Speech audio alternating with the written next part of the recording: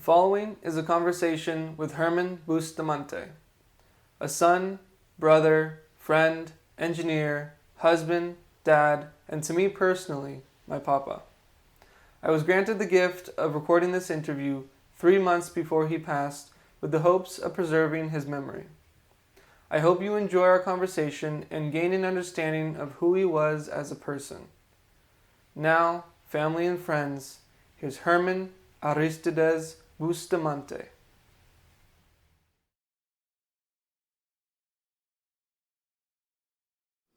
Don't forget to smile.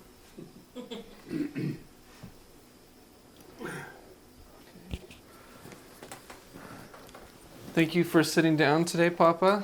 My goal was to do an interview with you about your life at a high-level overview, starting from the top. I wanted to do some intro. So Okay, first off, you ask me and I will try to answer. sounds great. So first off, who are you and what is your name? Who am I? Yeah. I am your grandfather.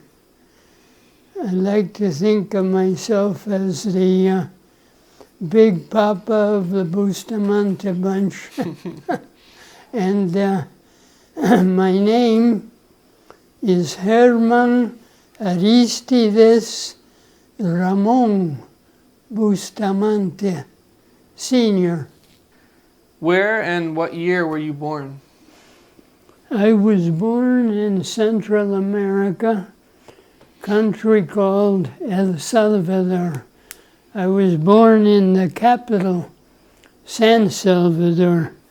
And I was born in 1931, October 21. Mm-hmm. That's me. What is your earliest memory? Which? My earliest memory. That's an interesting one. We left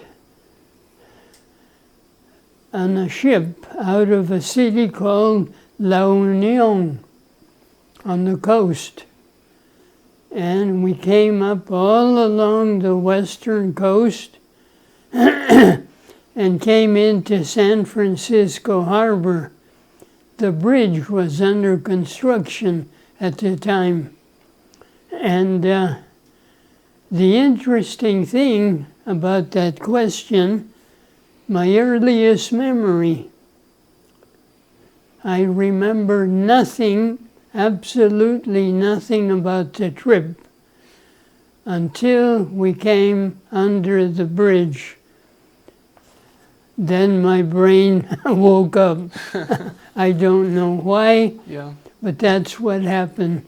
My earliest memory was coming in to San Francisco Bay. You were with your family?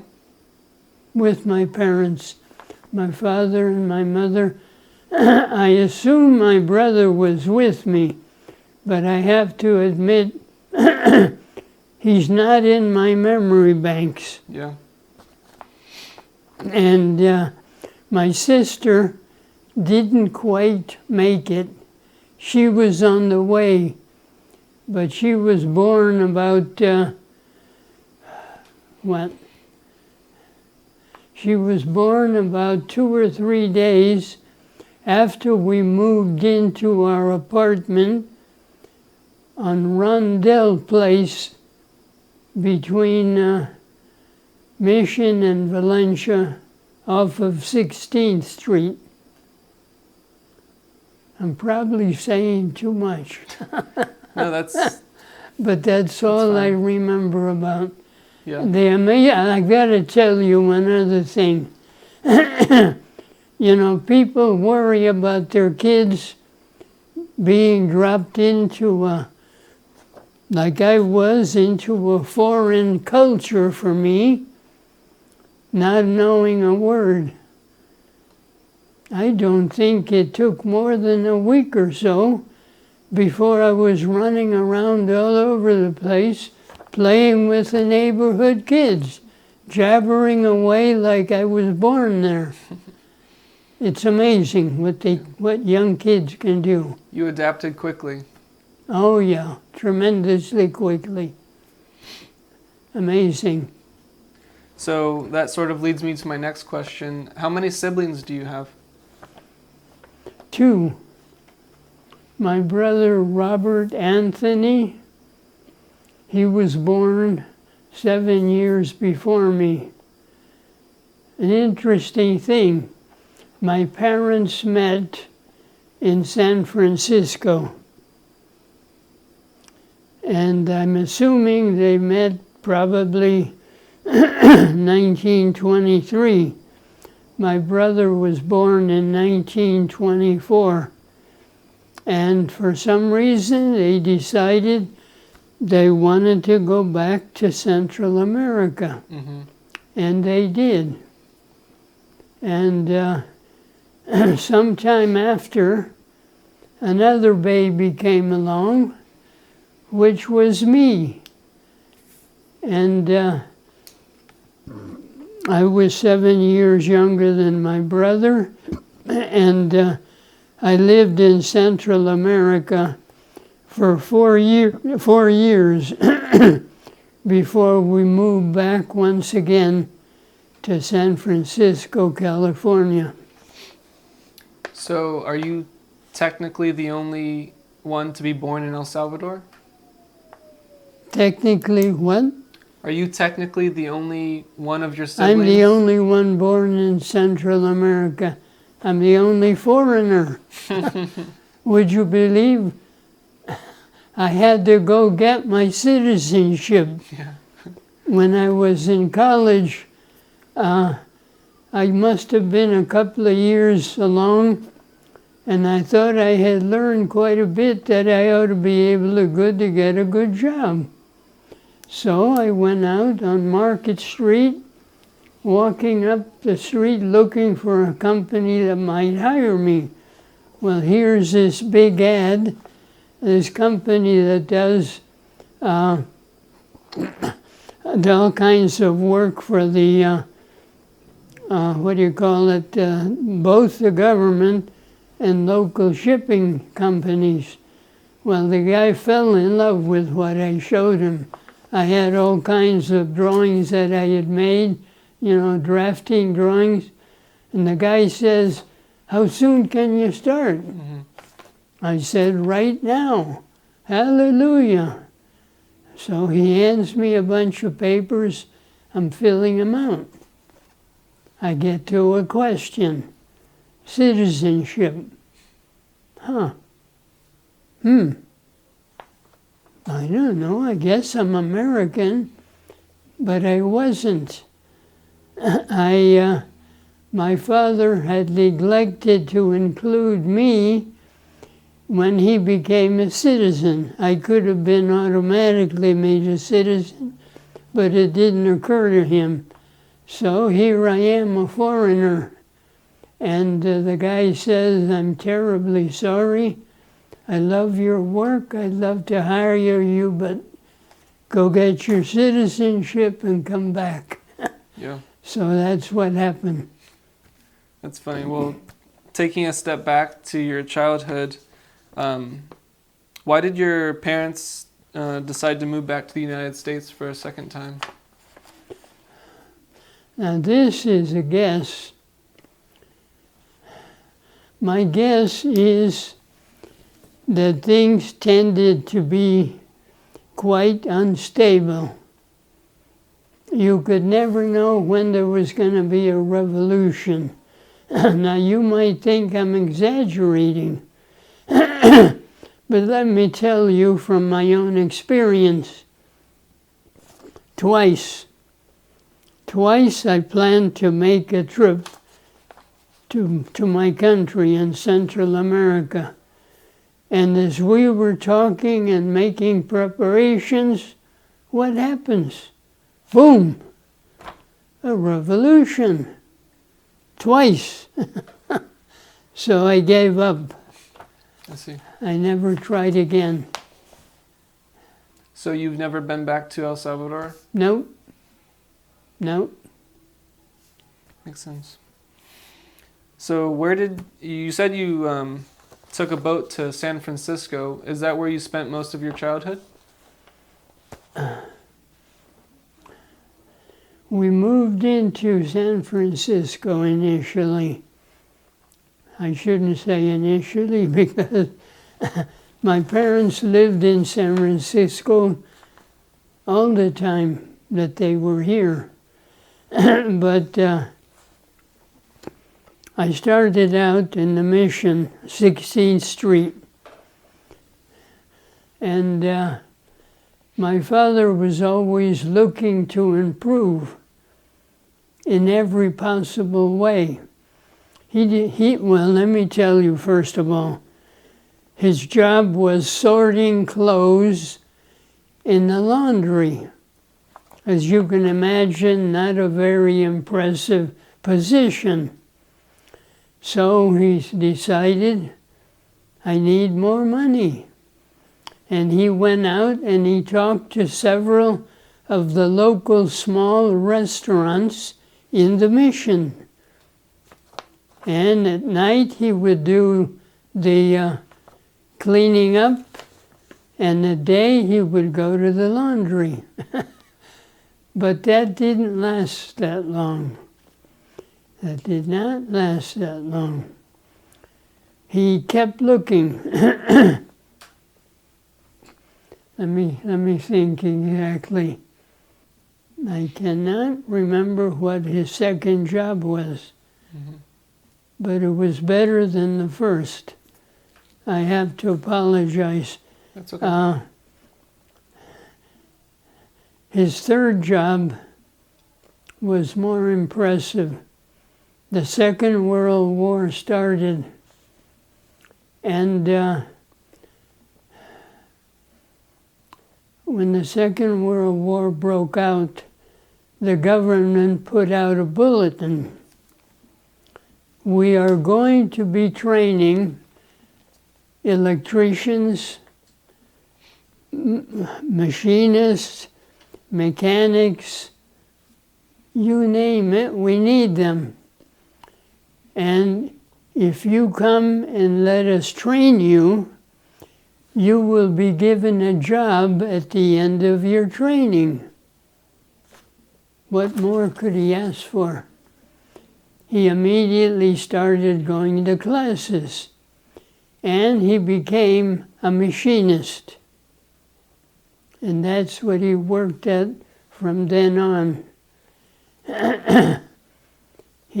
What machines did he work on?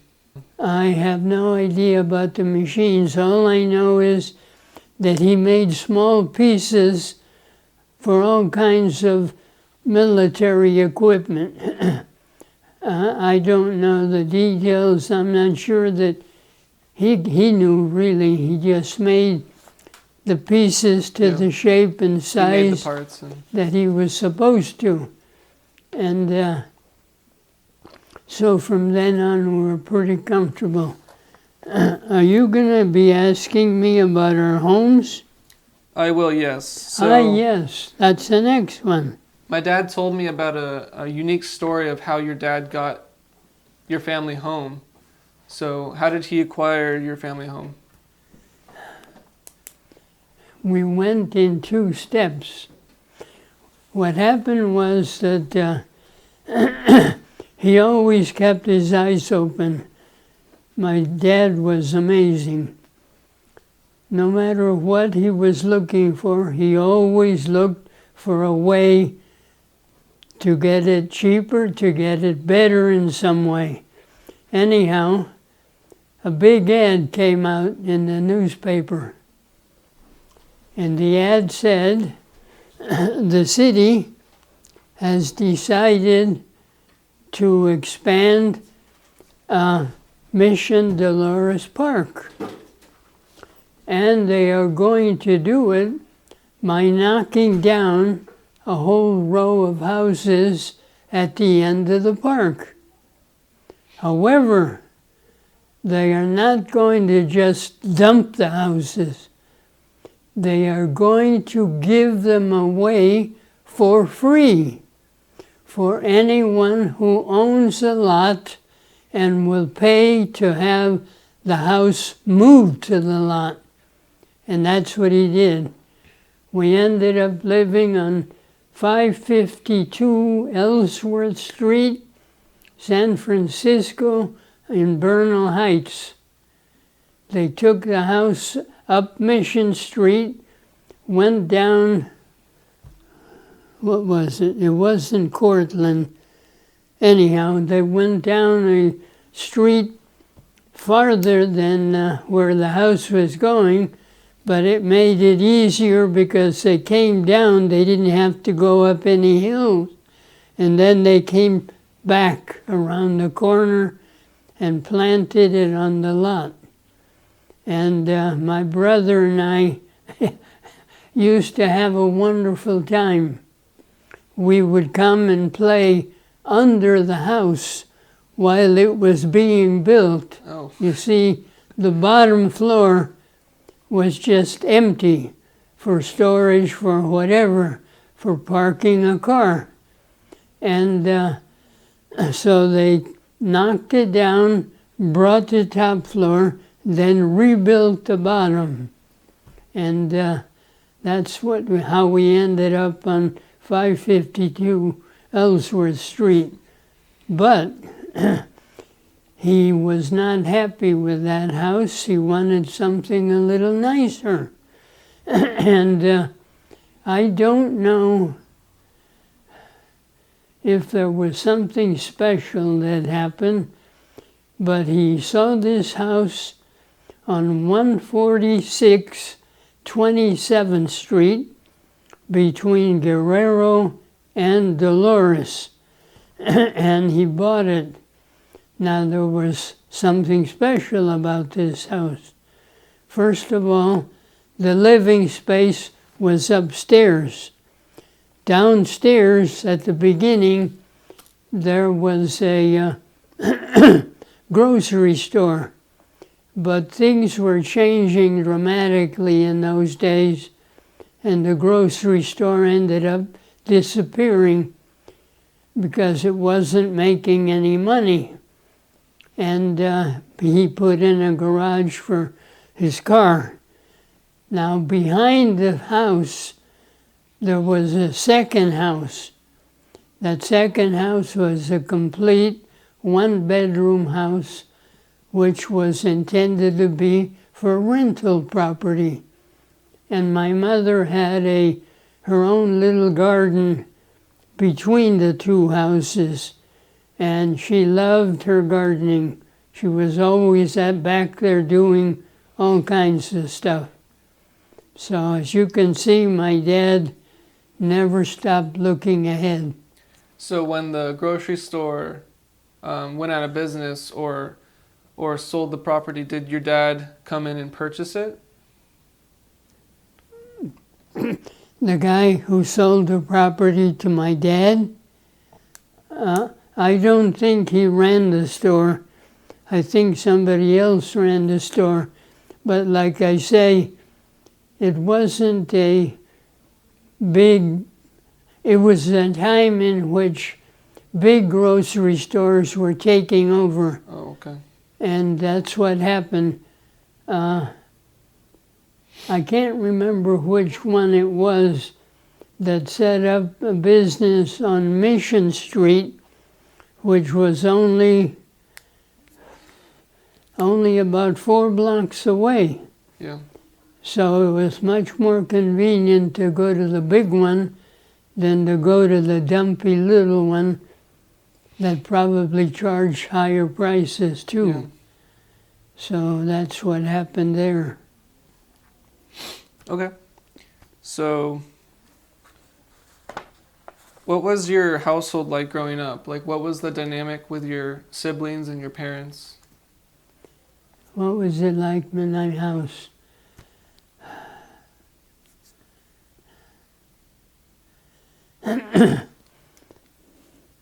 My sister and I initially shared a bedroom.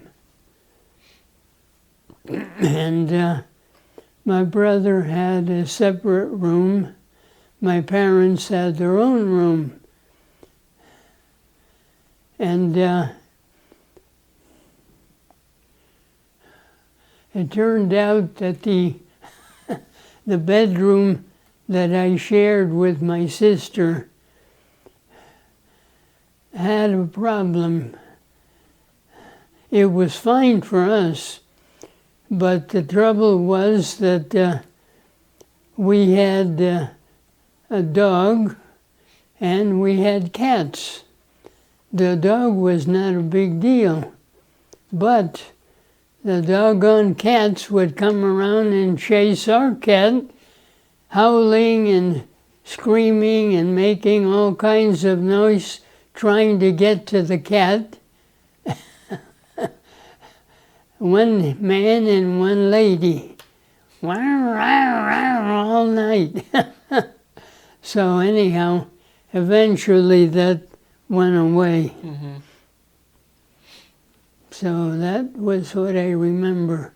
Did you and your siblings get along? I got along very well with my brother. I liked him very much. I think he liked me very much. To me, my sister was a pain in the fanny. Somehow my father didn't notice the unkind things she would do to me. We would be eating at the table, and she might be bugging the heck out of me. I'd be going nuts, and I probably got to the point I couldn't take it anymore, and whump, I gave her a swat. Immediately my father jumped up and he was going to pound me. My mother says, "What's the matter with you? Haven't you seen how she's been driving him crazy?" And my father stopped and he sat back down. Now, the best example I can tell you about how we got along, she was probably so big, I don't know what age that was, and I was, of course, 4 years older. And again, I can't tell you what she was doing, but she was driving me crazy. Our house had a long hallway. The hallway went down by my parents' bedroom, the living room, and then out the front door. And my sister had been driving me crazy, and I went after her. She goes running down the hallway. She gets to the end and turns left into the living room. Well, I got to the end of the hallway, but I didn't stop. I hit the front door. I didn't go all the way through, but I tore the heck out of my arm here. There's a big scar right here, and another one starting on the lower half of my palm and going up to my thumb. And like I say, I hit the door, and I was bleeding all over the place. I ran into the living room and hid, which was, of course, very clever. My father came down to see what the heck was going on, and he finds me hiding there like that. And he realized what happened. He got a big towel, he wrapped it around my arm, and he took me to San Francisco General Hospital, where they sewed me up. I can think of nothing but good times with my brother. Yeah. Did your relationship with your sister ever change?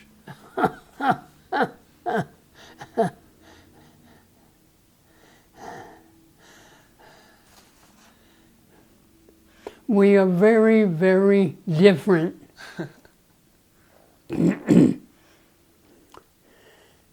My goal in life to achieve two things: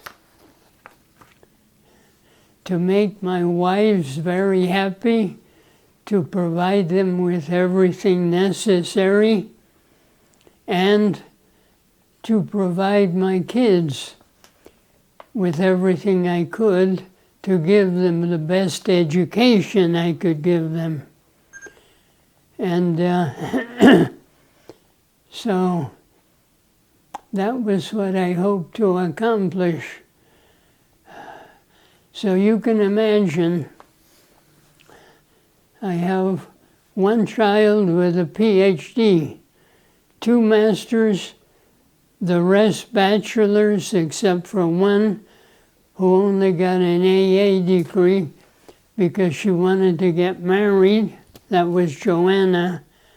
But she ended up working with a real estate company, and she got her license, and she does very, very well.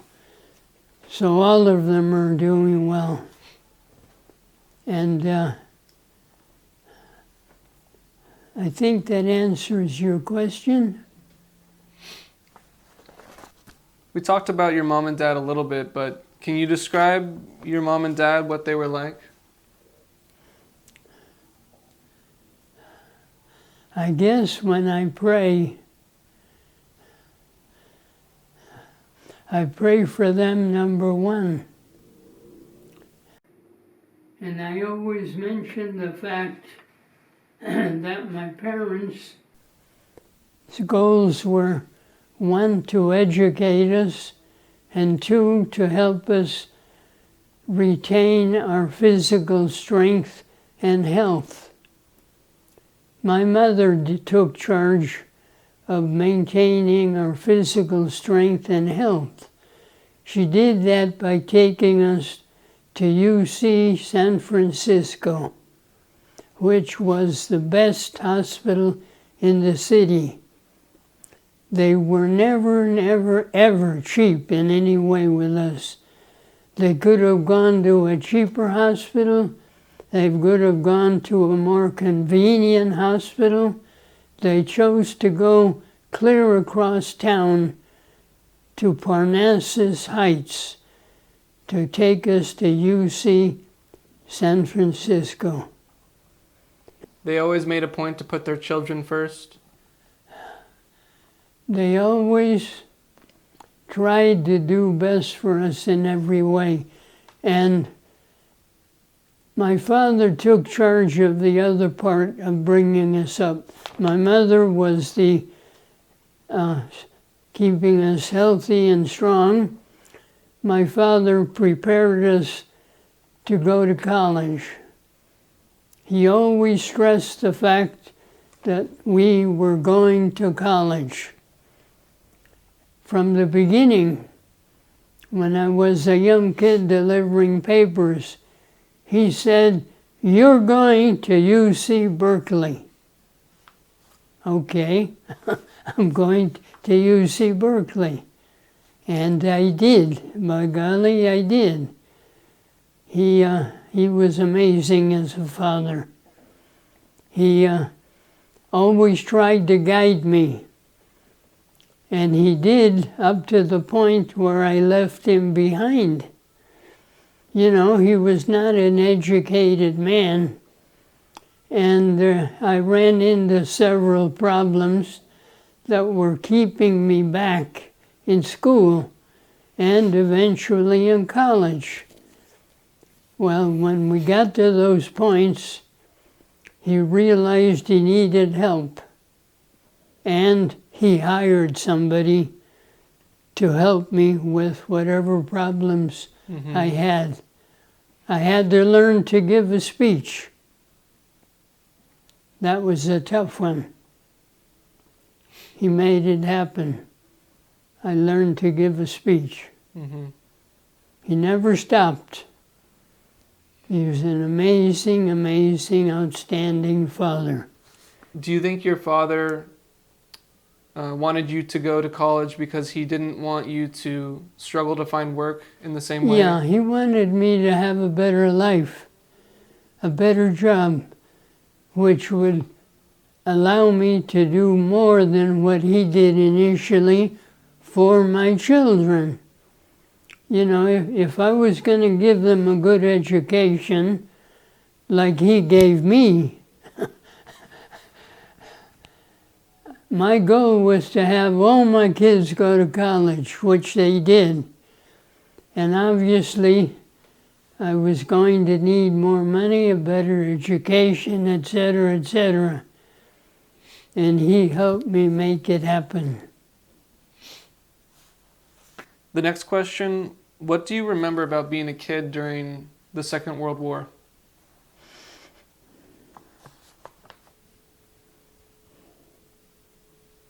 It was a little scary.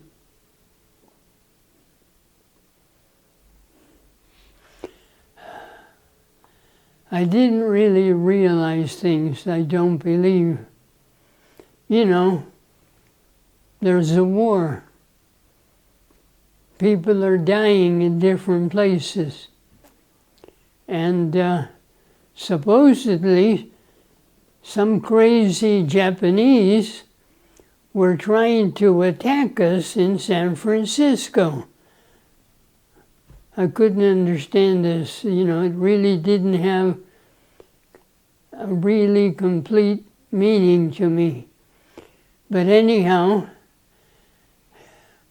at night, we would have air raid drills.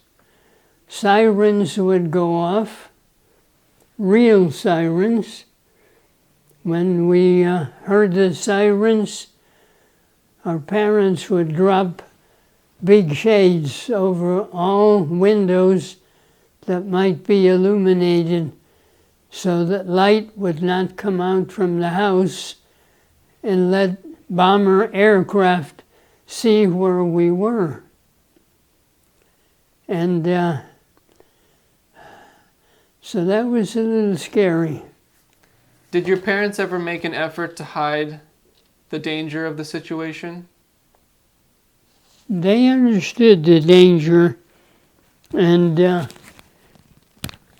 hope I still have this. Yeah, you do. I think they did everything they could. I think they did everything they could to protect us. There was only so much to be done. And fortunately, I mean, there was even a time when supposedly a Japanese submarine came into San Francisco Harbor. But if that happened, nothing came of it. If he came in, he pretty quickly got out. Probably he thought, this is not the place for me to be. I'm enclosed, they're going to wipe me out. And nothing ever happened, fortunately. Did any of your family members serve in World War II? Oh my God. My brother, you recall, he was 7 years older. When was it? December 7th? That we were bombed at Pearl Harbor? I believe so. My brother was graduating at the end of December. He was drafted. My father did everything he could to keep him from being drafted. He was drafted. He went into the Army. And it must have been a horrendous time. 5 years. 5 years he served. 1941 to 1946. Do you know how old he was when he was drafted? Him, 17, 18, just finishing high school. Probably 18. Yeah. And anyhow, talking about his experience, I don't have time to tell you half the stories he told me. But let me tell you, he landed in North Africa. He was only there a short time. They went across to Italy. They went up through Italy till they got to Germany. And they went into Germany. The first time he saw a person die. I don't know where they were, but they knew the enemy was nearby, and they had to get across this field, which was unprotected, but they had to go through it to get to the other side where they had to be. So they start going and going. All of a sudden, machine guns open up.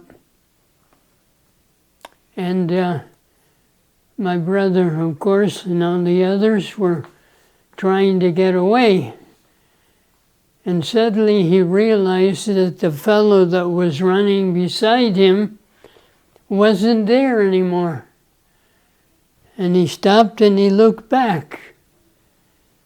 So what did he see? This fellow is standing there, holding his intestines in his hands. How do you like that? That was the first real indication of war for him. And he just turned away and ran as fast as he could. He ran into all kinds of things. One night they're going through a German town. The fighting had stopped there. They had gone beyond it. But the officer in charge decided they had gone far enough. And he said, find a place, lie down and sleep. We're going to go at it again tomorrow. So my brother looked around. They're standing by a house. And he got the bright idea, what the heck? I can probably go in this house, which had been vacated, and find a bed. So he goes in, boom, right away, there's a bed. Well, son of a gun, there's somebody lying on it. Ah, the guy seems to be dead. I'll just pull him off. He grabbed his legs, and he pulled. The legs came off the body. So he threw them away. He ran outside. He lay down on the ground and took a nap. Exciting, huh? Did he have trouble telling you those stories? I think it bothered him, yes. I think it bothered him. I think they were painful memories. But somehow he felt he wanted to tell me about it.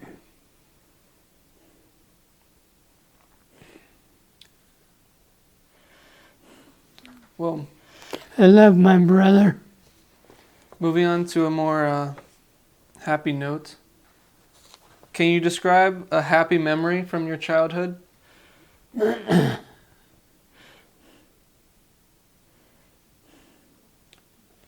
Happy memories. Playland at the beach. And the zoo. Playland at the beach. I love to go there. You could do everything. They had what they called the fun house. You could go up to the top of a huge sled down, you know. And there was an area where you walked around. It constantly waved up and down, and you had to keep your balance not to fall on your fanny. Of course, they had all kinds of things you could write in, you know, like the Big Dipper and stuff like that. It was a great place to go. For some reason, they tore it down. Did you go there with your whole family? No, it was gone. No, it was gone by then. It's a shame. It seemed to me like it was such a great place for kids. Can you describe a sad memory from your childhood? Sad?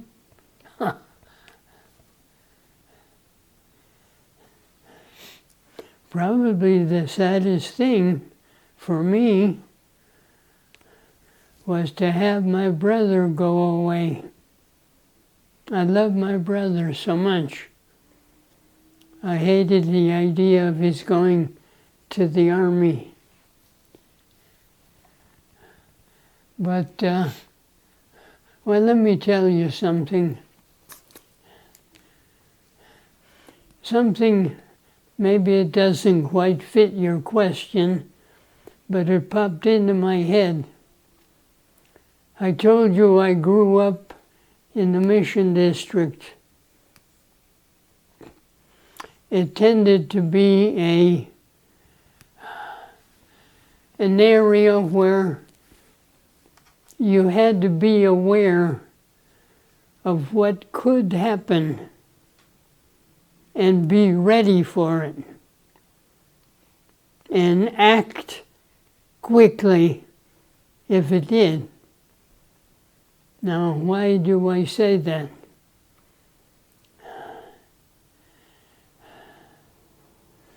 I'll give you the best example I can give you.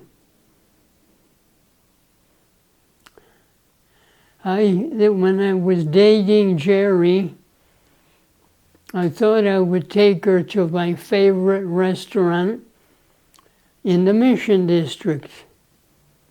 And we were walking down the street, almost to the restaurant, and suddenly I looked to the street, and I turned to Jerry and I said, "You stand right here. Do not move no matter what." And I turned away. Now, why did I say that?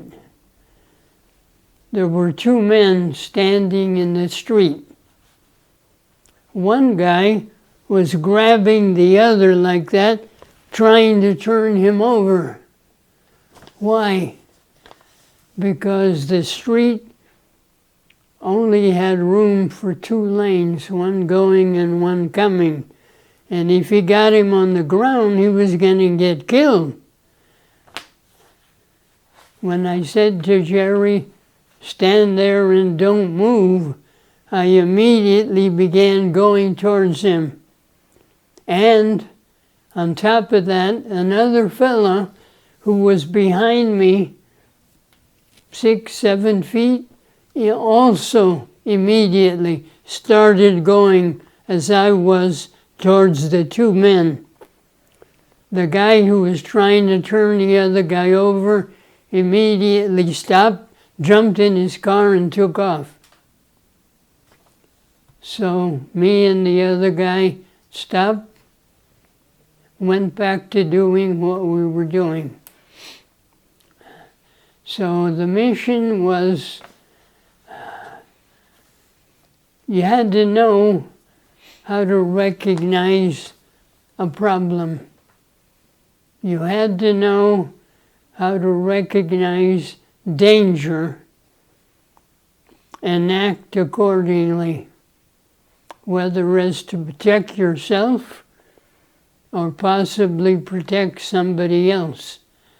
And you know, some people that I've mentioned this to find it hard to believe that I would do that. That I would stick my neck out to protect another guy who I'd never met before, didn't know anything about, didn't matter. He was a human being in danger, and we protected him.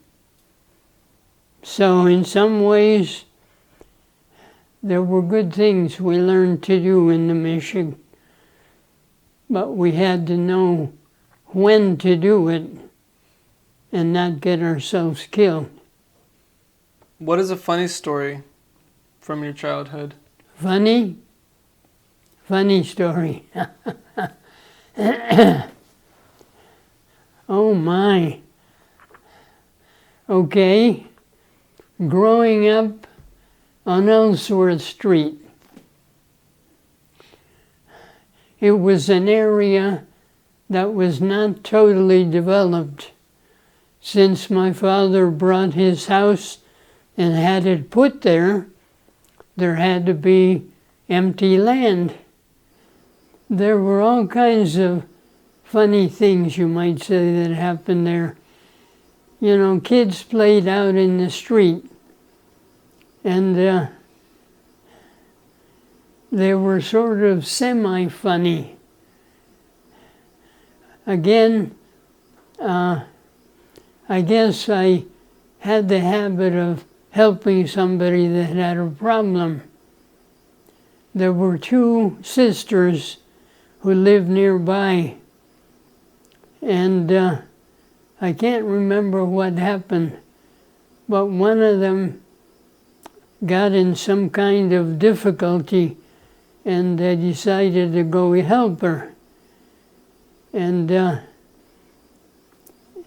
it's just weird the way things happened. At the same time that you were protecting, you ended up laughing at the way things went. There was an Italian couple lived across the street from me, and the two brothers were always fighting, and they were ridiculous.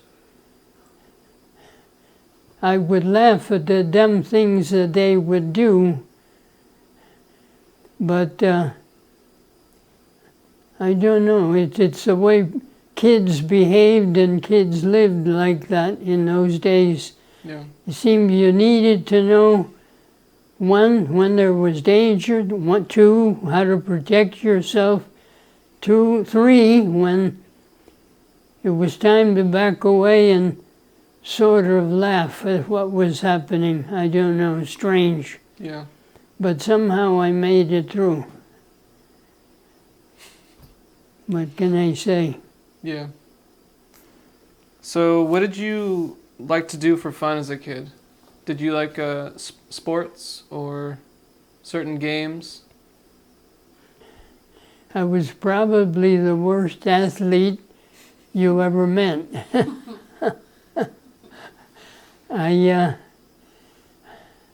I enjoyed playing basketball, but, you know, I was so-so.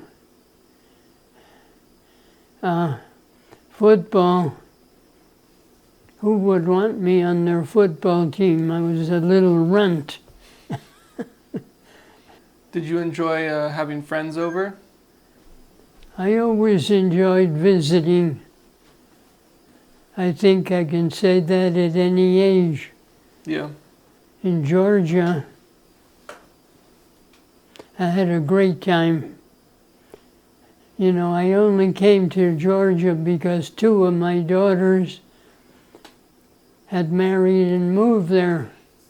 In fact, I've got to get a hold of the husband of Geraldine.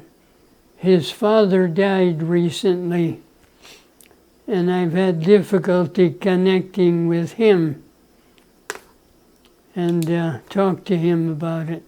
Have you ever heard about how he and Geraldine got together? I don't believe so. I think you'd like to hear that story. Geraldine was working for a pharmaceutical company, and she would travel around as a representative, I guess. I don't know the details. And her husband, whom she did not know initially, was a guy who would go out and try to sell the products. Anyhow, they were sent to Seattle, Washington for an annual meeting of both the salespeople and both their kinds of people in the company. And they sort of saw each other at the meeting, and turns out that at the end of the day, they would all get together and have dinner. Well, I guess he spotted Geraldine, and he ended up sitting next to Geraldine every dinner. And the last day, they finished dinner, and they walked together to the elevator.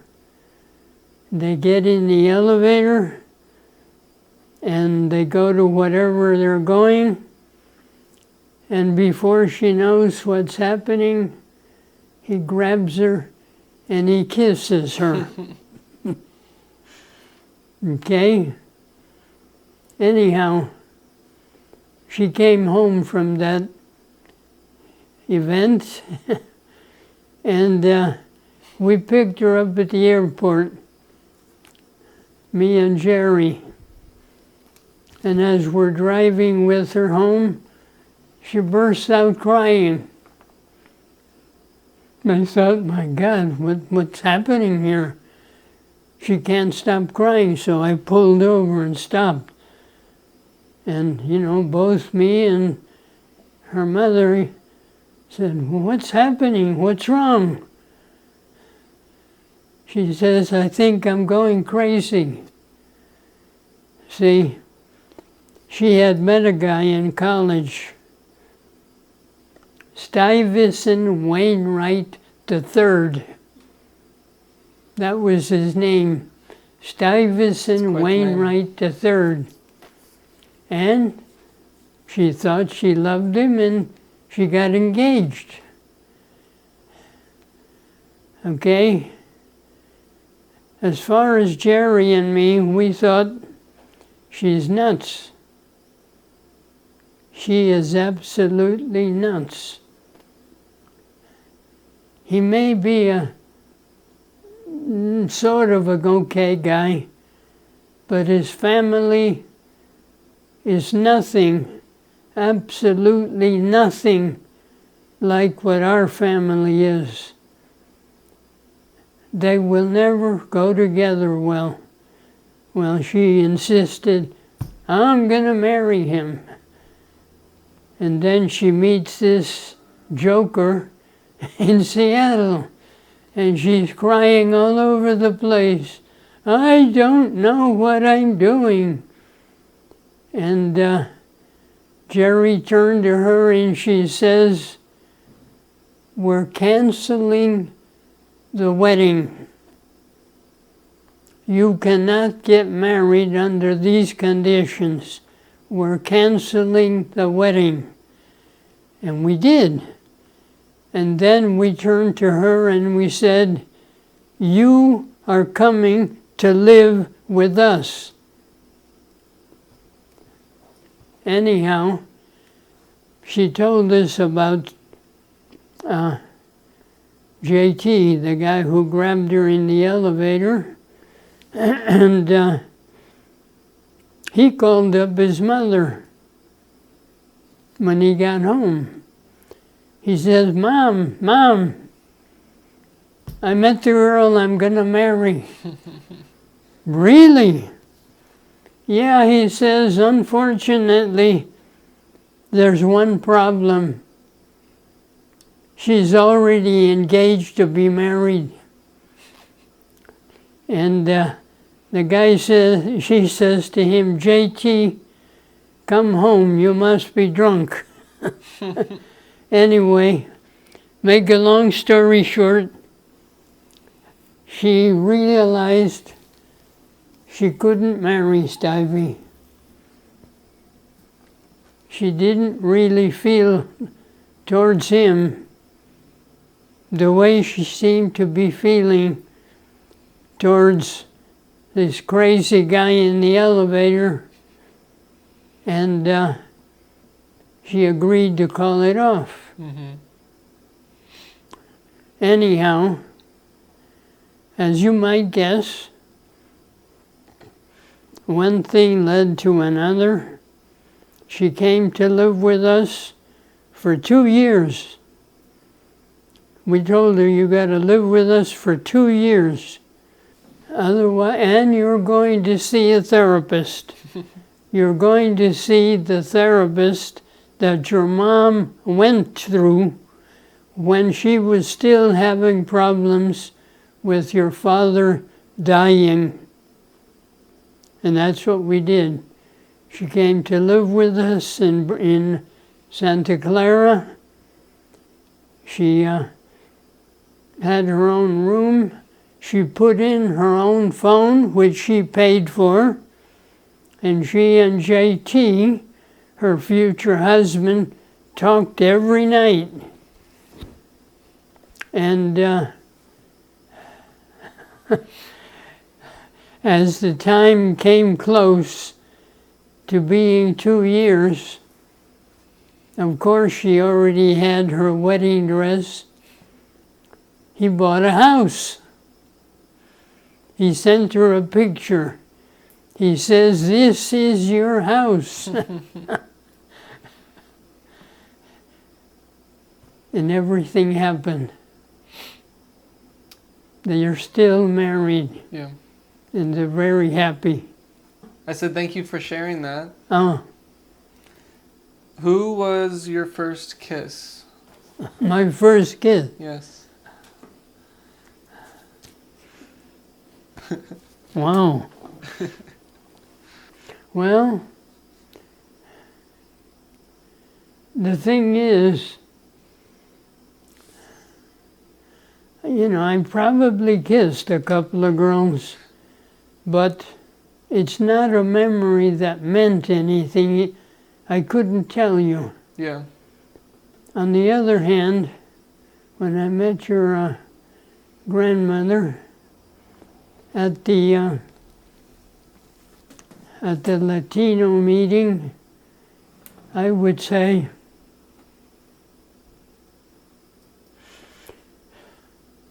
on the way home, I can't believe I didn't kiss her.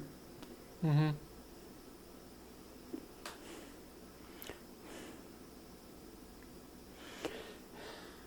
I went nuts.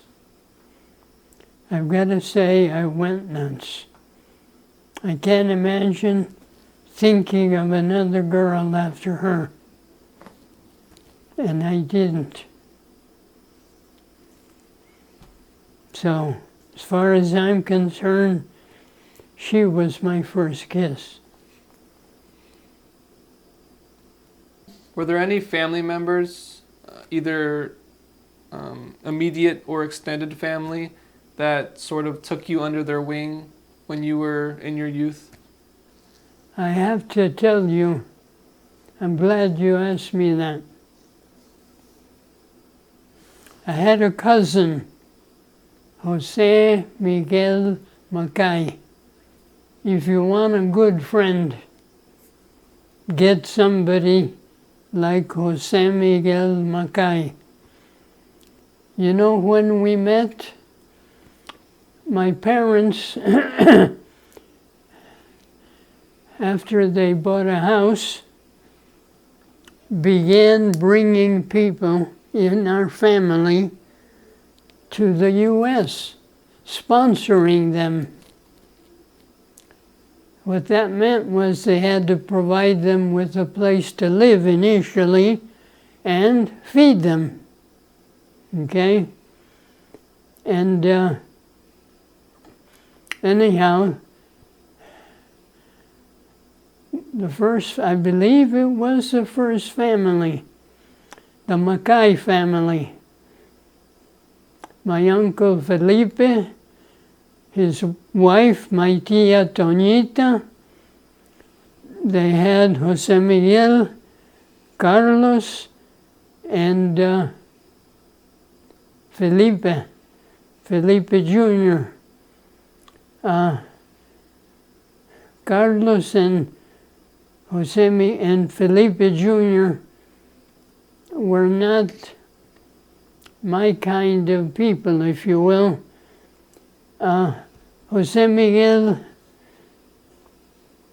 was more like me, but we came to love each other like brothers. And he was more than that to me. He somehow he admired me. He knew I was going to college. He knew I took piano lessons. He thought I was special in some way. Basically, he protected me. When I would be coming, I would always join them. We had a group we used together with all Latin Americans. But if I would come home from my piano lesson, I'd jump on my bike and start going to where they were. If he didn't want me to join them, he would send somebody out to stop me and tell me, "Do not come, go home." He was protecting me because there was a fight going on between our group of friends and some other group of friends. Somebody felt that somebody was encroaching on their ladies. And that couldn't be allowed. So he protected me. It was amazing. It was amazing. He helped you feel safe? Oh my. He made sure I was safe. I have written things about my favorite friend. Initially, I was going to write about my favorite friend, my cousin, my father, my whatever. I decided this is ridiculous. I have to write separate ones. My favorite friend, my cousin, Jose Miguel Macay. My favorite friend, my father. Who else? Who else could it be? My brother. So I ended up writing 3 things. And they were all outstanding friends.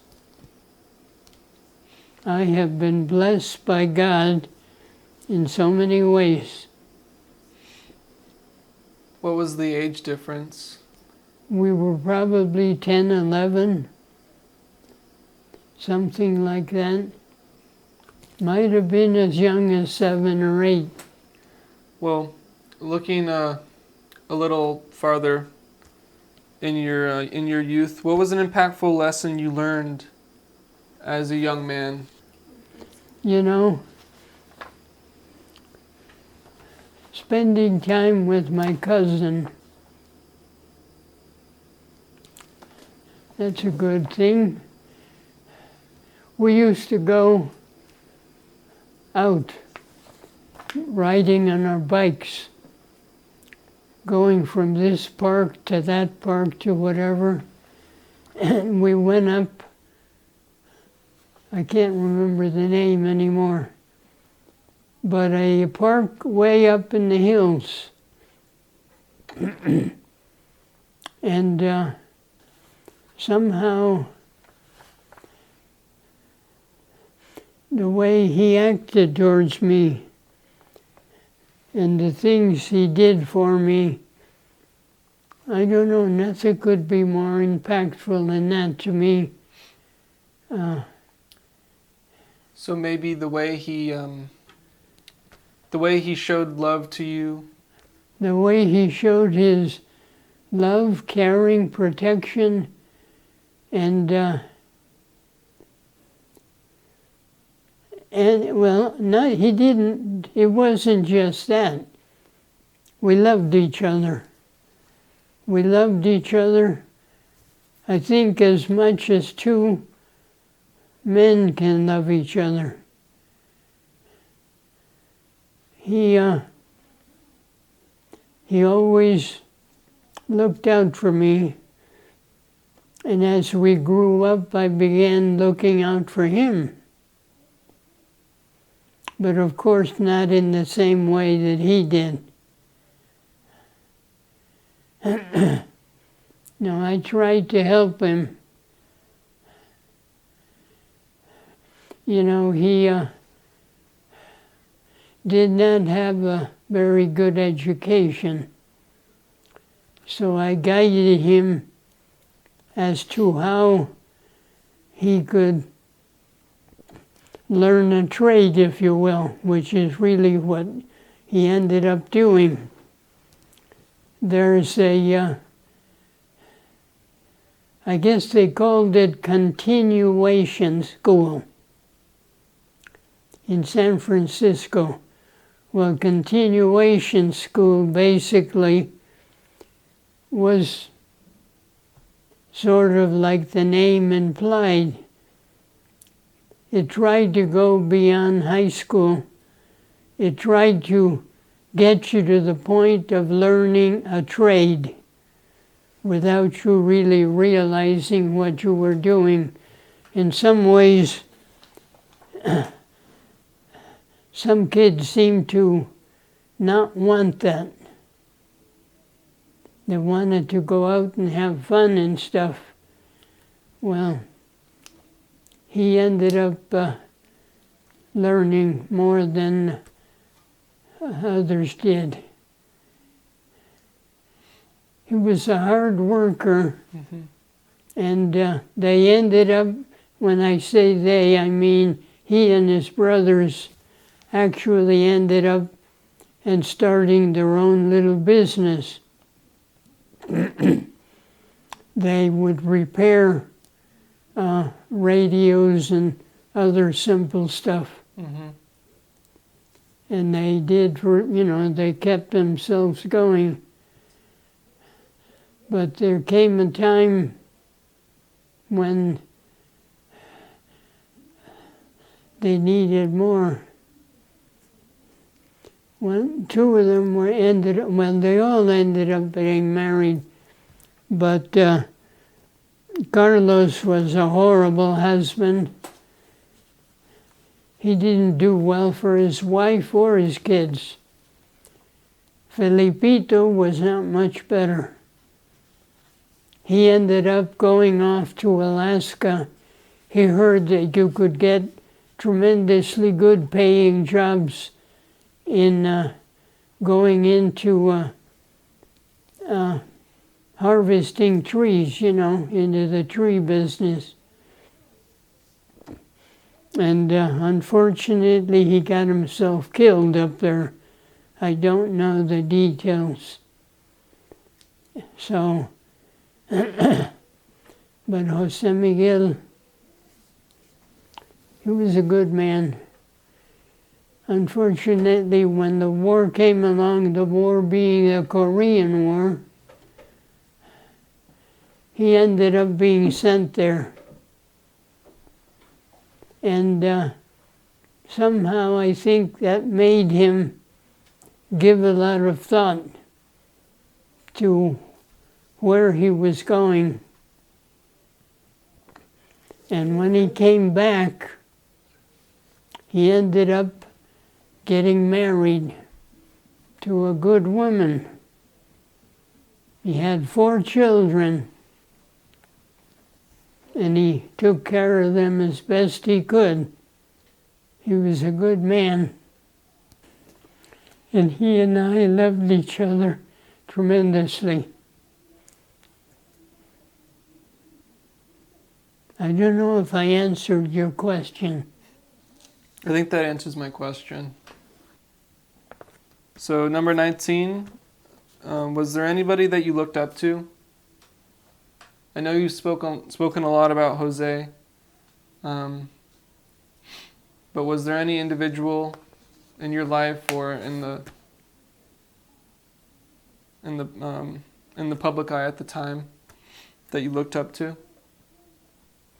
I would have to say I never had a friend as a young man that I could compare to Jose Miguel. Yes, of course, I had friends. But as a young man, no. Question 20. What was your favorite subject when you were in grade school? I didn't have one favorite subject. I put the different classes in 2 groups. The ones that I loved or I felt were necessary, and the ones that I hated. The ones I hated were government and history. I thought they were terribly, terribly boring. What I enjoyed was physics, chemistry, mathematics, of course, algebra. All the science subjects I took, whatever they offered. And I felt that if I was going to study these advanced subjects, and be able to write and speak about them, I better know how to do it.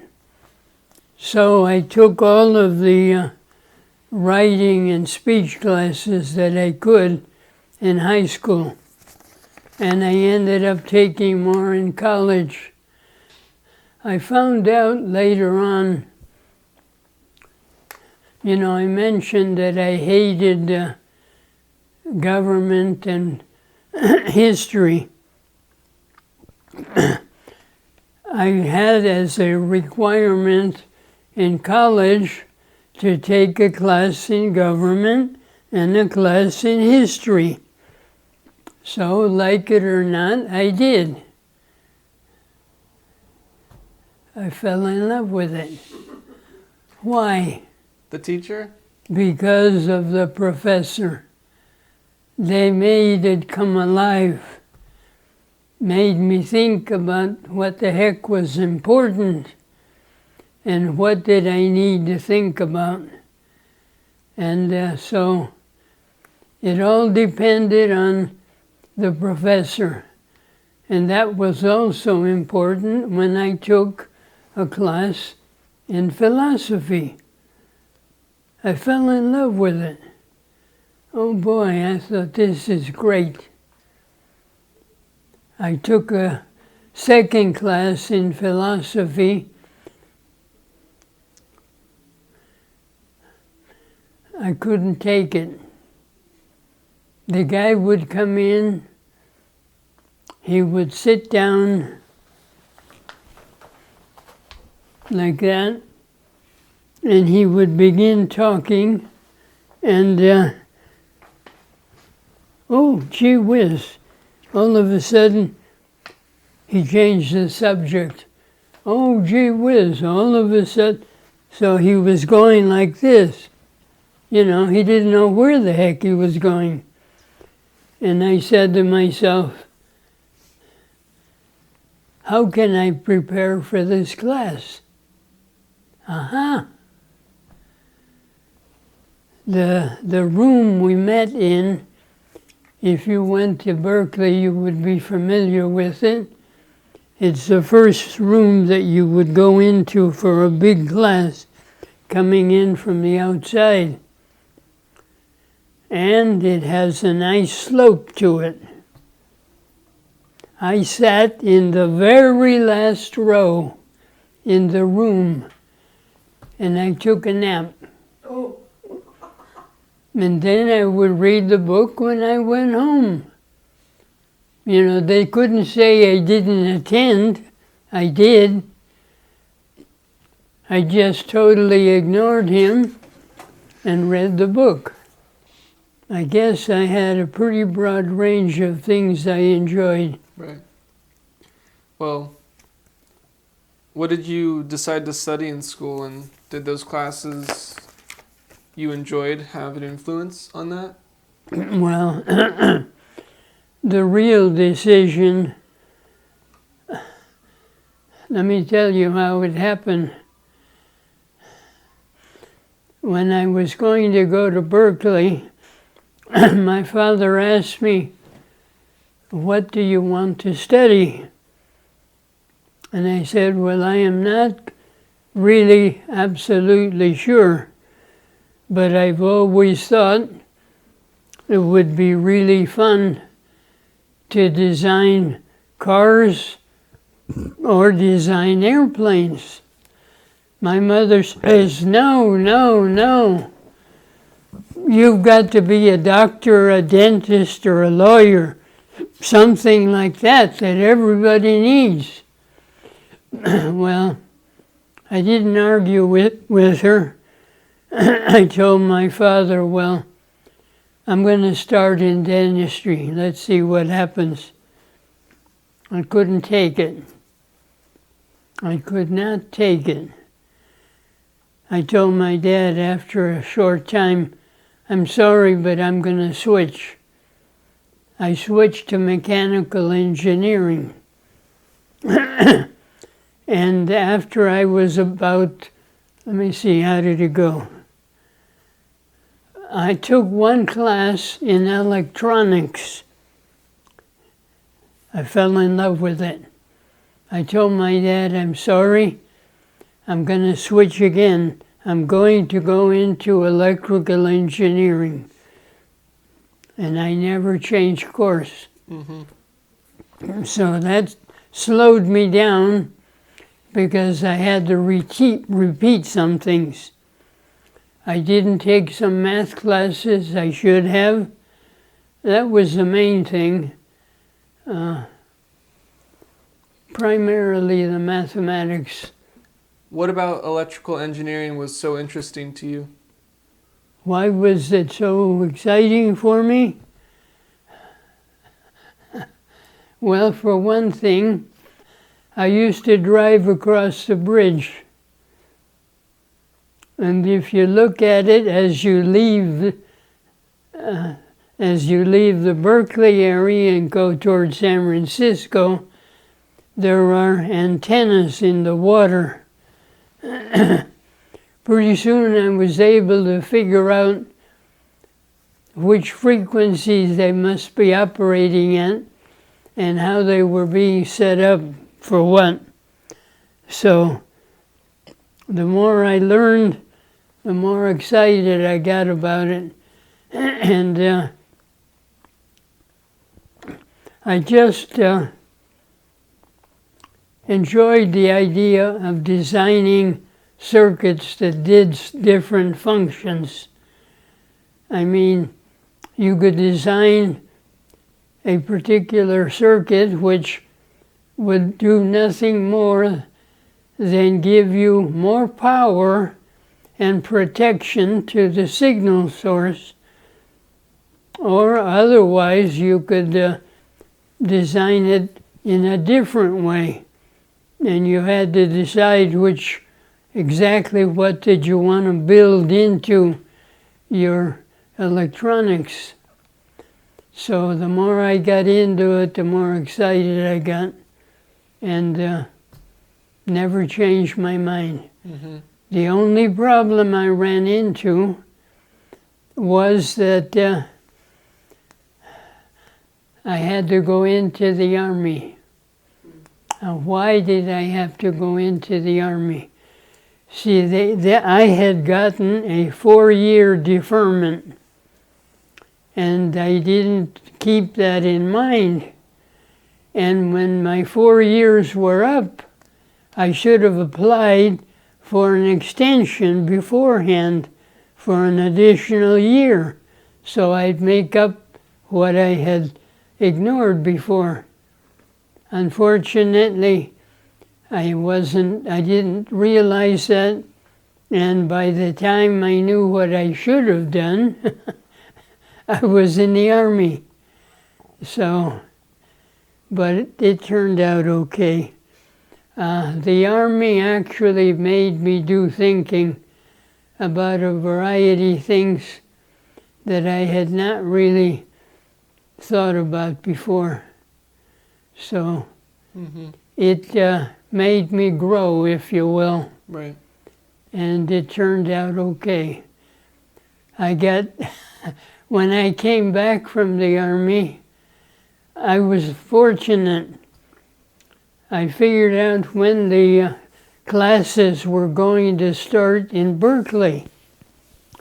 And I said to myself, oh my God, if I have to complete my 2 years, I'll never make it. I'll be a few days late. I just won't get there in time. And I can't do what I want to do. I went to my company commander and I explained the situation to him. I said, would it be possible for me to be allowed to leave the Army early? Not very much, but early. And I explained to him how much time I needed. Would you believe? He set it up for me that way. I came home early. I'm sure it was no more than less than 2 weeks, I'm sure. Anyhow, I got back, came by train all the way across the U.S., and when we got to Oakland, the guy who was in charge of us says, I know you all live in the area. And he says, you have to be at Fort Ord at such and such a time on Monday. I don't care what you do between now and then, but you better be there on Monday on time. Boom, everybody disappeared. And I made it back to San Francisco. I stopped by to see my folks, and I said, I'm going to have to leave you because I need to go see Sylvia. So I ran downstairs, got in my car, took off, and there's 2 pictures over there. If you look at if you start at the bottom, the 3rd and 4th picture, I am kissing Sylvia. that's the day I came back, drove to see her, and that's when those pictures were taken. Mm-hmm. So, anyhow, turned out okay. That's a nice story. Well, looking back at your time at Berkeley, what was what was memorable about going to Berkeley? What about Berkeley stood out to you? It made me grow up in some ways. When I started going to Berkeley, you might not have recognized me. I wore a black leather jacket with an iron cross dangling down the side. The Iron Cross was the #1 award given to a German soldier. And I thought I looked pretty snazzy. Anyhow, I lucked out. I was carpooling, and the first time I got in the car, nobody said anything. The driver of the car was dressed in what you would call a business suit. And the other fellas, I guess there were 2 others, yeah, they were dressed in everyday, good, nice-looking civilian clothes.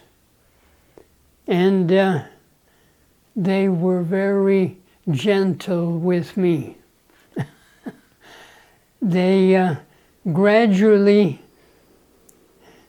made me realize that leather jacket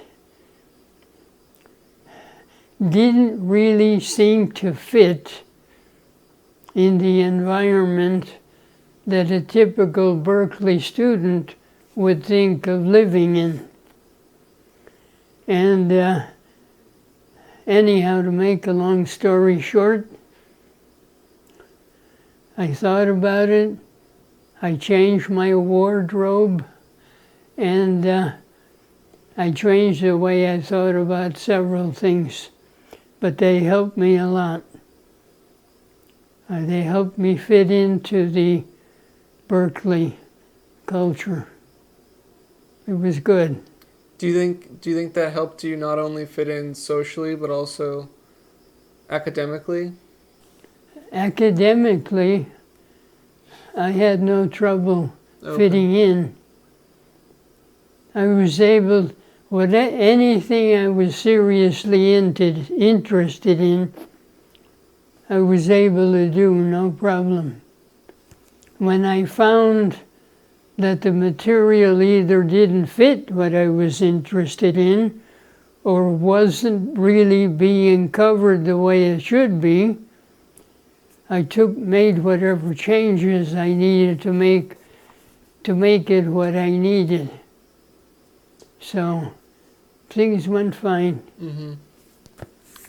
So looking ahead a little bit, why did you attend Santa Clara University?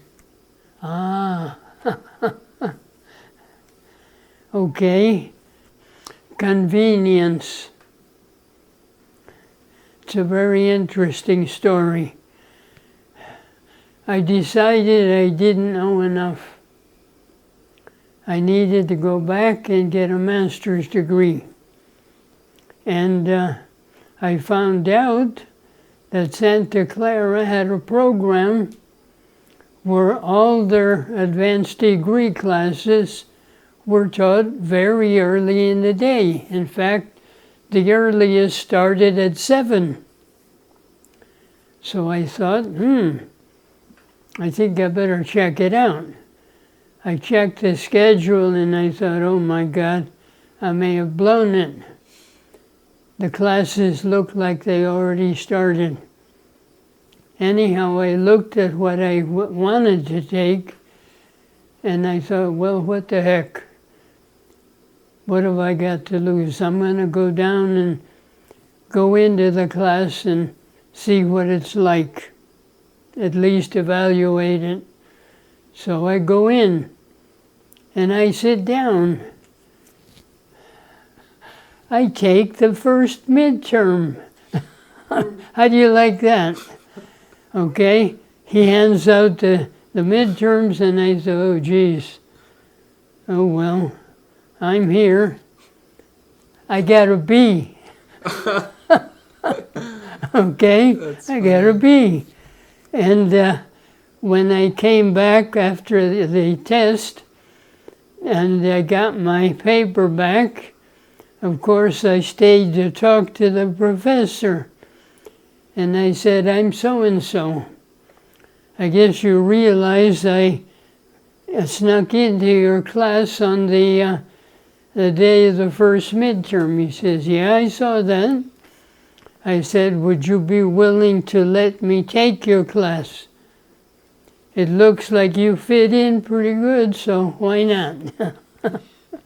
So here I go. I started. Anyhow, I loved it. I took a bunch of classes, however, ran into a problem. I didn't realize that they did not offer an advanced degree in electronics, but they offered an advanced degree in control systems. So I got a master's in control systems, and I became a friend of the professor, Dragoslav Shilyak. How do you like that? Dragoslav Shilyak. The girls used to drool when he came into the room. He was quite young and quite good looking, but anyway, I loved his classes. I thought they were great. And as it turns out, they turned out to be tremendously useful for me in the future. So it turned out good. I got a master's at Santa Clara.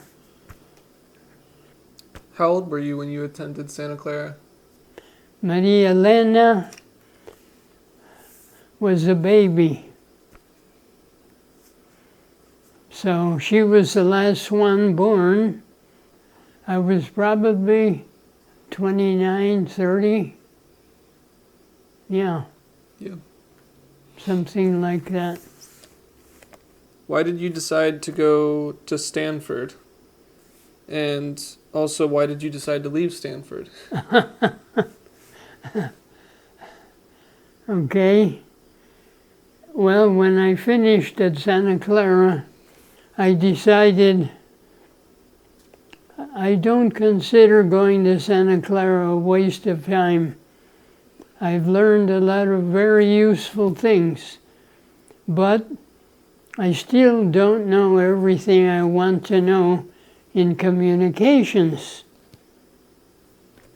What the heck? Let's go to Stanford. So I signed up at Stanford. And I'll tell you, the professor was absolutely fantastic. I couldn't have asked for better. The only thing, it was a little difficult to take. He couldn't understand why somehow we found it so difficult at times. You know? One of the things he did was he made copies of different articles from the IEEE magazine, and he gave them to the students. Of course, each one was different. We were supposed to review it, read it, present it to the class. Well, when it came my turn, I was quite concerned because when I presented it, I wasn't sure I knew what I was talking about completely. Okay? I'm serious. And I described the paper to them, and then at the end I think I said something brilliant like, at least that's the way I interpret it. The professor says, "It's obvious." Of course, that's what he says. Of course, for you it's obvious. I don't think anybody else in that room agreed with him. He was so doggone smart and so sharp. I loved his classes. So I just had to phrase my answers and things so he wouldn't think I was an idiot. So anyhow, I had a great time with him. And then finally, when I finished all his classes, I thought for a while, do I need a PhD? What the heck for? I know everything I need. I'm doing the kind of work I love. I think it's time I devoted more time to my kids. And I quit. So that's why I didn't keep going to Stanford. I have to tell you, there are some very pompous idiots there. Oh boy, I'll never forget. I was having difficulty with a particular subject, and I went to talk to the professor. I couldn't tell you the details, but he was so derogatory. Geez, I thought, what kind of an idiot is this? I never spoke to him again. But in general, the professors were good, but they're so doggone smart.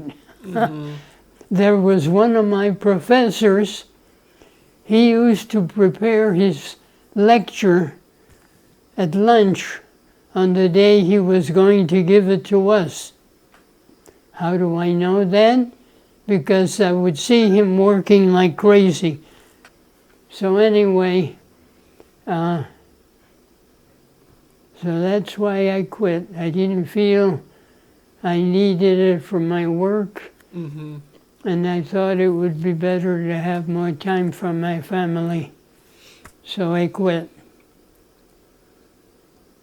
Did you ever teach an engineering course? Did I ever teach? Yes, I did. That was an interesting experience.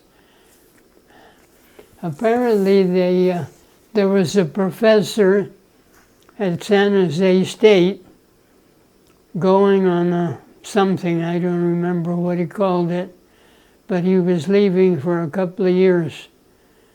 And they wanted to find a replacement before he left.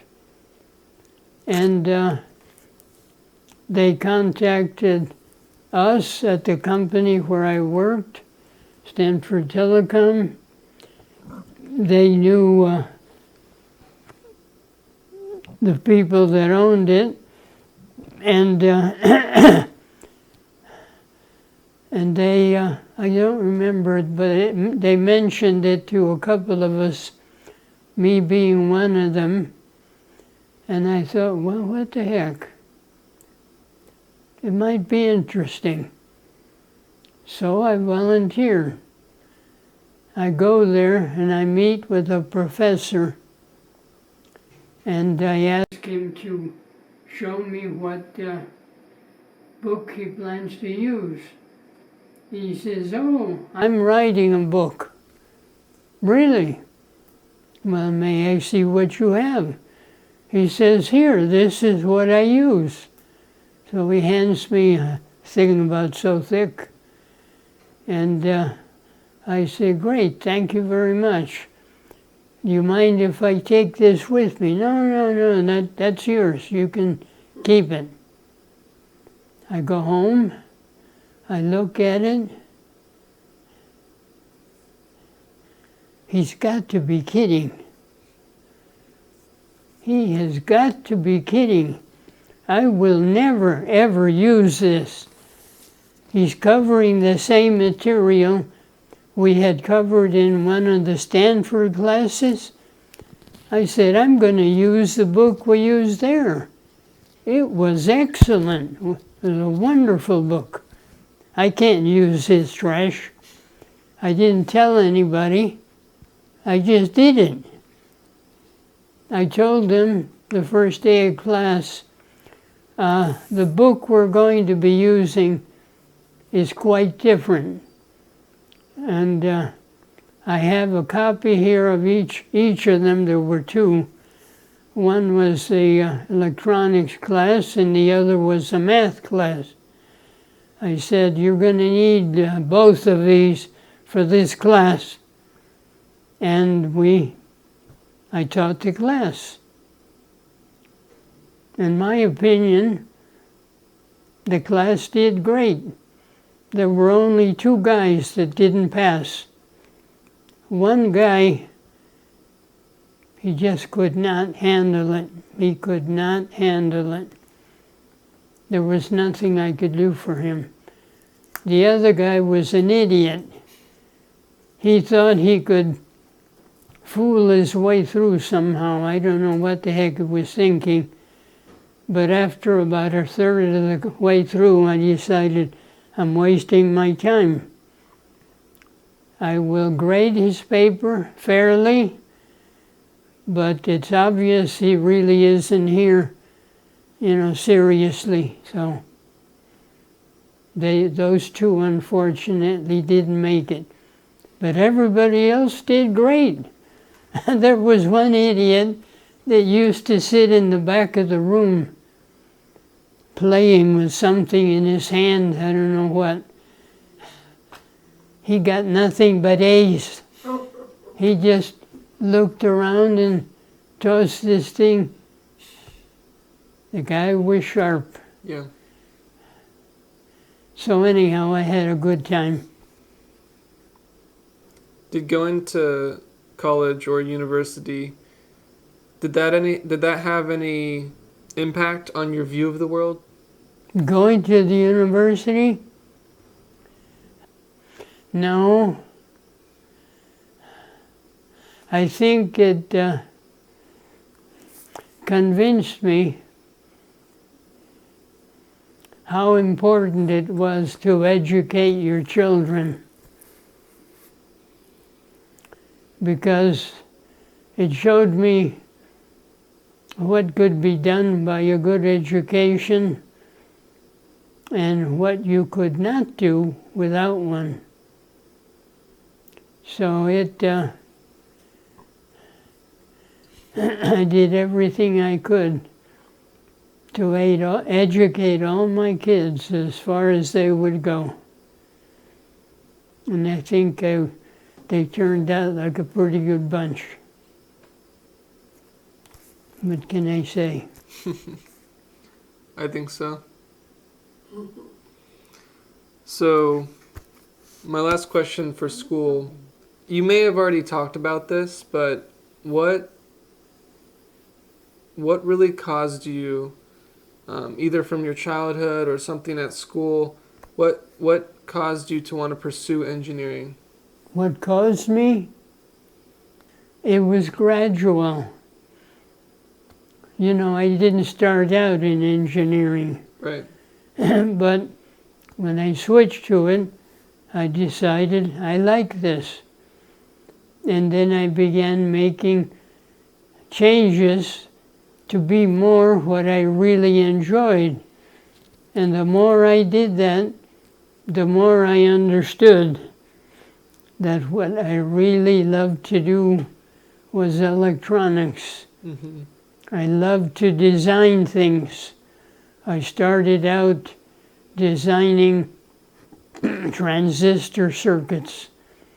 When my boss gave me a job to do that, on my way home I bought a book called Transistor Circuit Design by Shea. I read that book cover to cover as fast as I could go, and I designed transistor circuits. Same thing happened when I when I went to Santa Clara. I took a class from a particular professor, and I enjoyed his class very much. I usually ended up staying after class asking questions. And somehow it came up that I wasn't too happy in my job. The professor says, "Are you looking for another job?" And I said, "Well, if I could find something good, yeah, I might just change." "Huh. I want you to go to Philco Ford in Palo Alto. I want you to talk to Dick Knowles and tell him I sent you." What have I got to lose? I got a job. So what happens? Dick Knowles ends up liking me. And they're having trouble with a satellite called the Vela Hotel. Okay? It may not exist anymore, but they were having difficulties with it. And apparently they had decided they wanted to simulate the command link to the satellite. Well, my boss calls me into his office, and he has this fellow, his name was Kazuo Oshima, system engineer. He had Kazuo Oshima describe the problem to me and what they were hoping to do. And then finally my boss says, "Do you think you could do that?" "Sure, I can do that." "Yeah, right." On my way home, I bought a book called Information, Transmission, Modulation, and Noise. I read that son of a gun cover to cover as fast as I could go. And we began putting together the simulation to contact the satellite. Me and two guys. We had a ball. So, it's been interesting. So earlier you mentioned that you told your parents before going to college that you wanted to design airplanes and vehicles. What caused you to want to do that in the first place? Oh, nothing really. I used to love to draw. Okay, and I drew pretty good. What did I draw? I drew all kinds of stuff. I remember I was very proud of a particular drawing. It showed a soldier sitting on the ground leaning against a tree. And I thought it was a darn good drawing. But anyhow, what I loved to draw were fancy cars and fancy airplanes. At least what I thought were fancy cars and fancy airplanes. So that's why I was going to go into that sort of thing. So, anyhow, it changed over time. Yeah. So, what was your first full-time job as an engineer? First full-time job,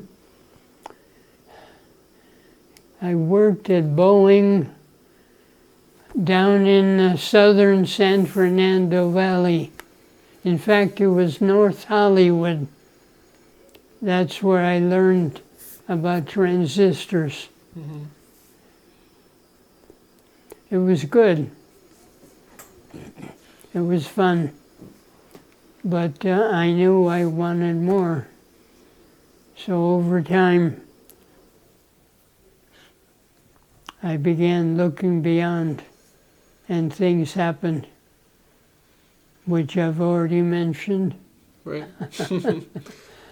Right. So what was it like, looking back from now, being an engineer in the 1950s? Usually, there was a lot of interaction. You know, obviously there was some competition, you might say, but in general, when we were assigned to a project, we worked together, and we did fine. There were some guys, somehow they were always trying to find a way to beat you down, if you will. There was a guy who they would assign you a job, right? Depending on what they knew you could do. Well, there was a guy who was always competing with me for the kinds of jobs that I liked and he liked. Well,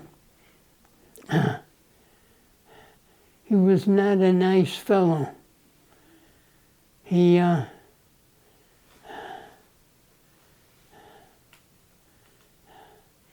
would always try to point out my weaknesses, even in a meeting. I never did that. I would always point out why my way was better. But I would not try to shoot his down. I never attacked him directly. I would just say, well, this is a better approach because of this and that and the other. You know? Why should I throw rocks at his if I truly believe what I'm saying? So, but he would do anything. Even when I had moved to a startup company. I can't remember how it came up, but doesn't matter. Forget it. What was the main demographic? Were you the only Latino person? When it comes to Latino men, no, there were not many. That came later. I think Europeans, well, educated Europeans, I guess. I mean, even Latin Americans, if they were educated, they could be there. But they were not heavily into the electronics area. I remember going to Mexico many years later. A fellow who was trying to break into setting up a electronics company. Very simple, not very advanced. So, and if you were in Europe and you were working in one of the electronics companies, I'm sure you were good. But I don't think I knew many of them. Mostly Americans, sure, they were from, descended from other areas, but they just grew up in time like everything else. Mm-hmm. You've talked about your career in many different instances, but can you give a short summary of your career from which jobs you've had and where it took you, just so we have sort of like a timeline? Well, I started out as a simple engineer, really doing nothing but producing circuit boards, which we had designed the circuitry to go into it. That was the first job. I always wanted to learn more, so I kept pushing for doing more, and I went from designing circuits to designing systems, and just kept going. Different systems, whether it had to do with satellites or ground equipment, telemetry systems. We designed a telemetry to go into one of the missiles that were used to launch things from Cape Canaveral. So it's been quite a variety, and it just kept going bigger and broader in scope. I don't know, towards the end, I was strictly thinking in terms of system level work generally. Probably the most exciting thing was we were trying to design something for, let me think. Yeah, we were working on cell phone systems is what we were working on. And but we needed to have something much more compact than what you could build from existing things. We said we have to design our own chips. We're going to have to make them smaller and more compact, squeeze more into it. Well, in those days there were 3 companies that developed design systems for cells, for things like that. But we didn't like the difficulties involved. We were always complaining, this is going to mean more work. We got to do this. We got to repeat this. And finally, I said, "Wait a minute. We're wasting too much time, too much money. We have 3 companies. There are 3 of you. I want each of you to spend a week at the company there, going through their software, trying to use it the way you would like to use it, and see how things work out." And that's what we did. My 3 engineers went to the 3 companies, spent a week there. When we got together the next week, we compared what they had found out. And it became obvious that one was the best.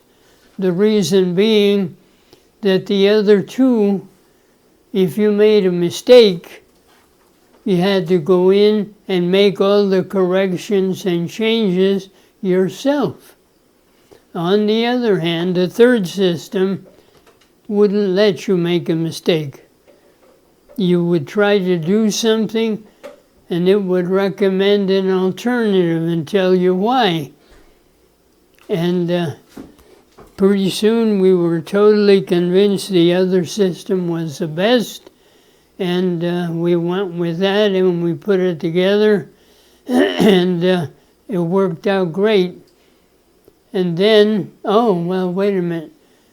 The only problem was that I needed to buy a computer.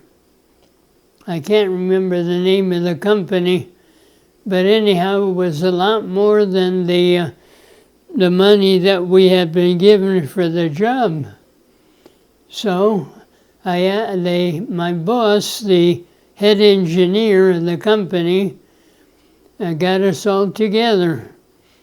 And he got also a guy who had his own operation going at the time. And we went through everything that we had done, and I explained why this approach was so much better and blah, blah, blah. Oh, the other guy was going crazy. He says, "You want to spend all that money and blah, blah, blah." And finally I said, "Well, wait a minute now. Yes, I want to spend all that money, but just think what it's going to buy us. Just think what we're going to have when we finish. We'll be able to do things you haven't even imagined yet. And finally, I was able to beat down all his arguments. I got the money, and we did it. Everybody was happy. But anyhow, What company was this? Stanford Telecom. Okay. Yeah, that's not the one I really want to tell you about. There's a question in here about a patent, right? Yes. Yeah. When we get there, we'll talk about that. Maybe this is backtracking, but can you list out all of the companies you've worked for throughout your career? I started out Bendix Pacific Division. I went to Lockheed. I went to Philco Ford, Stanford Telecom. I think that was pretty much it. If I left somebody out, it must have been a very small operation. I thought you had mentioned that you started with Boeing. No, not Boeing. No, Oh, okay. Bendix. Oh, okay. Bendix Pacific Division. No, I was involved with Boeing only because I used to love, what do you call it? I can't think of the company. Boeing bought a company that belonged to a guy who also owned an airlines. Do you know who that might be? Wasn't there a guy named Howard something? Howard Hughes? Howard Hughes. That's probably who I'm thinking of. He had a company of airplanes, and I believe as part of the airline work, he had a big operation, electronics, and I believe Boeing bought that. Yeah, I think, if I'm not wrong, I thought that was the company my dad worked for. Yeah. When they got purchased by Boeing in 2001. Yes, I think that's it. Yeah. Yeah. Can we talk about the patents? I was working with another fellow. Now I'm not going to think of his name. At Stanford Telecom? Yeah. Can't think of his name. But anyway, he and I were working, and I don't remember how it went. We were working, trying to improve something. It had to do with phone systems, and it gradually got into the area of cell phone systems. And one thing led to the other, and I came up with the idea of the cell phone towers. You know, these towers with all these things hanging on it all around. We developed that idea. And it led to a patent. And I can show you the patent if you like. It's in my bedroom. So anyhow, we came up with the cell phone tower concept, and everybody loved it. And at that point in time, I ended up leaving the company. I quit working. And it turned out that I can't remember what came up, but the interesting thing was the guys who owned the company thought that the big deal was military contracts. The big deal was the stuff that I was always trying to push. And they always thought I was nuts, you know, all this civilian stuff. When a Canadian company bought them, they gave away everything, except the phone system business. So that would tell you something about what they felt the value was. They wanted nothing to do with all the military equipment. What year were you guys developing this technology? What year did we develop it? I'd have to go check. It was before... It was near the end of my working life, which Okay. was, when I was 65. So, at 65 to 1931, 1996, about 1996. What is an example of an exciting moment in your career? Exciting moment. I don't know, I've gotten excited about a variety of things. This might not sound like much, but many years ago, when they were beginning to get very serious with deep space and things like that, they wanted to measure the gravity on the moon, because they wanted to be absolutely sure that when they designed something to go there, it was going to be in the correct environment. And so they wanted us to design a lunar surface magnetometer. And we worked on that, and I came to the conclusion I could use a little help from a couple of the Stanford professors. And we met with them. We reviewed my thinking and on everything, and they liked it overall basically, but they made certain recommendations which we incorporated and made it happen. And I'm guessing the lunar surface magnetometer is still there. What is a magnetometer? It measures the magnetic strength. So the last career question, what is an example of a technology we have today that you helped develop? And I know you've talked about the cell phone towers, but was there any others? Cell phone systems, Mm-hmm. that's probably the biggest thing. Everything else was typically a piece of military equipment or government requirement of some sort. And, there were typically I'll tell you one thing that was very exciting. You know all about the internet. Well, it turns out that at one point in time, we did not have an internet, right? I can't remember how it went, but we always complained about having to haul.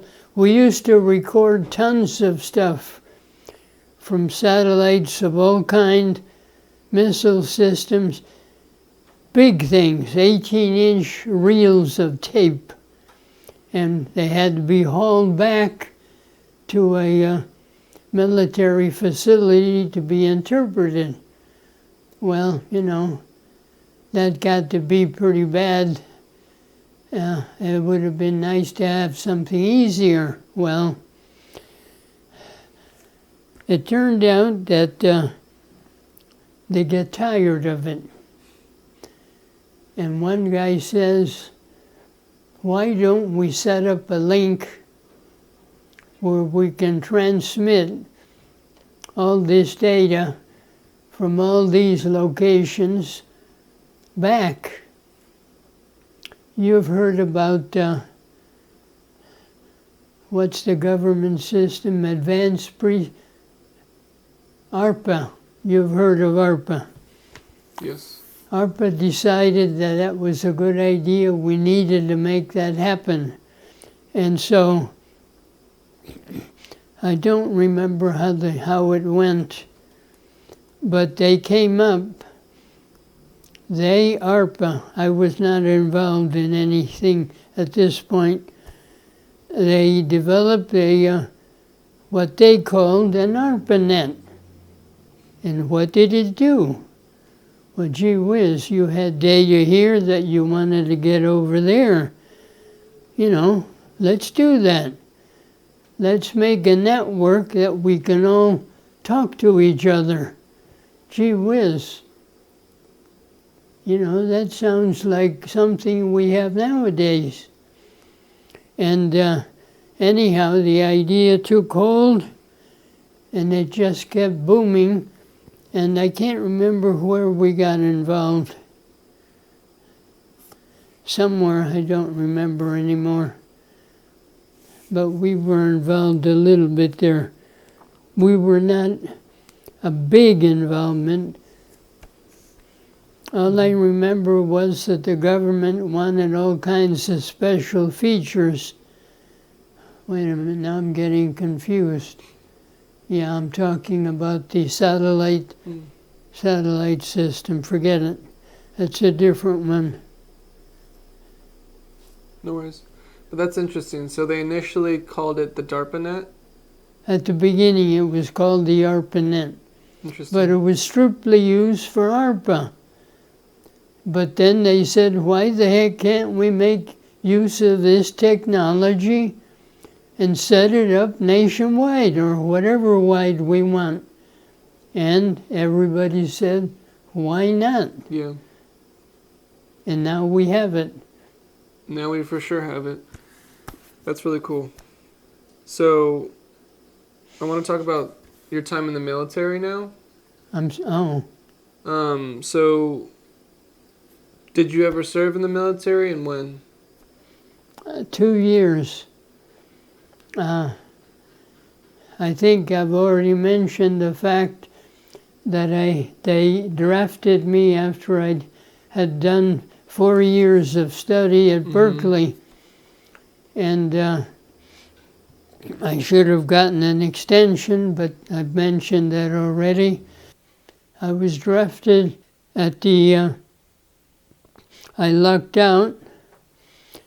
I was drafted and sent to Fort Ord, and I was supposed to go to Korea. But as it turned out, by the time my training was over, Korea was over and done with. So that's how I ended up going to Germany. Of course, I was delighted. I ended up spending 2 years in a town called Schweinfurt. When I went into the army, I surprised myself. What I mean by that is that when I began going through the training, one of the things we used to do constantly was go marching. March here, march there, all over the place. Well, we're going along in the inside exercise area that we had at Fort Ord. All of a sudden I hear clank, clank, clank, clank, clank. We see a helmet rolling across the ground. And there's a guy lying over there who passed out. A great big husky son of a gun, passed out, couldn't keep going. I just kept going like nothing. Anyhow, it happened, you have no idea how many times. A lot of guys passed out, could not handle the marching. We used to go for 20-mile marching. And when they said we're going to go for a march, we were running. We were running, dripping sweat like crazy for 20 miles. What was the purpose?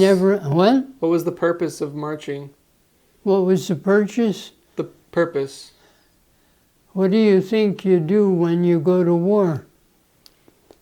you got to march from here to there to get to where they need you. Mm-hmm. Quite often you need to do it running, not in a nice leisurely pace.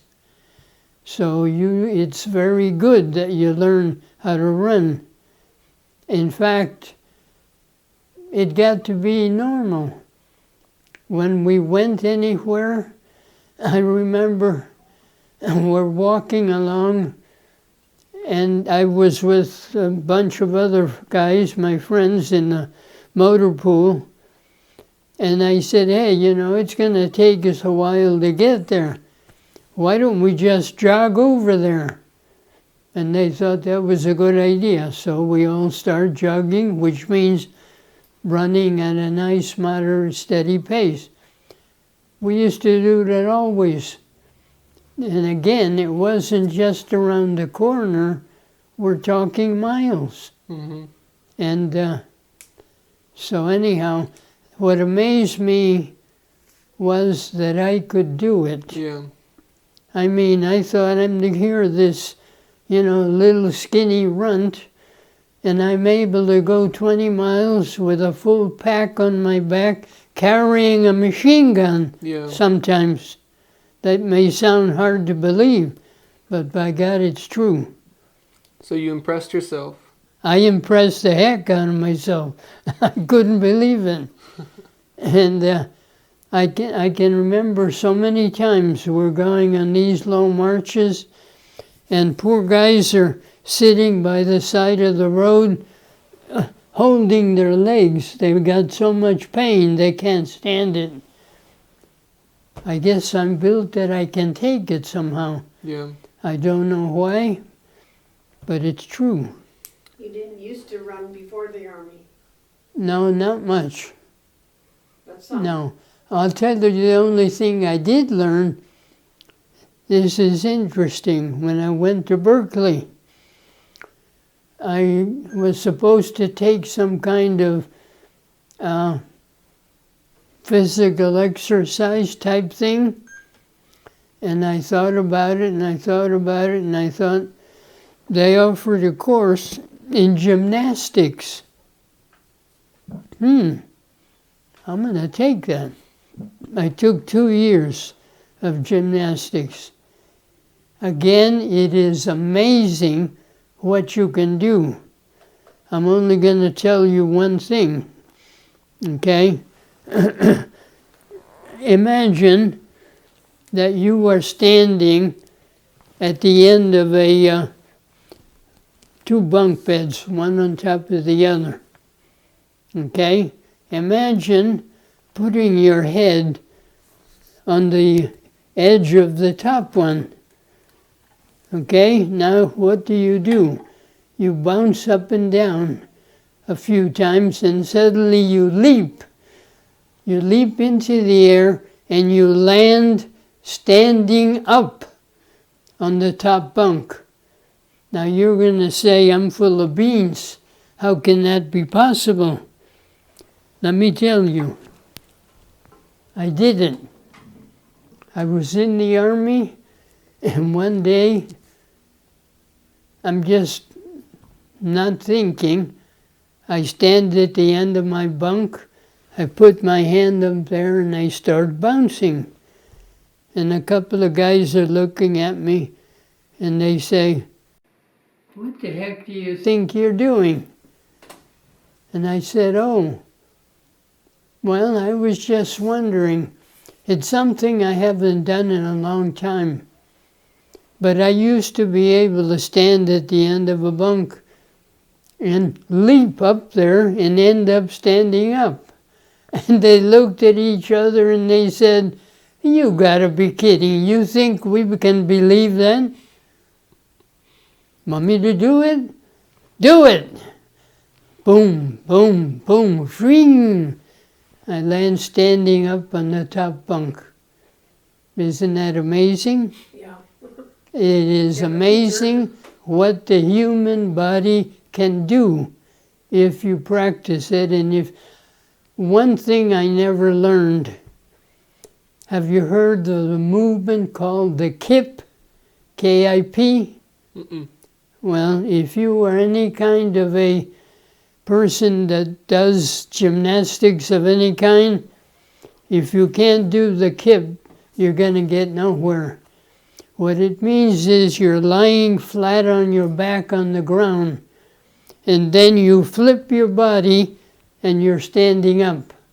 That's the kip. I see. And it's the same movement that gymnasts use on the bars in order to flip themselves up. They do the kip, and it makes their body do whatever it does, and they end up going from one bar to the other, or whatever it is they're doing. So it's amazing what the human body can do. Mm-hmm. It's not just that I'm so special. It's just that I learned how to do it. Some things I could, some things I couldn't. So that's a good message. You mentioned earlier the motor pool. Was that the team you were part of? motor pool, that's what we call the area where we did our mechanics work on what we worked on. See, we worked for a trucking company in the Army when I was stationed overseas. And we worked on Jeeps, 2.5-ton trucks, 5-ton wreckers. Very infrequently something else came up, but that was pretty much it. Jeeps, 2.5-ton trucks, and 5-ton wreckers, which were used to haul trucks here, there, wherever. So that was it. Was there ever a moment during boot camp that stood out to you? Yes. During basic training, they want to do two things. They want to get you used to be surrounded by exploding things and not get all shook up. And they wanted to make you think about what you go through could lead to in real life. What do I mean? Okay, imagine a football field. And imagine the field has a 5-foot deep trench at both ends, okay? You got a football field with a 5-foot deep trench at both ends. At that end, it's filled with soldiers like me, the dumb bunnies who are going to be forced to do what I was about to do. And at the other end, there are several, it's a way to get out of the place after you cross it, but there you have several machine guns set up. And the machine guns are continuously, non-stop, continuously shooting overhead, back and forth, back and forth. And we were told, you will not stand up because they're not going to stop firing. You stand up, you're going to get your head blown off. Okay, so we climb into the ditch at our end. The guy said, okay, climb up, you're going to crawl all the way to the other end, and then you get out. Okay, so I climb up, and I'm crawling. Now remember, I've got a backpack filled with all that junk on my back, and I've got a rifle in my hands. So it's not just me and my body, it's all this other military junk that I'm hauling with me. So I'm going and going. All of a sudden, boom, something explodes here. Boom, something explodes there. And I'm saying, my God, these guys, this is really, something I guess you guys got to put up with. But anyhow, I didn't worry about it. I just kept going.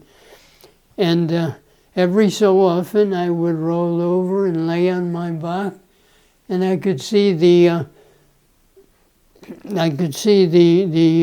machine gun fire going ahead. You know, they sent it out with the ones that lit up.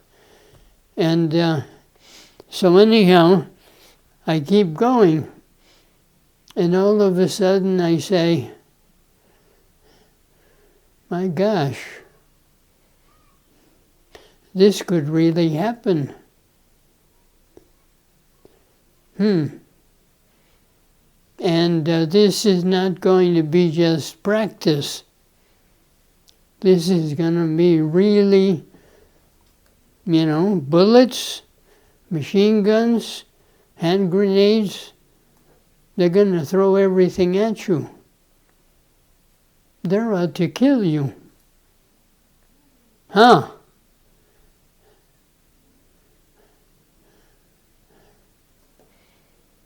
No way. No way. If somebody's coming at me with the intention of killing me, I will kill him first. I made that decision lying on my back, watching the machine gun fire going back and forth. So anyhow, that's the honest to God truth. That's what I thought. It's kill or be killed. And I am not going to die. Unfortunately, the son of a movie actor couldn't take it. And he panicked.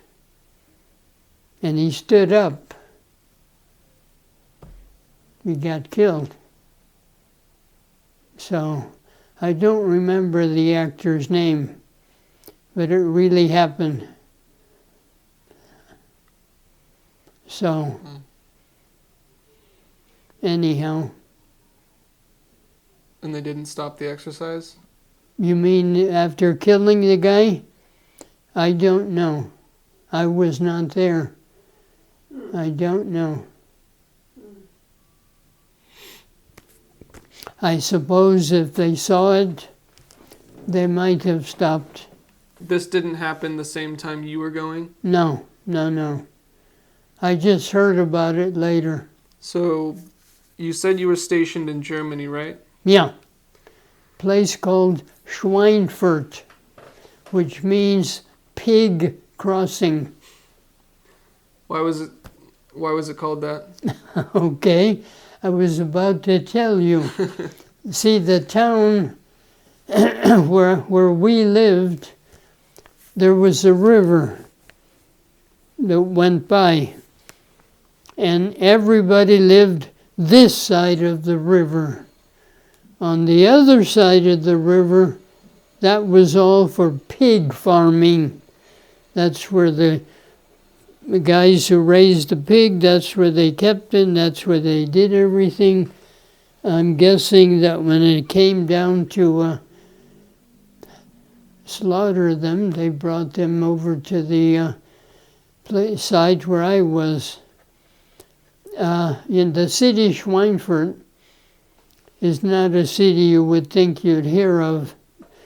It was not a very large city. However, there was a factory on the outside of the town, and that factory made ball bearings.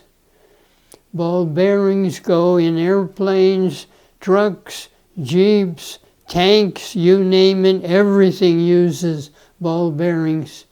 So they bombed the heck out of the city more than once, I don't know how many times. But it was really, really hit hard.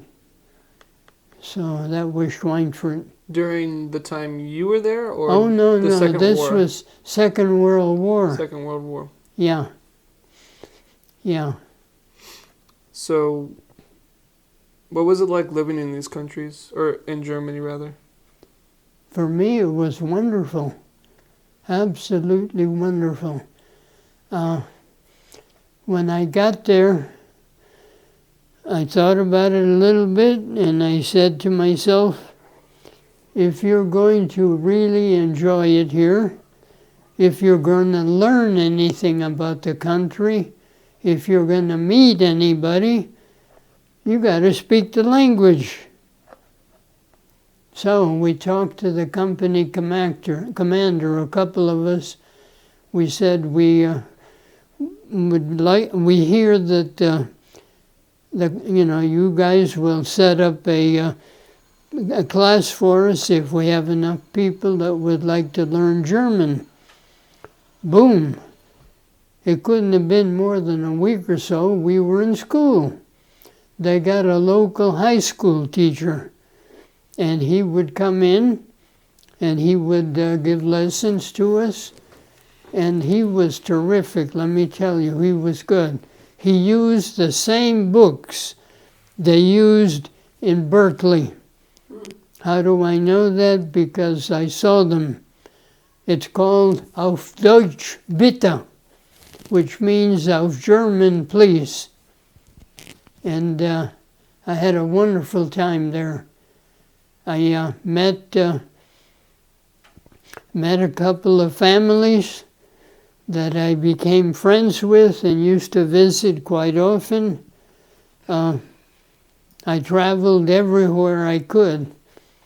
I would get weekend passes or 3-day passes, whatever. I found a town called Würzburg.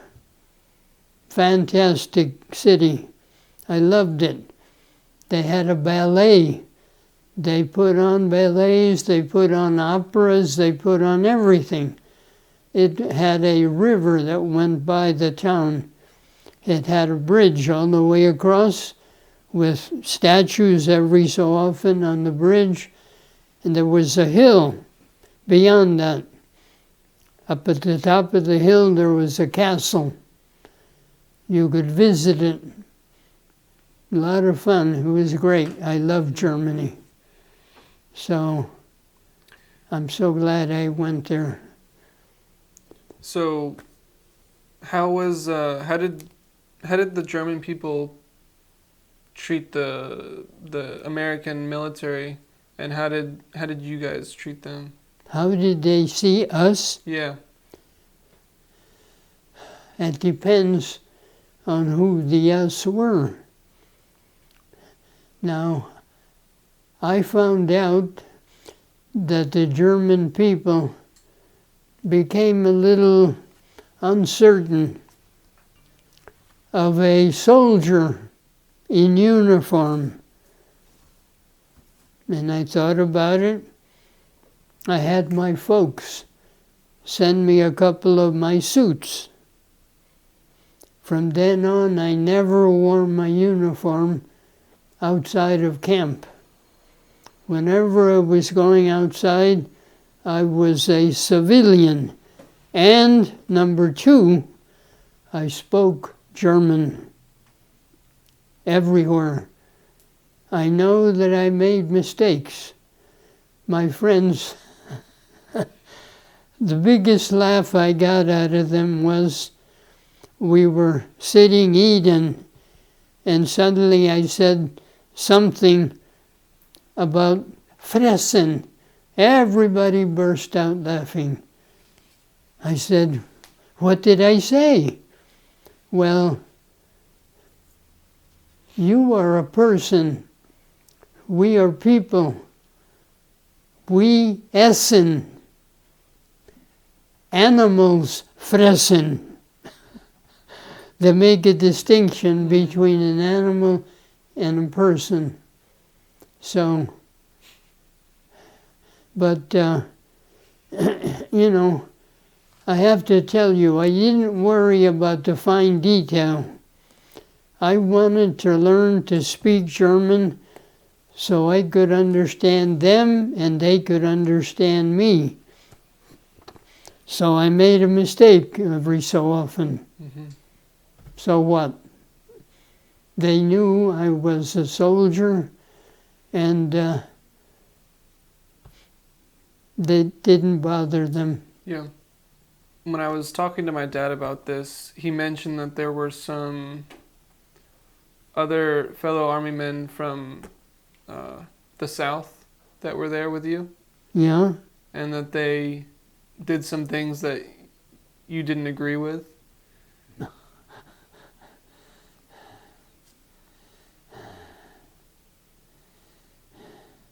I'll be honest with you. You're right. They did do and say some things that I didn't agree with. And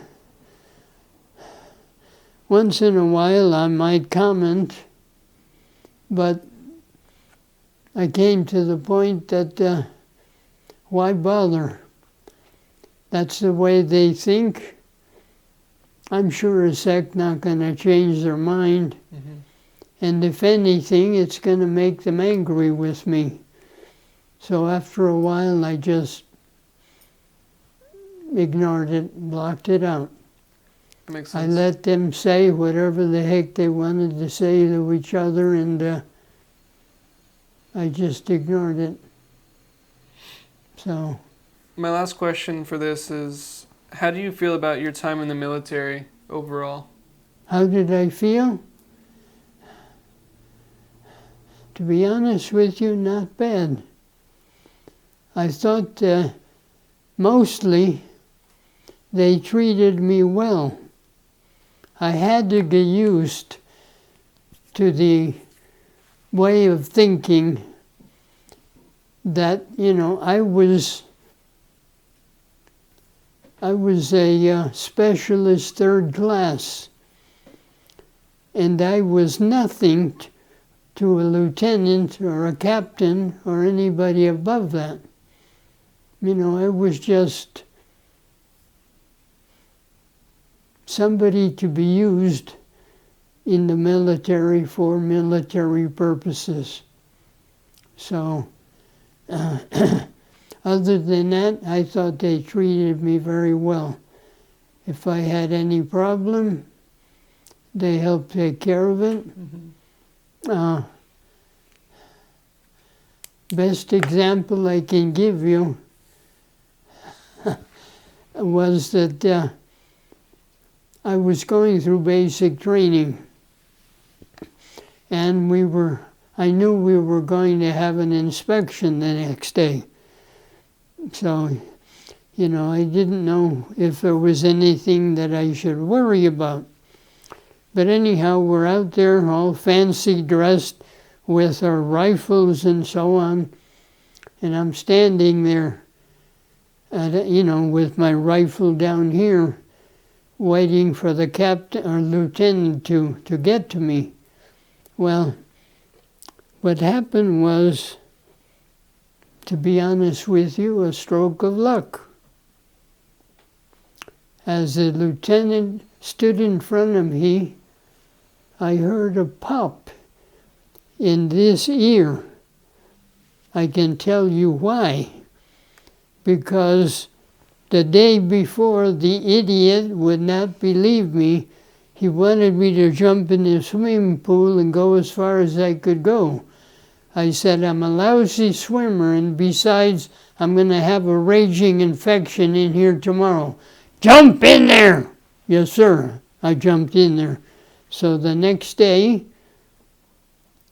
when the lieutenant is standing in front of me, pop, and I handed him my rifle, and he goes through whatever he does. Then he hands it back, and I said, sir, may I speak? And he looked funny.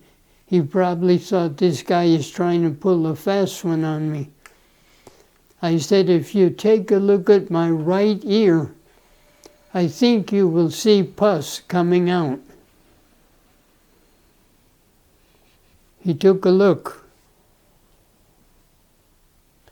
Fall out, go to the infirmary.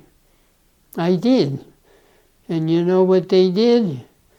They took care of me, and they gave me a note to my company commander. This man is not to be exposed to acoustic insult. What does that mean? I can't fire a gun. I can't fire a rifle. I can't fire a machine gun. What use am I? Obviously, not much use if I'm going to be a fighting soldier. So they kicked me out. They knew I knew something about mechanics. Somehow I had gotten the story to them that I loved working on cars. So they made me a mechanic. And that's what happened. That's some good luck. Very much good luck, yes. This is the second day of a two-part interview, so I wanted to start today by talking about your time traveling, whether that be in the United States or other countries. So can you name every country that you have been to? I think so. If we start in the Orient, I've been to Formosa, Taiwan, I should say, South Korea, Japan, China, before the big change that took place. I wouldn't want to go there now. I might feel uncomfortable. Are you talking about Korea? I'm talking about China. Oh, sorry. No, Korea I liked. I'd go there anytime. Let me think. Yeah, I think that covers the Orient. Europe,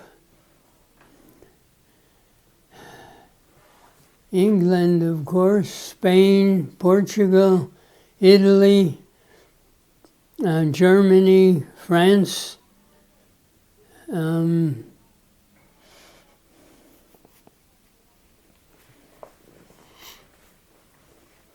That's about it there, I think.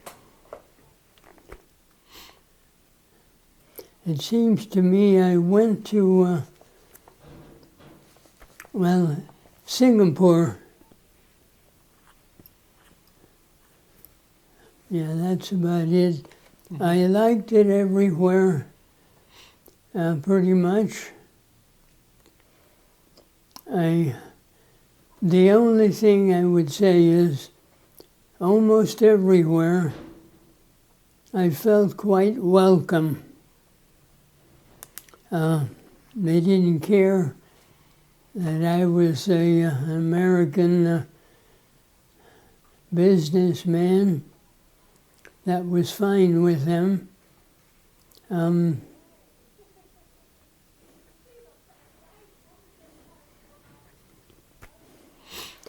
I guess the only area that I was uncomfortable in, I hate to say it, France. When I was in the Army, I wanted very much to go to France and to see the well-known cathedral. I was having great difficulty finding it. I had a map. I could see the tower of the church sticking up beyond the buildings in front of me. Somehow, either I didn't read the map properly or the map was incomplete. I just could not get there. So what did I do? Well, with my very poor French, I talked to a policeman, or let's say I tried to talk to a policeman. Mm-hmm. And what happened? I tried again. I said, what the heck's the matter with it? Said, yeah, am I so poor in the French, or is he so dumb? And anyhow, I finally gave up. I'll give you an example of how bad it was. We were going from France to England, so we needed to cross the English Channel. And with my wonderful French, I approached the ticket agent and I say, zwei Karten nach, I forgot the name of the city. Anyhow, something like a want, let's call it a want. Zwei Karten nach Avant, bitte. Zwei Karten nach Avant, bitte. Well, I'm going to try Spanish. Well, actually, I goofed. I tried French first. He didn't understand that. That's why I tried another language. I tried English. Finally, I said, oh well, he must want me to speak to him in German. And that's when I switched to German, the last. Mm-hmm. Guess what? All of a sudden, he understood me perfectly. He grabbed the tickets and threw them at me. He didn't hand them to me. He threw them at me. And I would be willing to bet anything he understood my Spanish, my English, and the French that I tried. And then when I spoke in German, he went crazy. So, using German, I got across the channel, and I loved England. Mm-hmm. That really was the only unpleasant experience I had. When I went to China, before they took over, it was fine. I got along fine. Of course, I was speaking English to the people I was visiting, but I don't know, I just didn't quite feel totally comfortable. Mm-hmm. But nothing happened, everything was fine. So I guess I would say only France and a little bit in China. Yeah. I had problems. How long? That would be it. How long were you in China for? Somewhere between 1 and 2 weeks. Okay. I'll tell you one thing though, I enjoyed being in China. I actually found my way to the Great Wall. Oh yeah? And I went for a walk on it. And I guess I had never really thought about it. It was not very wide. It was probably not much wider than probably 1.5 times the width of my sofa here. Oh wow. That would have been the Wall of China. So like 12 feet or so? So I enjoyed myself there. I've talked about the Orient, talked about Europe. Have you been to Africa? Africa, no, not really. No, that's about it, really.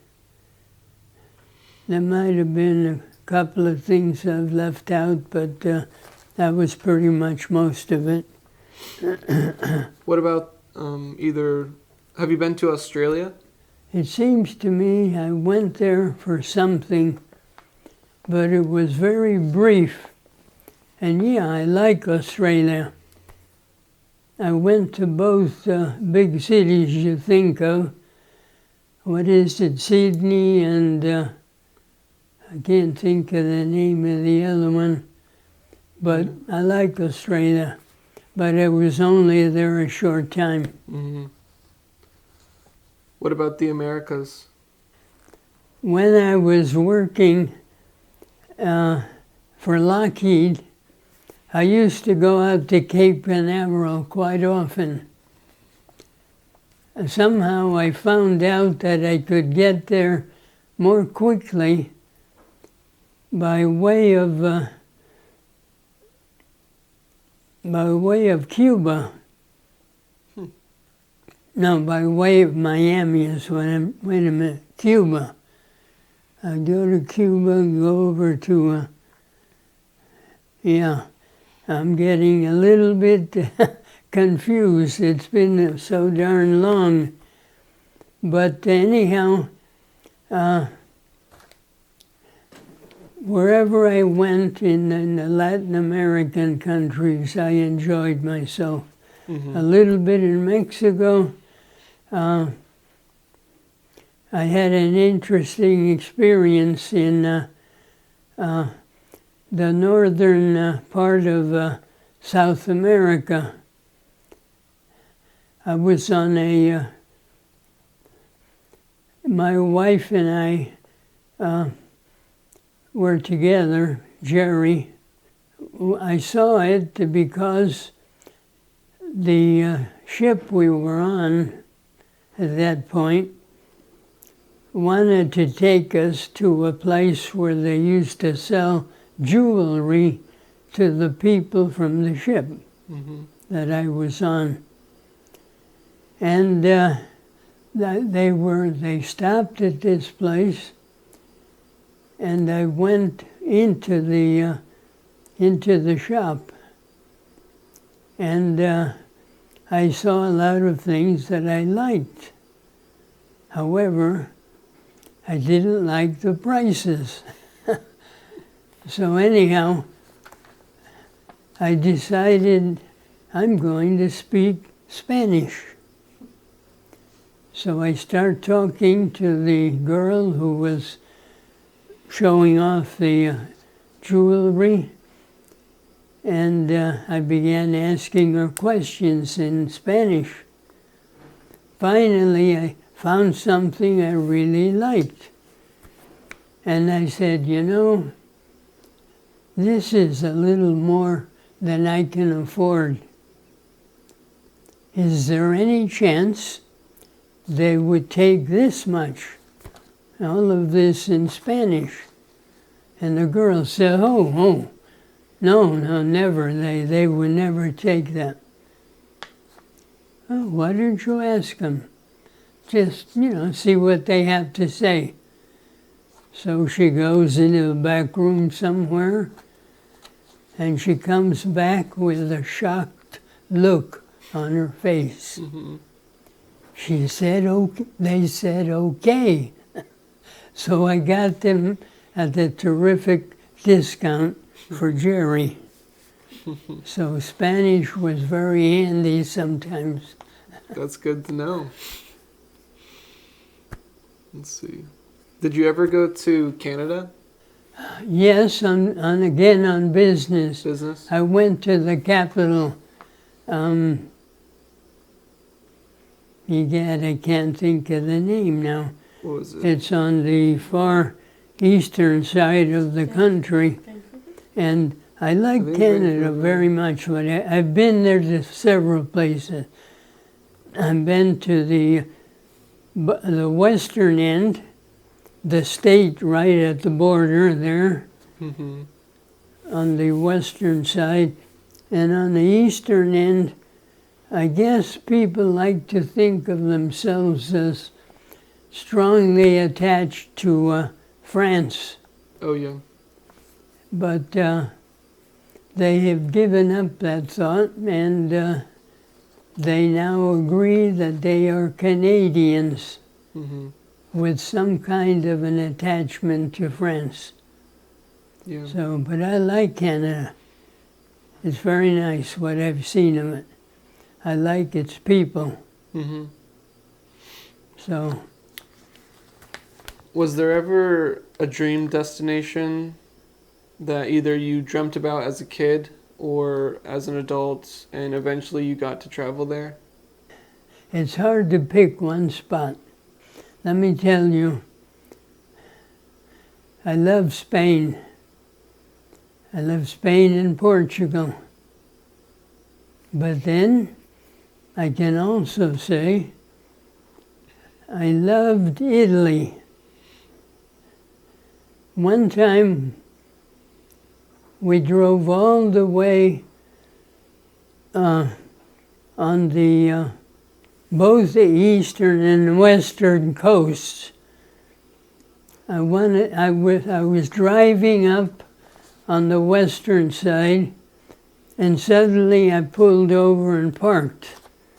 And I turned to Jerry and I said, look, we're back in the Napa Valley. It looked just like driving through the vineyards in the Napa Valley. And I really meant it when I said we're back in the Napa Valley. So, yeah, it's hard to name a country that I didn't find something nice about. Yeah. When we went to when I'm ready. When we went to Spain, we were with another couple, and the guy was a little careless, reckless. When we were there in Madrid, it turned out that their famous soccer team had just won the championship. Of course, everybody went absolutely nuts. And a great big celebration took place downtown in Madrid. Mm-hmm. And my friend wanted to go down there. He wanted to see what was going on. And I told him, you know, I think we have to be careful. When something like this happens, people sometimes tend to lose their mind and do stupid things. Oh my God, he had to go down there. And I said, well, look, I will go with you until I think it gets dangerous, and then I will go no further. So we started walking, and I could see the downtown area. It was just crazy. People running everywhere, yelling, screaming, laughing, having, you know, a great time in their mind. Anyhow, all of a sudden, my friend stops. He took my wallet. He took my wallet. And son of a gun, there's this guy running as fast as he could. He must have picked his pocket. Yeah. And, you know, I just couldn't keep him away. And so he goes running like crazy after him. Oh, no. And I tried to tell him, please don't do this. You're going to get in trouble. Anyway, he wouldn't listen. He's running and running after the guy. Of course, he couldn't catch him. And the guy made a quick left, and then he made a quick right, and he disappeared. And my friend is leaning against the wall. You know, he's not a young man. He's chasing a young kid, you know, who just picked his pocket. Anyway, he finally gave up leaning against the wall. And suddenly a policeman comes by, and he talks to us in Italian. And I could understand everything he said, you know, not like an Italian would, but close enough to Spanish. So anyhow, he says, "Is one of you Mr. So-and-so?" I said, "Yes, my friend leaning against the wall there, that's his name." "Oh, I picked up this wallet. He may want it back." Fortunately, the guy who picked his pocket took all the money out and dumped the wallet. Yeah. And so my friend got his wallet back, and the guy got away, of course. That's funny. So anyhow, all kinds of crazy things can happen if you're not careful. Right.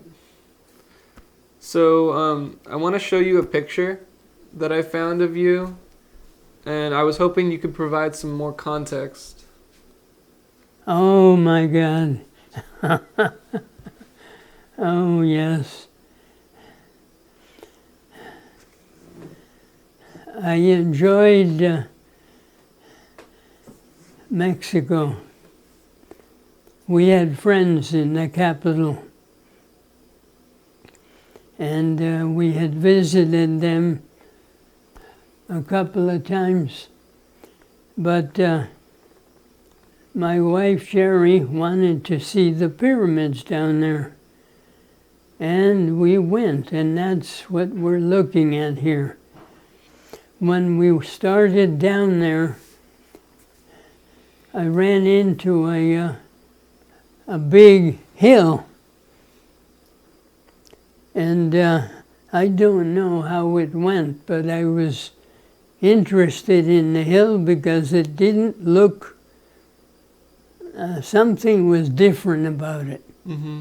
It just didn't look right to me. And the reason was there was a pyramid, a small one, underneath the hill. They just hadn't gotten around to clearing off the stuff. That's funny. And so here I am, probably halfway up side of one of them, admiring everything, just enjoying the culture that had existed there. And the only thing that I ran into in that area, we drove everywhere. We were going down, we got way down to the Yucatan Peninsula. I'm driving along, an alligator comes across my path.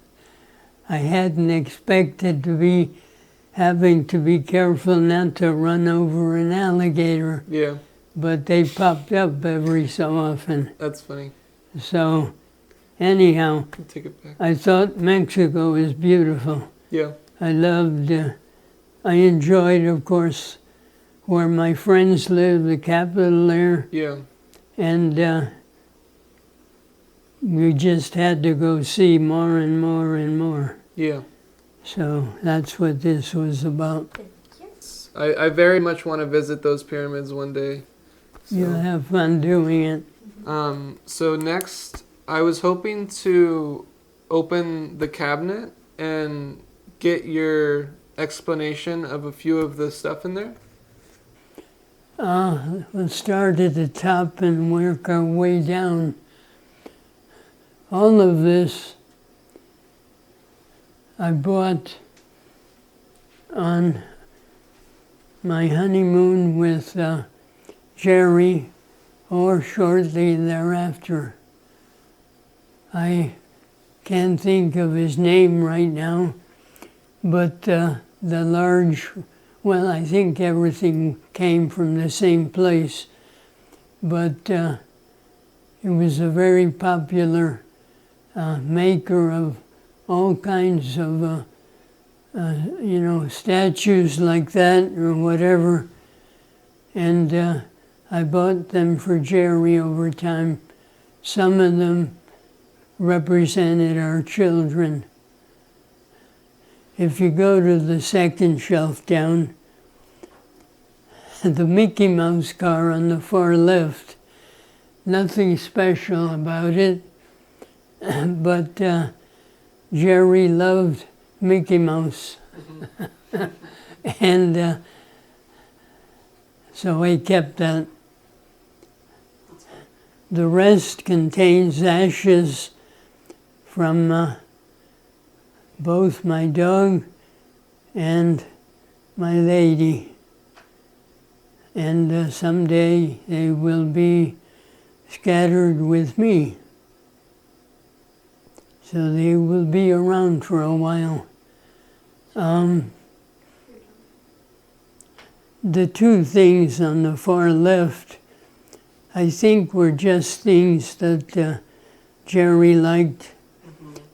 You look at that mug and you might wonder, why the heck do I have a simple-minded mug? It's very important to me.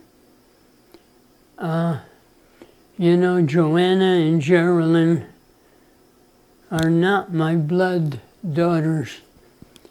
They are basically my adopted daughters.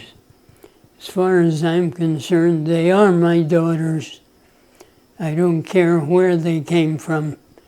And I think they accept me as their father. Anyhow, it took Joanna and Geraldine a time to reach the point when they really accepted me. One day, Joanna came to me and she handed me that mug. That mug belonged to her father. And she had written some things to me which are folded up and in that mug, basically indicating that I was now her father. How do you think that made me feel? That was amazing. Anyhow, the things again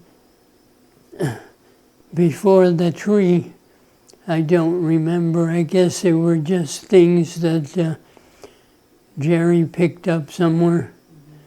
But the far right, there's the tree that she fell in love with when we were living in, now I can't think.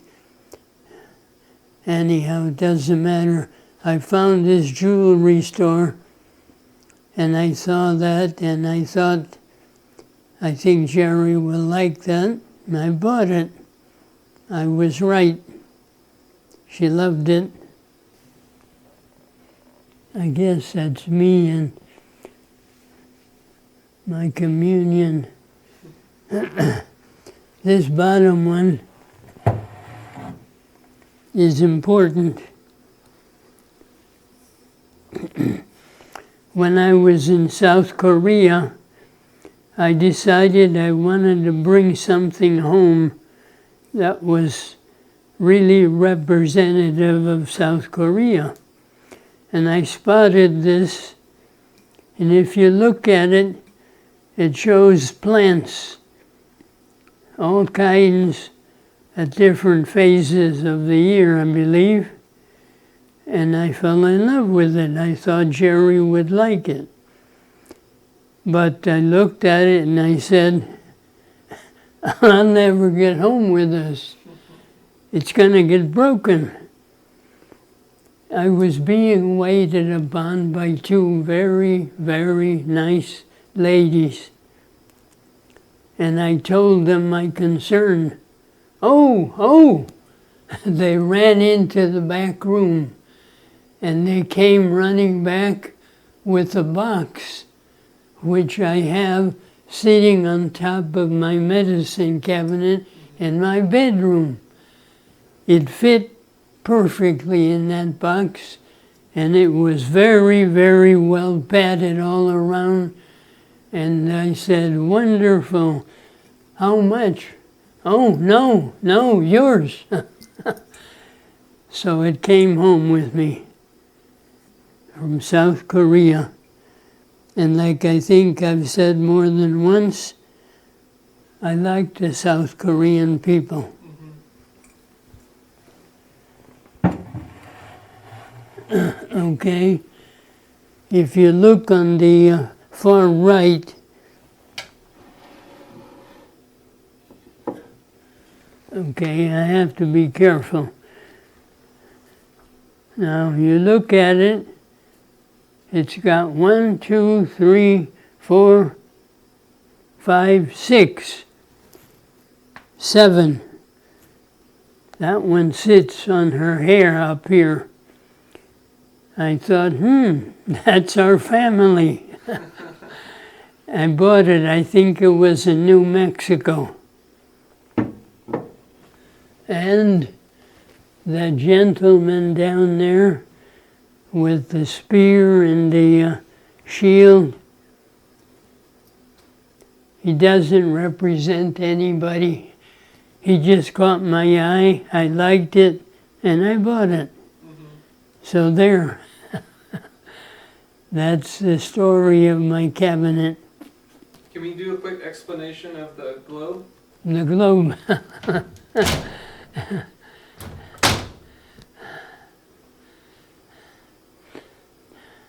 To be honest with you, I don't remember where I spotted it, but I got it in Georgia. And partly what happened was that my Joanna's boy, the oldest one, Cameron, I think he must have been with me. And he spotted it, and oh my God, he went nuts. He thought it was so wonderful, so beautiful. And anyhow, I ended up buying that for me, but it was not cheap. However, they had a smaller version. So I bought the smaller version for Cameron. So we had a great time there. Just sort of like in general, what has traveling to various places around the world taught you? What has traveling around the world taught me? I think I would say if you treat people nice, they will treat you nice. I think, unfortunately, there are people like a gentleman we all know named Trump, who believe the world was made for them, and anybody who thinks otherwise just doesn't appreciate who he is. I mean, he is Donald Trump, and he deserves to be anything and everything he wants to be. Bullshit. He is nothing more than a Nazi. What did Hitler do? He destroyed Germany. He turned it into a fighting machine that had no desire to do anything but to take over everybody else all over the world. Mm-hmm. No way. That's not the way the world is going to accept you. Mm-hmm. It may happen for a short time to a group of people, but it seems like in the end you end up being put in your place, if you will. Right now, Putin somehow has in his mind that, what he's doing is okay, that he can take over another country piece by piece or all at once. And so long as he thinks it's right, it's okay. That should not be happening again. He's acting like a Hitler. I don't think anybody condoned what Hitler did. So anyhow, I don't know, did I go off the subject? That's okay. That's okay. So where would you recommend people travel to? Oh my, for sure, anywhere in the western part of Europe. If you start at Germany, Poland, etc., all the way to England, anywhere, you'll love it. You'll even love France. You may not love the French, but you will love France. So I would say anywhere, like I said, west of Germany, Poland area. You go to the Orient, as far as I'm concerned, Taiwan, Japan, South Korea. I love all those countries. I traveled all over the place in Japan. In fact, one trip I had Jerry with me, and we talked what was she going to do. Well, it turned out that it was no problem. So many of the Japanese speak English, and they are so friendly and helpful. You can do anything and go anywhere without any problem in Japan. I think the Japanese are great people. It's one thing that is interesting. I saw this in Hong Kong first. During the day, you see all the businesses in operation.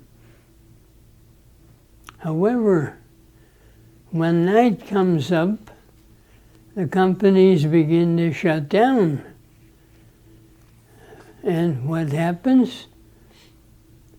Street vendors start setting up tables all over the place.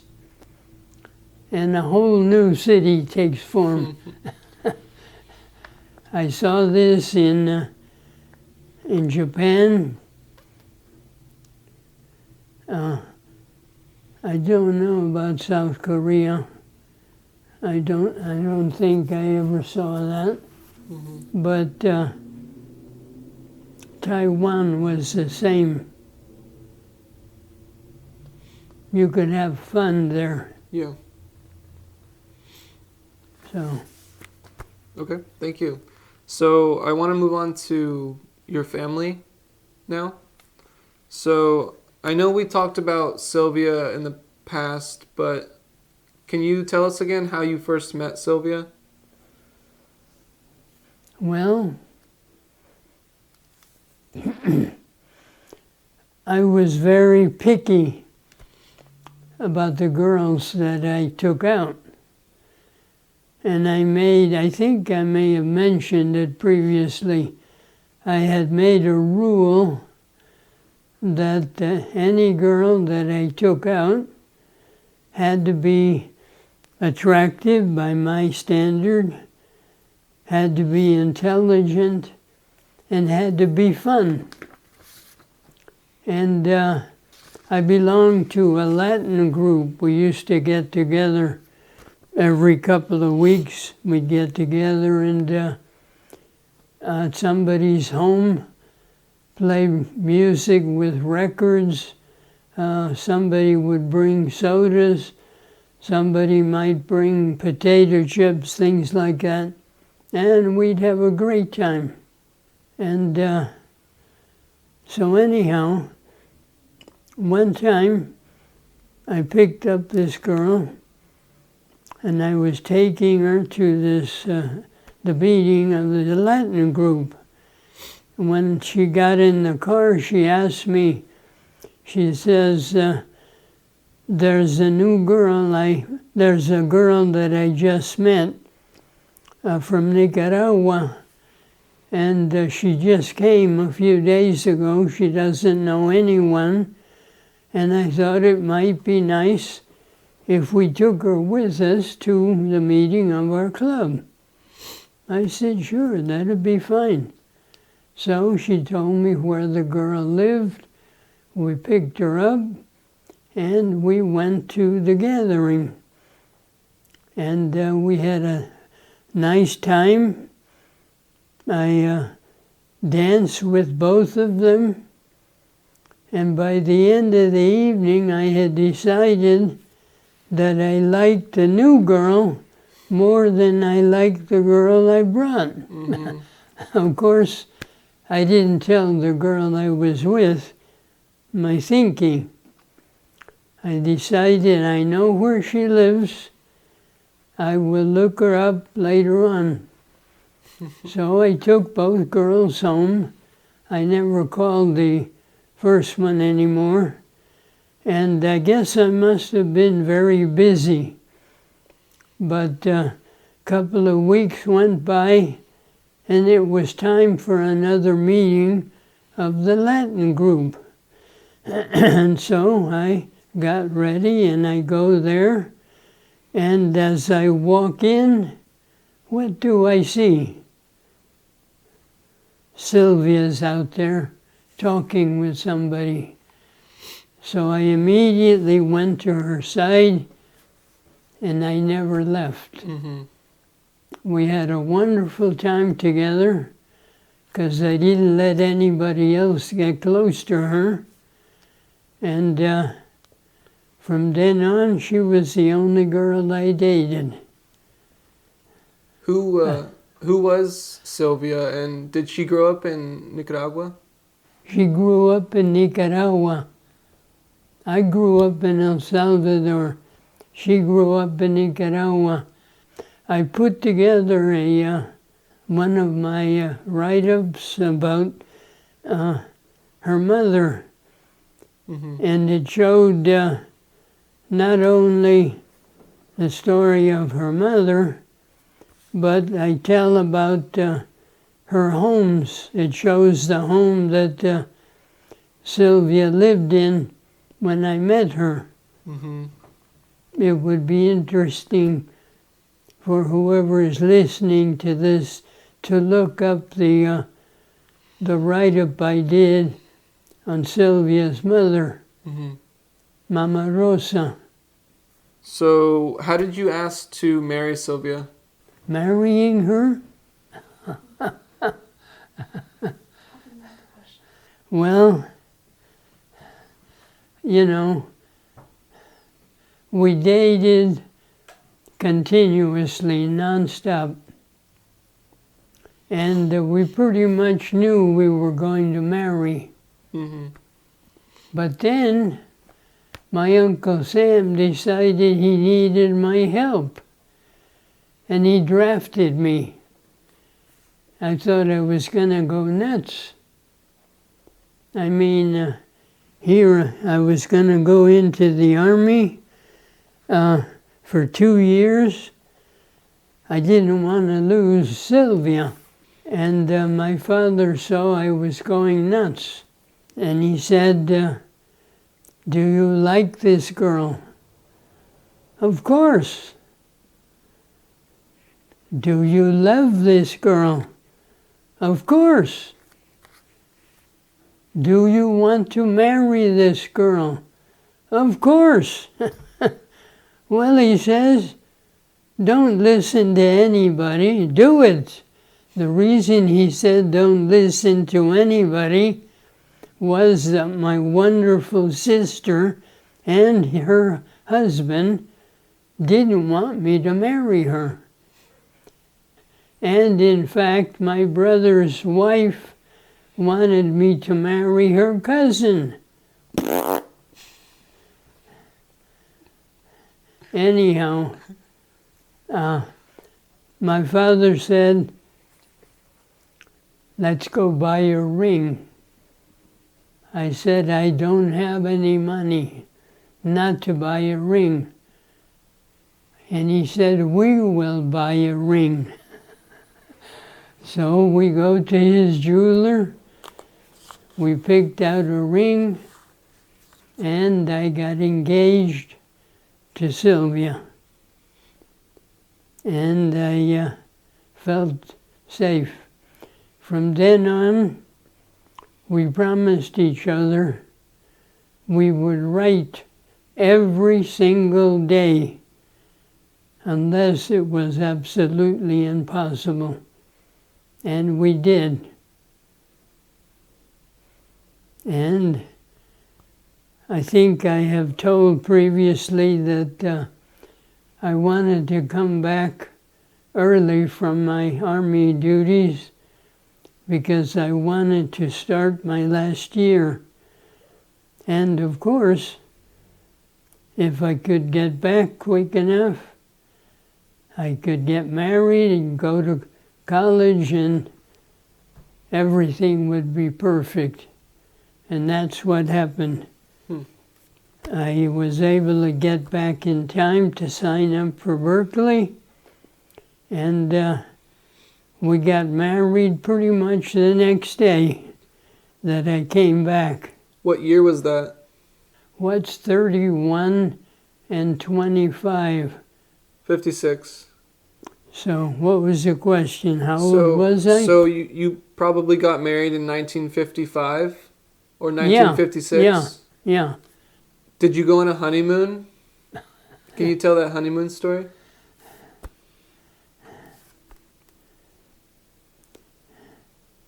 Yeah, that's a crazy story about driving down to L.A. I borrowed my brother's car.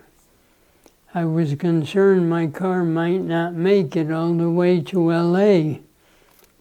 I borrowed my brother's car, and Sylvia and I took off. And we're on Highway 101, going through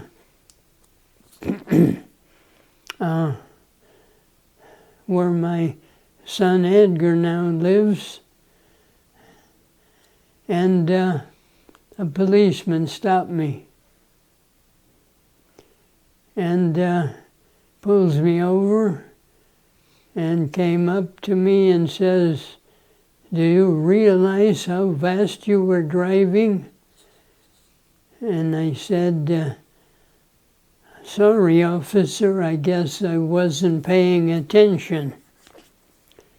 Anyhow, he looks at me and he saw that we were both dressed up, very nice. And he says, where are you going? And I said, well, we just got married and we're on our way to L.A. for our honeymoon. So he was quiet for a second. He says, I'll tell you what, I will not give you a ticket on one condition.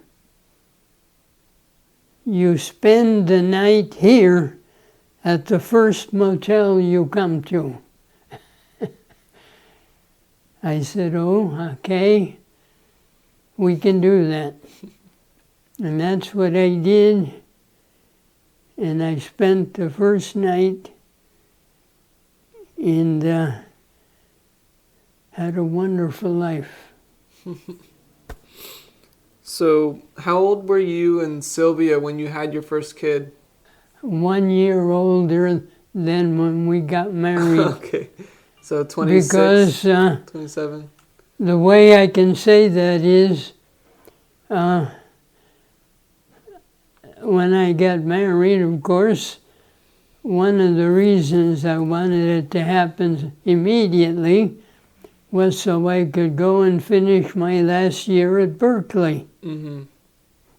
And all that year, Sylvia kept working at the Bank of America. I think I've told you that she worked at the bank downtown San Francisco, and she translated all the correspondence from Spanish countries, and she translated incoming correspondence from Italy. She didn't know enough Italian to generate outgoing correspondence, but she could translate the incoming. And anyhow, at the end of the year, I sold my fancy Ford Club Coupe.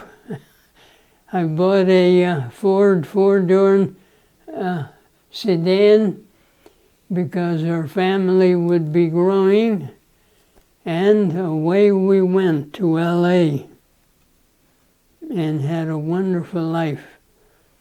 And Diane was born at the Kaiser Hospital in downtown, what's the name of the city? I can't remember the city. But anyhow, it was right at the edge of the San Fernando Valley. And we had a wonderful time there. What city did you two live in? At the beginning, we lived in, I've got to check something. We lived at 9910 Bartee, Pacoima, California. That's where we first lived. When we lived in Pacoima, Mm-hmm. it was a dumpy little town that was just beginning to grow. Now, when I say a dumpy little town, the main street, the only street practically, was a 2-lane road. You go back there now, it's a 6-lane highway. Oh, wow. In Pacoima. The city is booming like crazy. It's a nice area. Yeah. Can you give a brief description of what was your kids' personalities when they were kids? Oh my.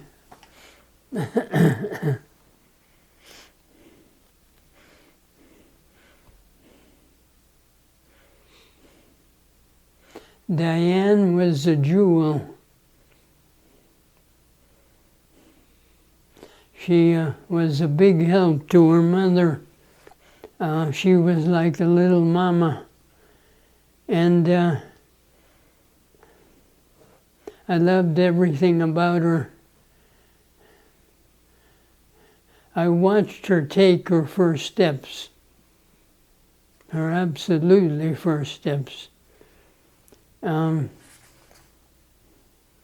Each kid was different.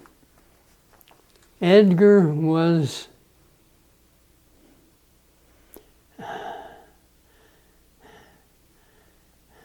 a soccer player. He loved sports, but then all my kids loved sports, but he was the soccer player. And no matter where he was, he would find people to play with, usually mostly Latin people.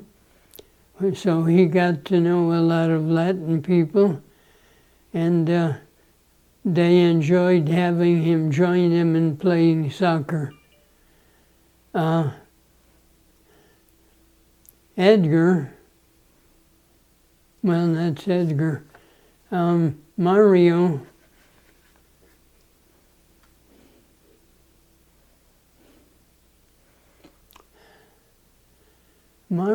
was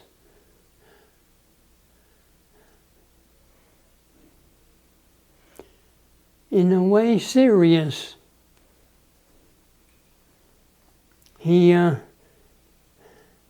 loved baseball, and he did well. I'll never forget this particular day. I happened to be there. He was pitching, and I thought he was doing pretty good. But there was this guy sitting in the stands nearby who kept yelling out stupid things to him. And I think he was driving Mario nuts. Anyhow, and this blew me away. Mario is finished the inning, and the guy yelled again some other stupid comment, and Mario is halfway back to where he was sitting, and he stops. And he looks up at the guy in the stands. He says, "Hey, you, loudmouth, you think this is so easy?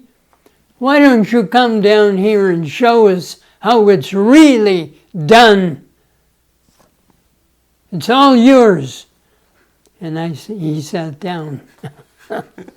The guy shut up from then on. And Herman was fun. Somehow or other, he always made me laugh. Didn't matter where we were, what we were doing, he always found something to do that made me laugh. One day we're going somewhere, on a picnic or somewhere, I don't know where. And we're all climbing into the station wagon. And I said, "Okay, everybody's in, so we're going." Wait a minute, somebody in the back says, "Where's Herman? Where's Herman?" So I get out. "Where's Herman?" He was on the top of the car. He climbed up the back. He climbed up on top. So, of course, most of us laughed, and I got him down. We all climbed in, and off we went. Maria Elena.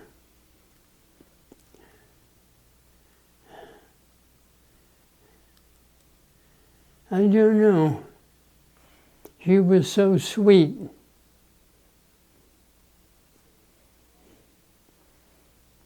There's a picture I have of her. I think, in fact, as you come in the door of my apartment, there's a big picture right in front of you. If you look in there, I think you will find me sitting in a chair, fold-up chair, and I have a little girl sitting on my lap. That is Maria Elena. I was always holding her, loving her. She was such a sweet girl. So that was Maria Elena. How did becoming a parent or being a parent change you? I think what it did was it made me think about what my parents tried to do for me. they broke up the work, if you will, into two parts. My mother primarily concentrated on the physical aspects of caring. She tried to help us retain our physical strength and health. And to do that, she always took us to the best hospital, UC San Francisco. She didn't look for what's the cheapest or what's most convenient. She looked for what's best. And that's what she did. She took us to UC San Francisco, which at that time I believe was the best hospital in the area. I think now it has grown and grown and grown. And I would think it's probably the best hospital in California as a minimum. I think they're amazing. And they keep just improving what they do. I follow them on the internet. And your parents, you becoming a parent helped you sort of realize what they went through to make that happen? Well, yeah, I knew what they went through. I mean, my dad was always looking for a way to improve our overall condition so he could give us the kind of education he wanted to give us. It may sound very, very cheap if you check the prices in those days, but you got to remember, income was also very low. I remember when I was out of money and I wanted to go somewhere and buy some gas, what would I do? I would check under the cushions in the sofa. And if I found a quarter, I said, "Hot dog, let's go." That may sound hard to believe, but it's true. So, it made me think what I had to do in order to accomplish the same kinds of things that my parents accomplished. Not everybody does what they were willing to do. They were willing to spend whatever it took to give me the education they felt that I deserved, if you will, because if I didn't put the effort into it, they wouldn't waste their money on me. However, if they saw that I was working as hard as I could to accomplish what I wanted to do, there was no limit to what they would do to support me. Money-wise, it did not matter. They were great that way. And, an example was just going to Berkeley. They paid for an apartment, they paid transportation, they paid everything on top of the tuition. And if I look at what it costs nowadays, whoopee, it's scary. So I think they were outstanding. So what did you enjoy most about being a dad? Watching them grow up and become good people. Watching them do the kinds of things that I hoped they would try to do. Every one of them was different, but that was because they had different capabilities. And they wanted to develop those capabilities and become what they hoped to become. I was very proud of the kids.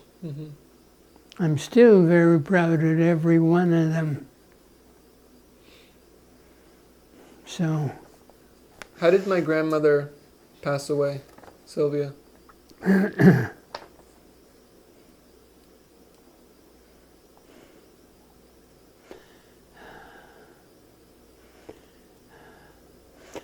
It all started one morning. I woke up and something felt different. And I turned to look at your grandmother.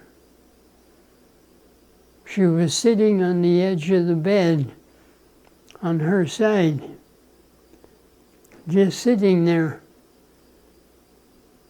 And at first, I didn't say anything. And then finally I said, "Are you okay? Is something wrong?" She said, "I don't know." That woke me up. I said, "What do you mean? What's happening? Why do you say you don't know if something's wrong?" "Well, I feel something." "What do you mean you feel something? What do you feel?" "I don't know." "Where? Where?" "Well, down low, between my legs, down low." That I did not like. So I immediately got up and we talked for a bit, and I said, "I'm taking you to the hospital." And so we got dressed, and I called work and told them I would be late, and we went to UC. And wait a minute, that's not true. At that time, we were with Kaiser. I took her to Kaiser. And 3 doctors were checking her over. And they had left me in an office by myself. And finally, after a bit of a wait, one of them comes in and sits down at the desk. And he says, "You know, you got to realize something." I said, what are you saying?"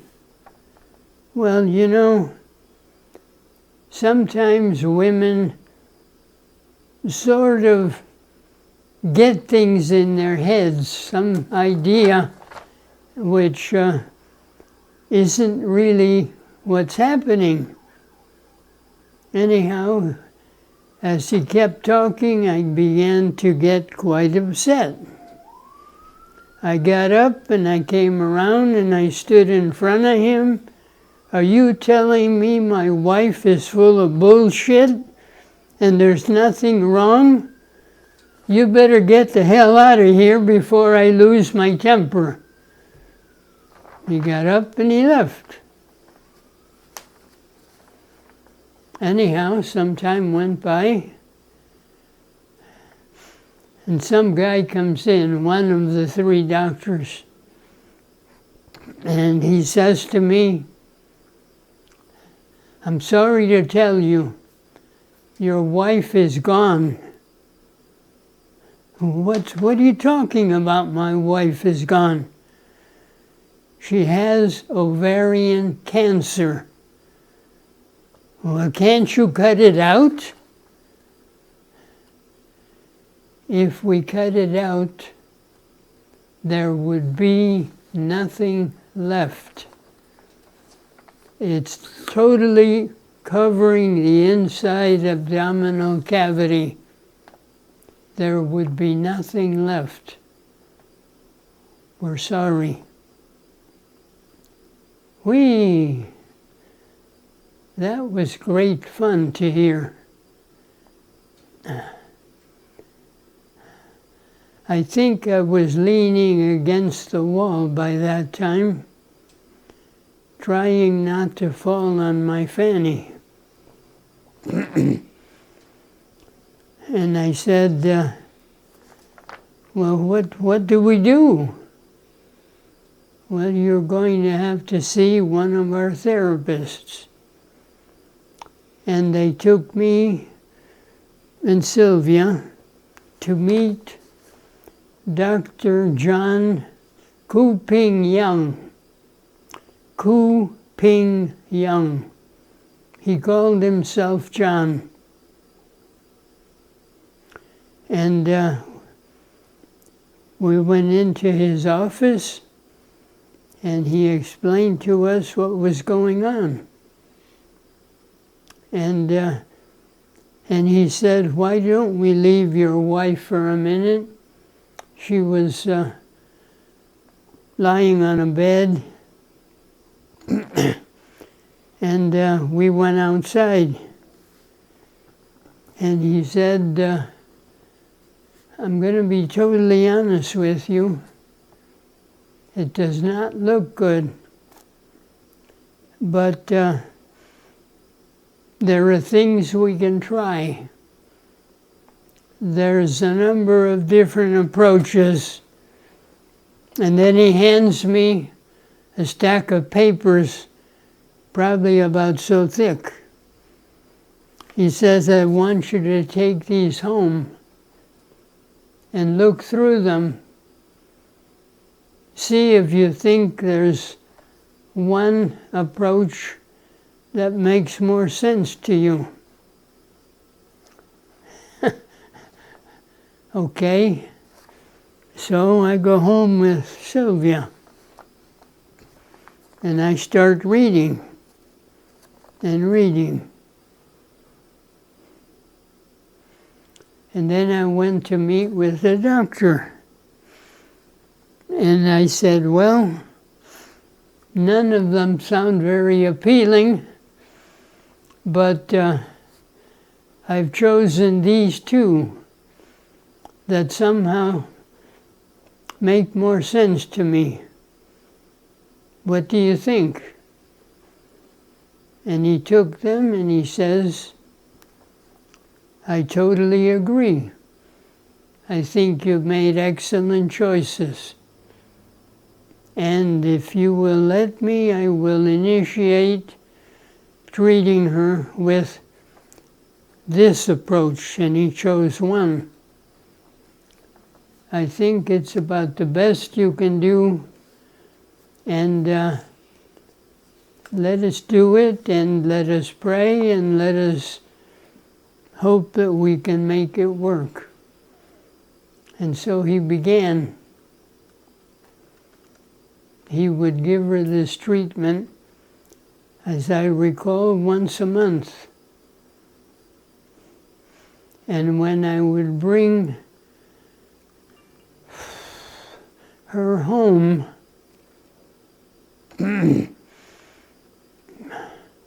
she usually ended up in her bedroom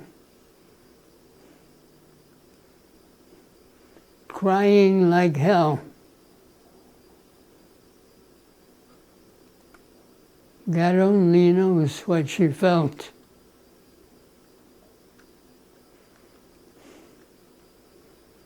And we went through that month after month after month. Well, things seemed to be improving by God.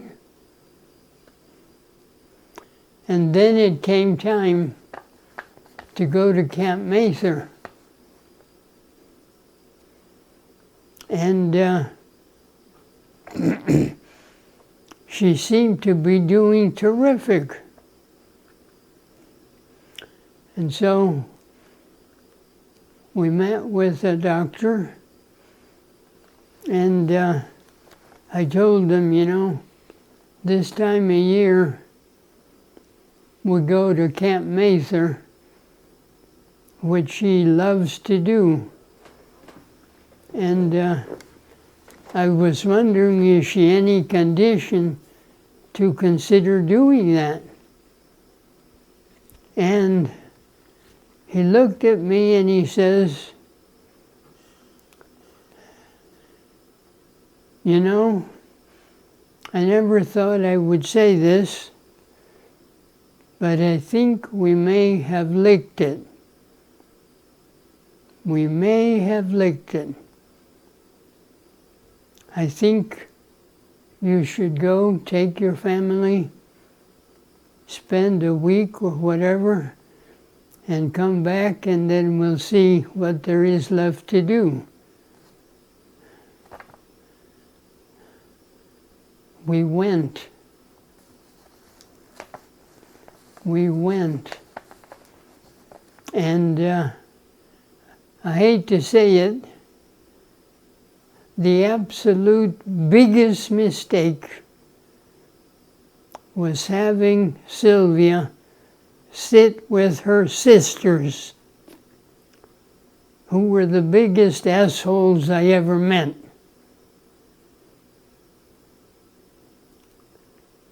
It didn't last. They didn't try to make her happy. They tried to make her feel like shit.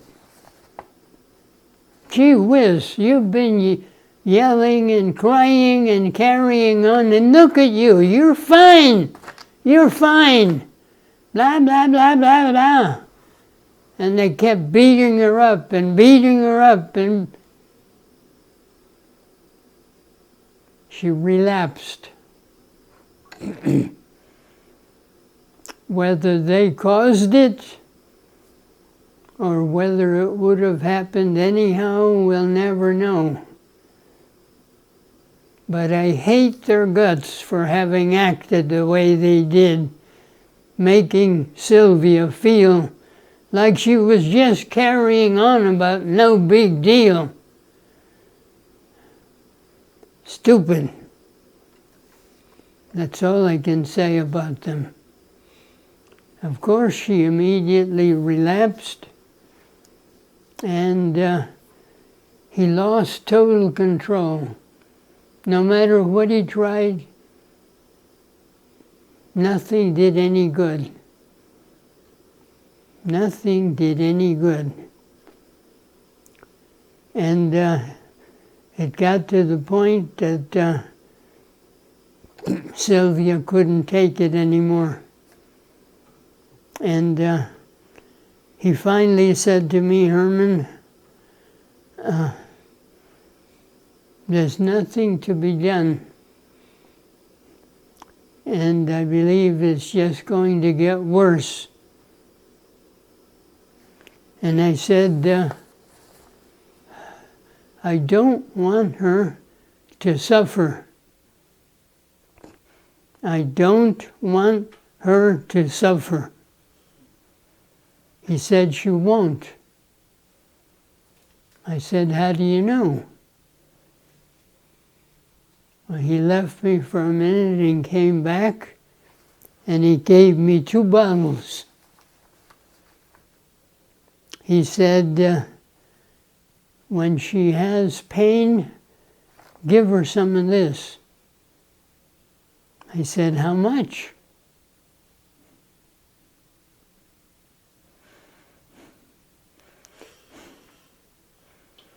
"As much as she wants."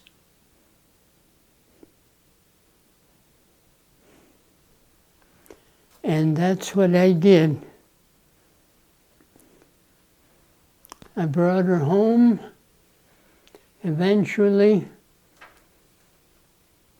she was in a hospital bed, but it got to the point that I felt it would be better if she was in the hospital, and I took her back. And I spent pretty much the whole day with her. And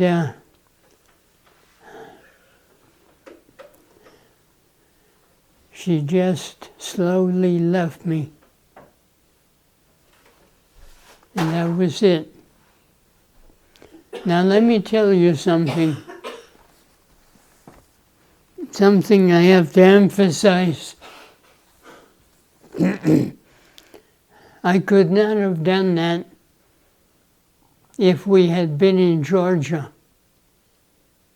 I could not have given her the medication that I gave her, which essentially killed her.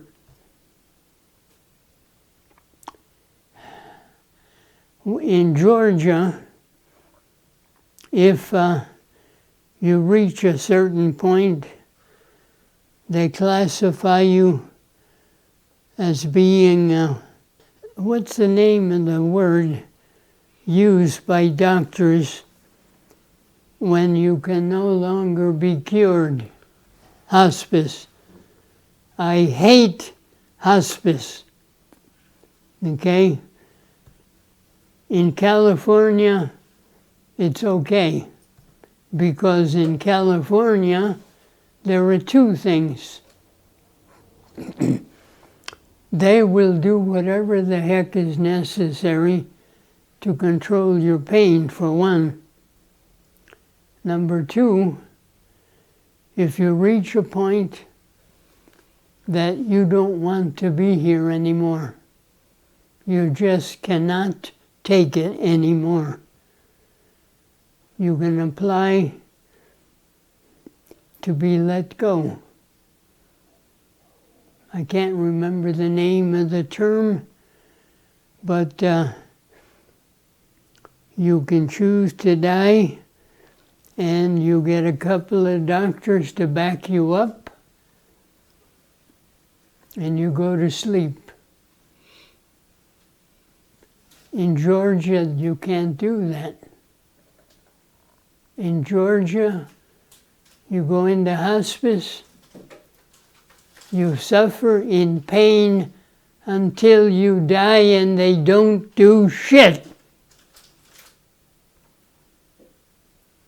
How would you like to watch your wife die like that? No, thank you. I think that has to change nationwide and be like California. Not just give you what they call palliative care. Palliative care bullshit. Doesn't do squat. So, if you can do anything about it, get the law changed nationwide. Get the law changed nationwide. Let people in hospice, if they choose to be let go. That's it. How old was Sylvia? Probably, I don't think it was more than 2 weeks. I had her at home for a while, but then I just didn't feel I was doing everything that might be doable for her. And I took her back to the hospital. And I pretty much lived there with her. You know, I would leave her and go get something to eat, and I'd come back. And finally, she just went to sleep. And that was the end. I didn't quite make it to the end. I wasn't feeling too hot. And I told the nurse in charge, I'm going to go home for a short time. I'll be back. I think I need to do something a little different just for a short time. I went home. I laid down on the sofa. And I was almost asleep. the phone rang, and I said to myself, oh shit, she's gone. I knew it was a hospital. I drove back.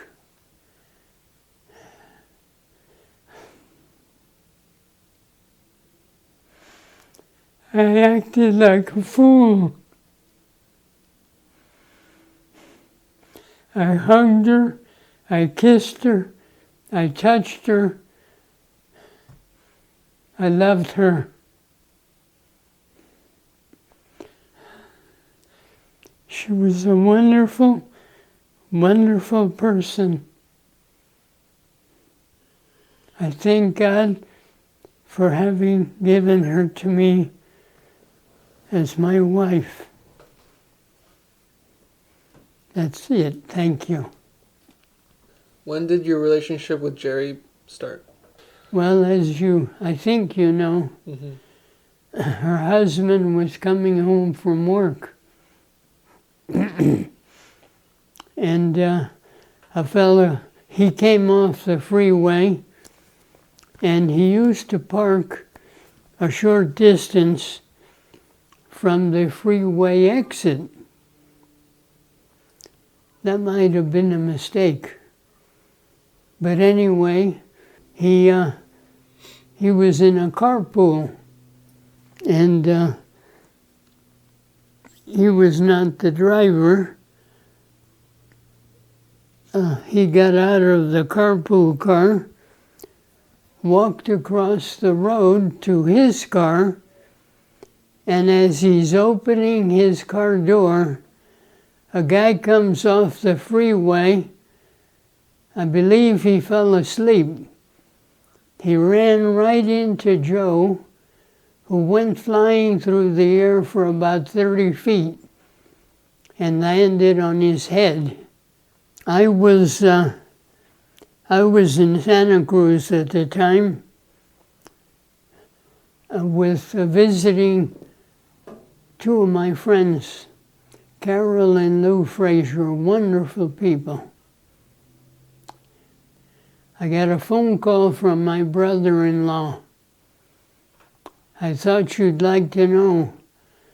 Roger was hit by a car and doesn't look like he's going to make it. I said, where is he? He said, he's in Kaiser Hospital. I said, I'll be right there. I told my friends what had happened, and I said, I've got to go. I'm sorry, but I've got to go. Jumped in my car and took off, went to the hospital. I found her. They had him hooked up to I may be wrong, but I think they call it a ventilator, which helps you breathe. And it was obvious he was not in great shape. Of course, Jerry didn't want to admit how bad things were. And I didn't say a word. I just stayed with her. And the doctors would come by, and she would ask questions, and they would answer. And it began to become obvious that they had given up already. But she wouldn't hear it. She wouldn't hear it. And time just kept going by. It became the next day. Make a long story short, she eventually was convinced that they could do nothing for him. And she let him go. Of course, she fell apart like a mad woman. And I said to myself, she is going to need so much help. And I didn't go away. I helped her do what she had to do, pick a coffin and talk to the mortuary people, do all the fun stuff. I was with her all the way. And finally, when everything was all set up, I took her home. And I told her, I said, I know things are going to be somewhat difficult for you for a while. I would like to stay with you if that's okay. I would like to help you any way I can. And I said, one of the first things you should do, you should go to the bank and you should think about how much money you would need for at least 3, maybe 6 months for you and your kids. Take it out of your account and set up a separate account totally in your name only. In your name only. And I would like to stay for a while with you and help you do whatever needs to be done. Well, as time went by, well, let me back up. I stayed with her all through the funeral and all through the gathering at her home with all her friends. And I just began to get a little upset. Her friends would not leave her alone. And she went to her bedroom to lie down. They all followed her in there. And I said to myself, this has got to stop. And I turned to them and I said, I think we all need to leave and let Jerry rest. That's what she needs right now, rest. So please, let's go. And they all looked at each other saying, who the hell is he? But they left. And we left Jerry alone in her bedroom to rest a good while. Eventually, of course, she came out and met with all her friends and did whatever we did. And eventually, they all left. And finally, I talked to Jerry and I said, there are more things that I think you're going to have to be doing. I'd like to be able to help you. And I said, I'll be coming back very soon. And anyhow, everybody left, and I finally left. I think I came back very soon, within a day or so, and helped her do what I told her to do about the bank, the shift, relocating funds. And anyhow, it turned out that I cannot believe it. The IRS decided to do an audit on her after it was only a couple of days that her husband died. What kind of animals are these? I could not believe it. she called me up and told me what was happening. I said, please don't worry, when's he coming? And she told me, I said, I'll be there early in the morning. But maybe, in fact, no, I didn't. I came the day before. I said, I don't know what he's going to ask, but I'm afraid this guy is going to be an idiot.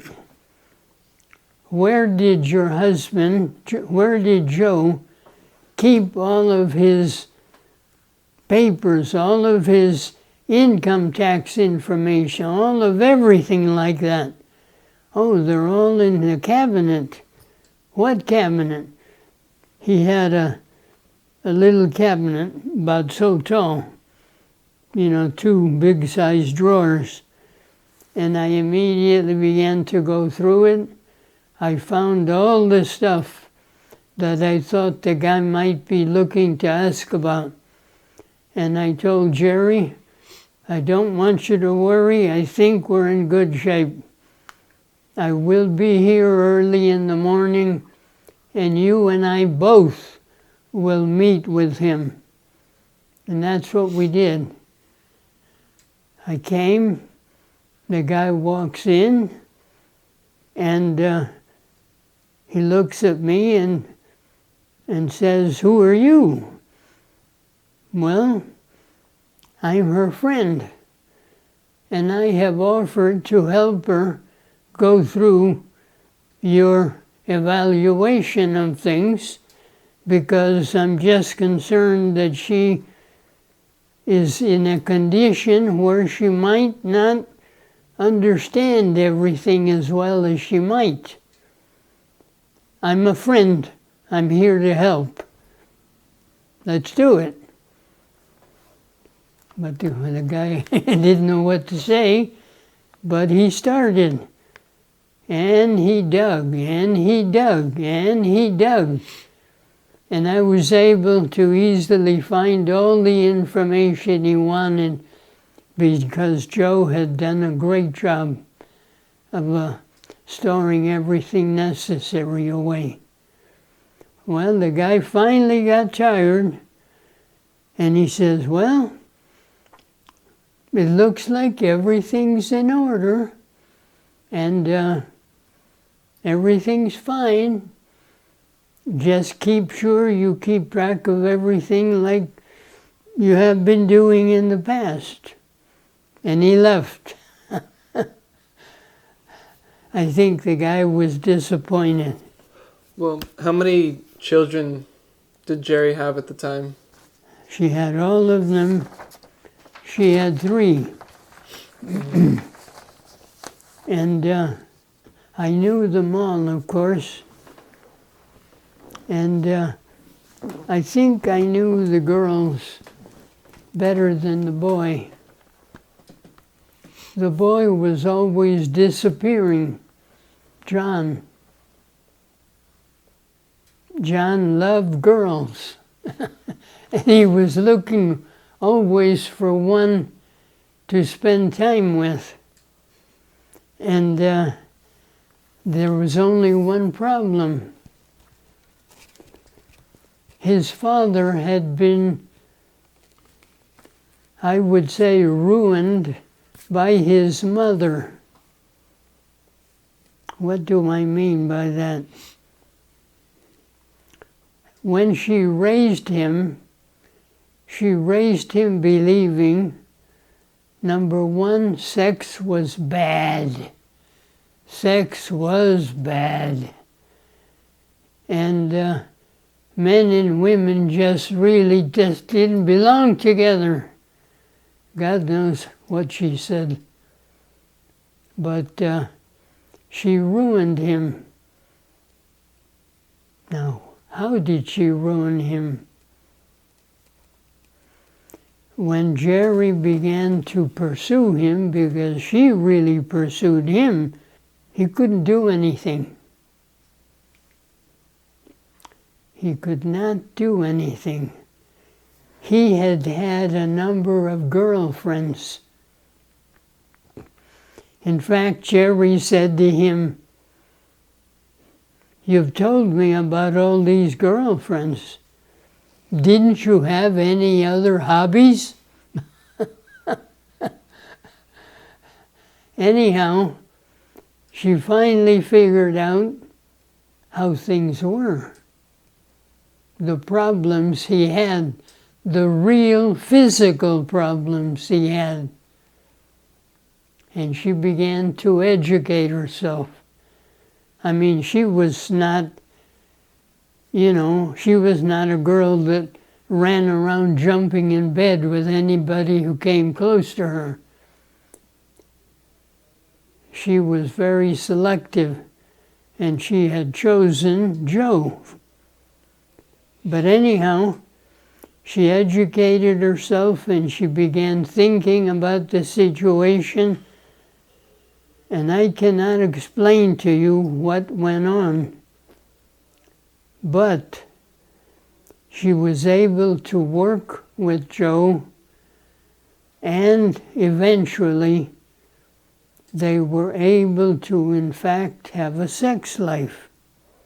Obviously they did, because they had 3 children, right? But if she had not done what she did, if she had not educated herself, learning about what happened with his mother, and learning how she might be able to work with him to get rid of his problems. She was an amazing, amazing woman. And they had a good life. And it was all her doing, in my opinion. Mm-hmm. How did you and Sylvia know Jerry and Joe? Well, we used to get together, just like I used to get there with all my Latin friends. We had a number of friends that we began to get together. It turns out mostly at my sister-in-law's house, Mircea,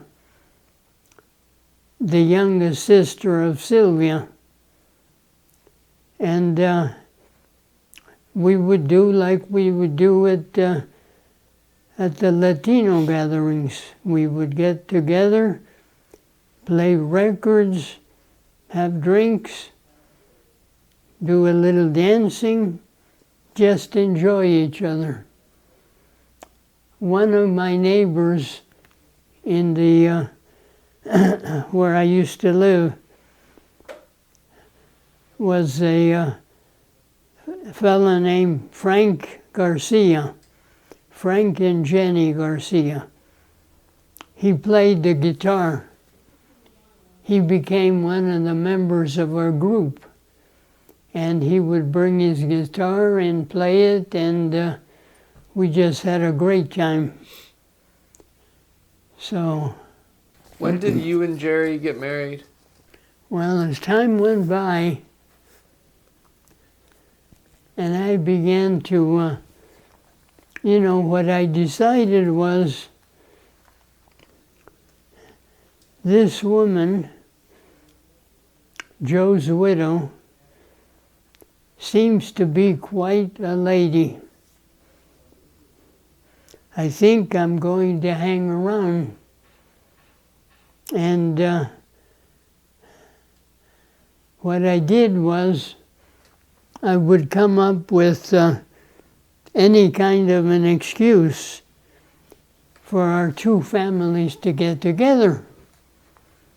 And I would come over, and we'd get all of the kids somehow into my station wagon.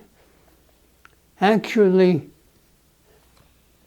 it was a special station wagon. I had a 3rd seat in the back. So there was the front seat with the driver and the passenger. There was a seat in the middle where you could take out the middle thing and squeeze in as many as you liked. And then there was the other seats that faced the rear. And It was great. We used to go everywhere. I took them boating, both near the bay, and also I went boating in Oakland, and we did everything I could think of, any excuse I could come up with to get us all together. And I began to ask Jerry, you know, you're not really an old person. What are you going to do with your life? Oh, I'm going to join the Peace Corps. Sure you are. You see a little bug, you see a spider, you go nuts. You're not going to the Peace Corps. Anyhow, I kept coming, and I kept coming, and I kept asking her. Anyhow, one day we're in the backyard of her home, working in a vegetable garden that her husband, Joe, had set up.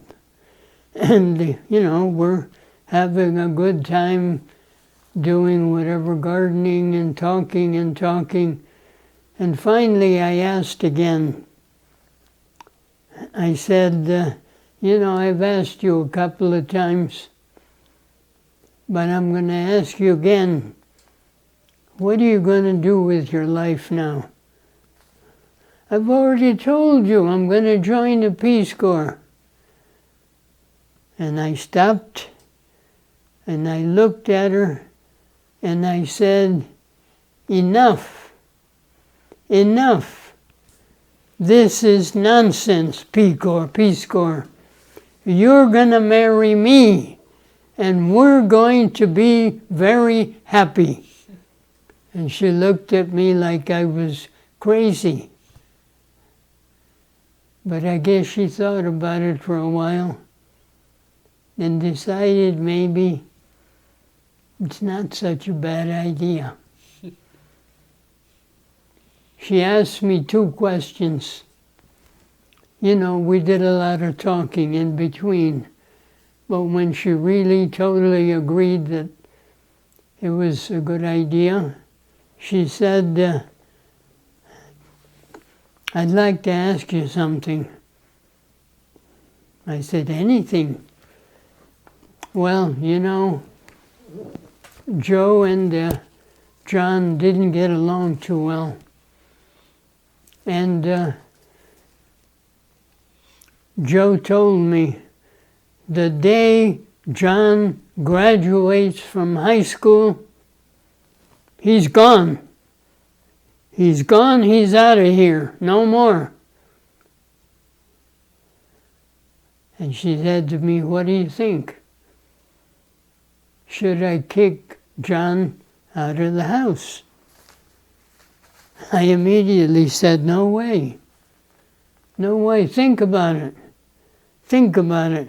Here's a young, stupid kid who loves chasing girls, and I know that because I see it every time I come over here. What would he do? What would he do? How does he get an education? He would end up with nothing. He would end up being somebody that you would say, I'm ashamed I raised him. No, you can't do that. What we're going to do is we're going to treat him just like all the kids. We're going to send him off to college. And if he does well, great, he keeps going. If he does nothing but goof off, why waste our money? So John goes off to college.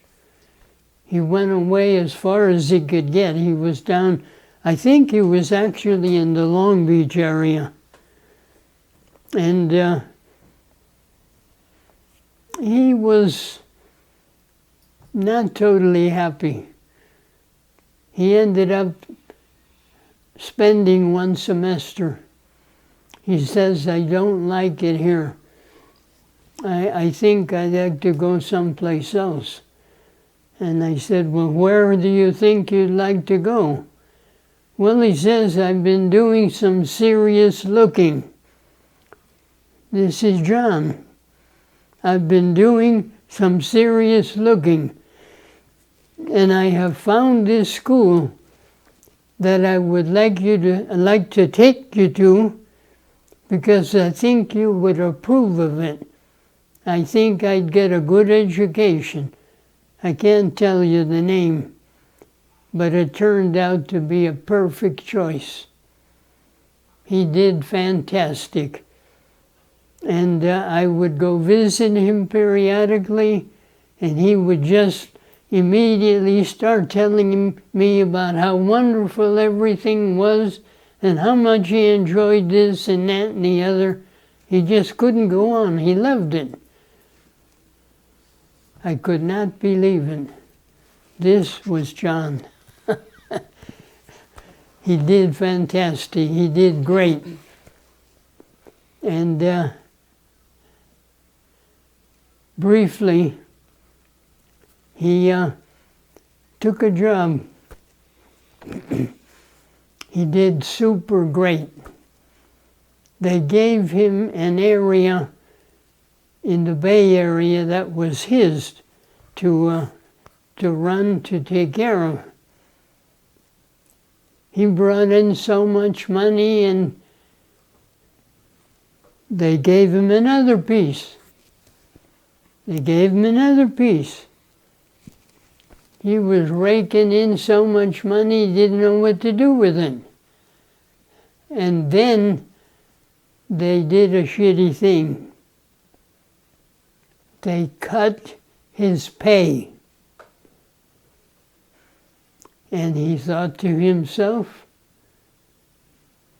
why should I put up with this? I'm worth more. And he came to talk to me. He always came to talk to me. Didn't matter what it was, but he always came to talk to me. And he says, I've come to the conclusion I can do better on my own. And he explained to me what he had in mind, what he was going to do. And I finally said, look, you've been doing fantastic in this job. If you think you can find the kind of work you're doing here on your own, go to it. If not, you can always go back to work for somebody else. He's still on his own. He is still on his own, happy, and doing what he wants to do, what he enjoys doing. And whenever he's got a problem, whenever he's got a question, it's hard to believe. He comes to me. John comes to me. And that's it. Do you remember what year you and Jerry got married? It didn't take long. After Sylvia died, I've told you about Joe dying and how I ended up spending a lot of time with Jerry and so on. Yeah. Well, I'll tell you what slowed us down. I asked Jerry, would you like to have a baby? She turned to me and says, don't you think 8 is enough? And I said, that's fine with me. I said, however, I said, it seems like I am pretty fertile.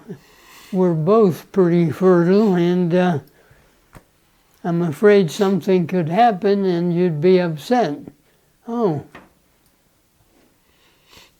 go get it taken care of. I said, wait a minute. Don't worry. Joe and I went through the same thing. We decided we didn't want any more children. So he went and he had his thing snipped. It will not affect your enjoyment one bit, so don't worry about it. Okay, so I did.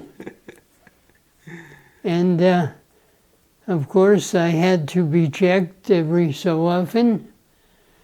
I don't remember how many times I went back to have my samples evaluated. And finally they said, you're good to go, you're clear. No more little swimmers. That's hilarious. And so we got married, we had a wonderful time chasing each other around the room. Mm-hmm. So how many, you mentioned 8 kids, 3 of Jerry's, 5 of yours. How many grandchildren? I think it's up to 30. 30? Oh, grandchildren, you said? Yeah. Oh, no. No. Well, wait a minute. Maybe you're considering great-grandchildren. 18. I think it's 18. 18. Isn't it? I think I don't know. either I'm 17 or 18. I think it was probably 17, but I always thought of it as 18. Why? Because, what do you call it? Maria Elena's husband had a little girl before he married Maria Elena.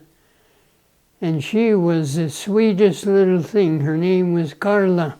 Mm-hmm. She drove me nuts initially because she loved swimming. And she always wanted me to go jump in the pool with her and swim with her. So anyhow, I always thought of her as number 18. I see. Carla. What do you enjoy most about being a grandfather? I love little kids. I love watching them grow up. And if I can, I enjoy taking them out. But, yeah, I've always enjoyed my kids, and I enjoyed their kids. Beyond that, everything was a repeat, you might say. So, but, yeah, Mm-hmm. yeah. There was a question I forgot to ask you earlier about Sylvia. Number 61. How would Sylvia want to be remembered?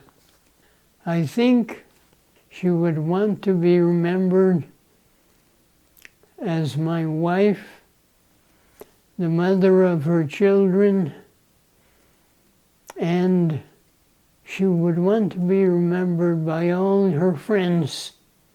She loved them all. She enjoyed them so much. Mm-hmm. Sylvia, I think you would say, was a people person. And if you met her, you couldn't help but fall in love with her. Mm-hmm. Yep. That's what I would say. Now moving on to the last section for the interview. This is just a collection of questions that don't really have any theme to them. But who was your favorite president and why? I would have to say Franklin Delano Roosevelt. However, there's a picture of a gentleman over there. You know who that is? Is that Truman? Harry Truman. I think he is underrated. I think he is underrated. He took over on the worst of times, and he did what had to be done. He did what had to be done. He dropped 2 bombs, Hiroshima and Nagasaki. And he fired, this shocked everybody. He fired MacArthur. He didn't like the way he was handling things, and he replaced him. Mm-hmm. So he was not afraid to stand up to anybody. And then he ran against Wendell Willkie. Oh, everybody thought Willkie's a shoo-in. Harry Truman won. Harry Truman won, and he did a good job. And after he served that term, I don't think he chose to run anymore. Mm-hmm. He went home to Missouri, and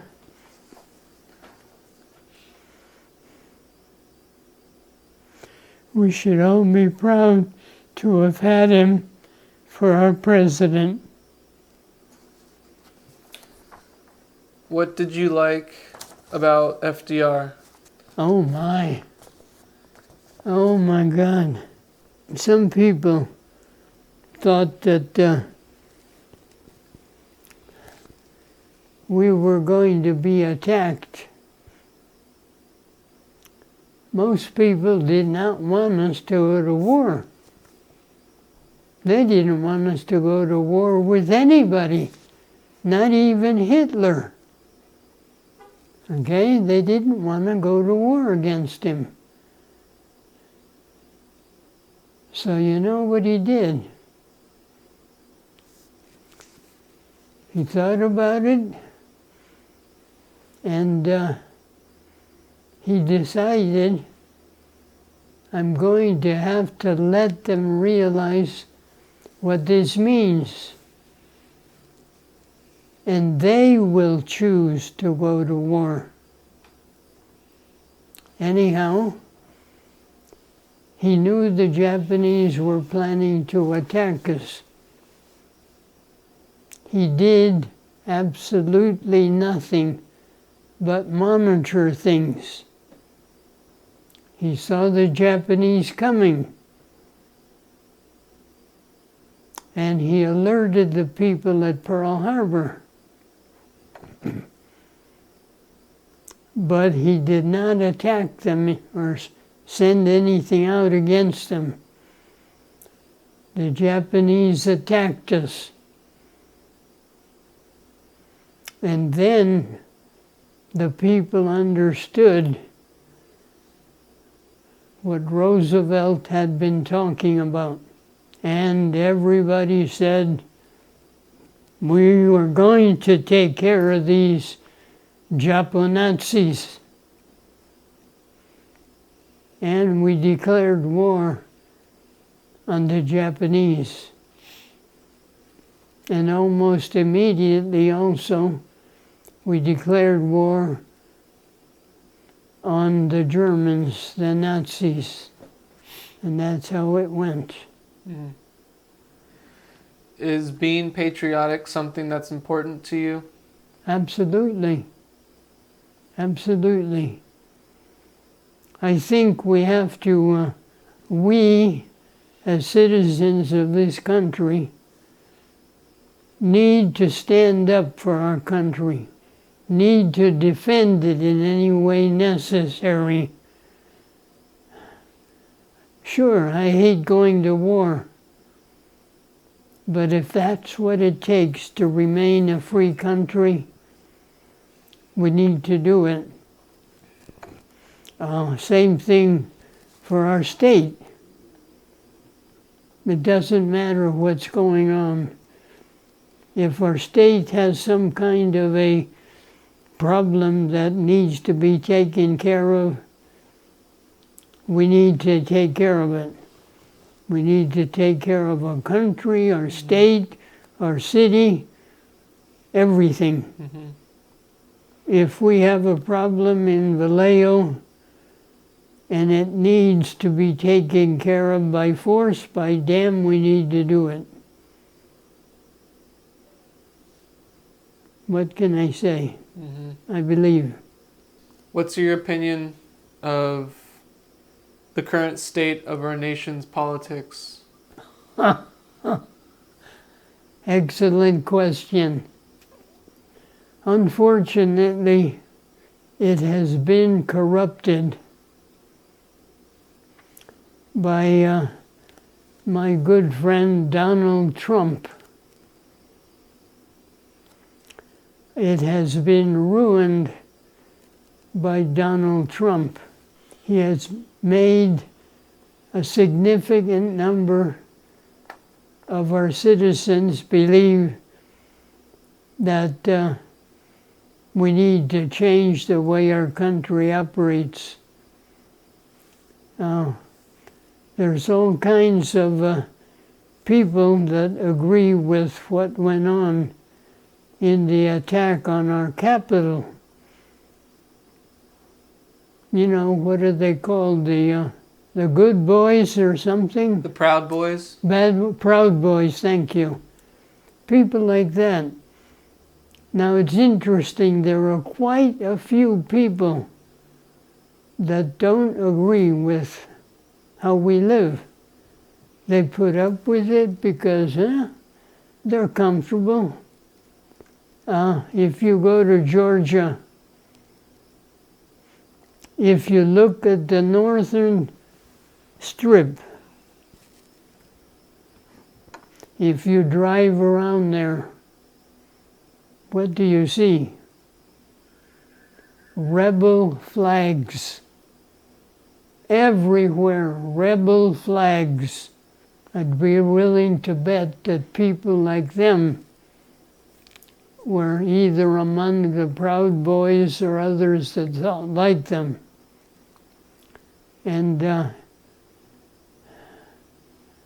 so we need to be careful in our country. Mm-hmm. We need to be constantly stand up against those who don't agree with how we think the country should be run. And I think we're having difficulty. We have too many in the GOP that unfortunately like those ideas. It's going to be slow, but I think we're beginning to go in the right direction. Mm-hmm. I just hope we can keep going that way. So moving away from politics, do you have a favorite song, book, or movie? A favorite song? I love Latin music. One song that was Sylvia and mine's favorite was called Acércate Más, which means come closer to me. Of course, you can imagine it's a love song. Of course, I also love Solamente una vez. Only once in your life. You can imagine what that means. Se ama en la vida. Only once in your life. Do you love truly with the sweet passion and desire to be with the other person? So I guess I'm a romantic. And of course there were lots of good songs of all types. Mm-hmm. But if I have to pick a song, it's going to be a love song. Mm-hmm. What about a book? Book, I think I mentioned Edgar Allan Poe, right? However, there's another book I could have chosen. Are you familiar with Mutiny on the Bounty? No. No. Mutiny on the Bounty. It's really not one book, it's 3 books. Mutiny on the Bounty, I can't remember the names. Anyhow, Mm-hmm. It's a movie, too. it's a story of a ship called the Bounty. It turns out that the crew doesn't really like the captain. And they, I don't remember how it goes, but anyhow, they kick him off the ship. And I don't remember the sequence, but he ends up almost dying, but he makes it to safe land. That's the first book. The second book takes place in a group of the men who actually left the Bounty and ended up down off the coast of Australia. Africa. Australia. Oh, That's it. A group of men from the Bounty ended up sailing all the way down there. And they ended up on, I'm a little unsure now. I don't remember if they went onto the mainland, Mm-hmm. but there is a third part, Pitcairn's Island. Pitcairn's Island is an island off the coast of Australia. Okay. And I think it's near, what is it, New Zealand? That's Yeah. off the coast there of Australia. I believe so. And I think Pitcairn's Island is off the coast of New Zealand. Mm-hmm. And why did I get into this I was asking you your favorite book. book? What about this book do you like? Mutiny on the Bounty. I thought it was a great book, Mm-hmm. but there are so many great books. Yeah. Yeah. Do you have a favorite movie? Wow. Well, what I want to see right now is, I think I mentioned before, I have a movie about a racehorse, Mm-hmm. Seabiscuit. I would say that's one of my favorite movies. It's a long, sort of complicated movie, but mostly about the racehorse. I really like it. So that's one of them. Last few questions. Do you have faith in a religion? Do I have faith in religion? Absolutely. Absolutely. From the time I was a little boy, I have to say I was always attracted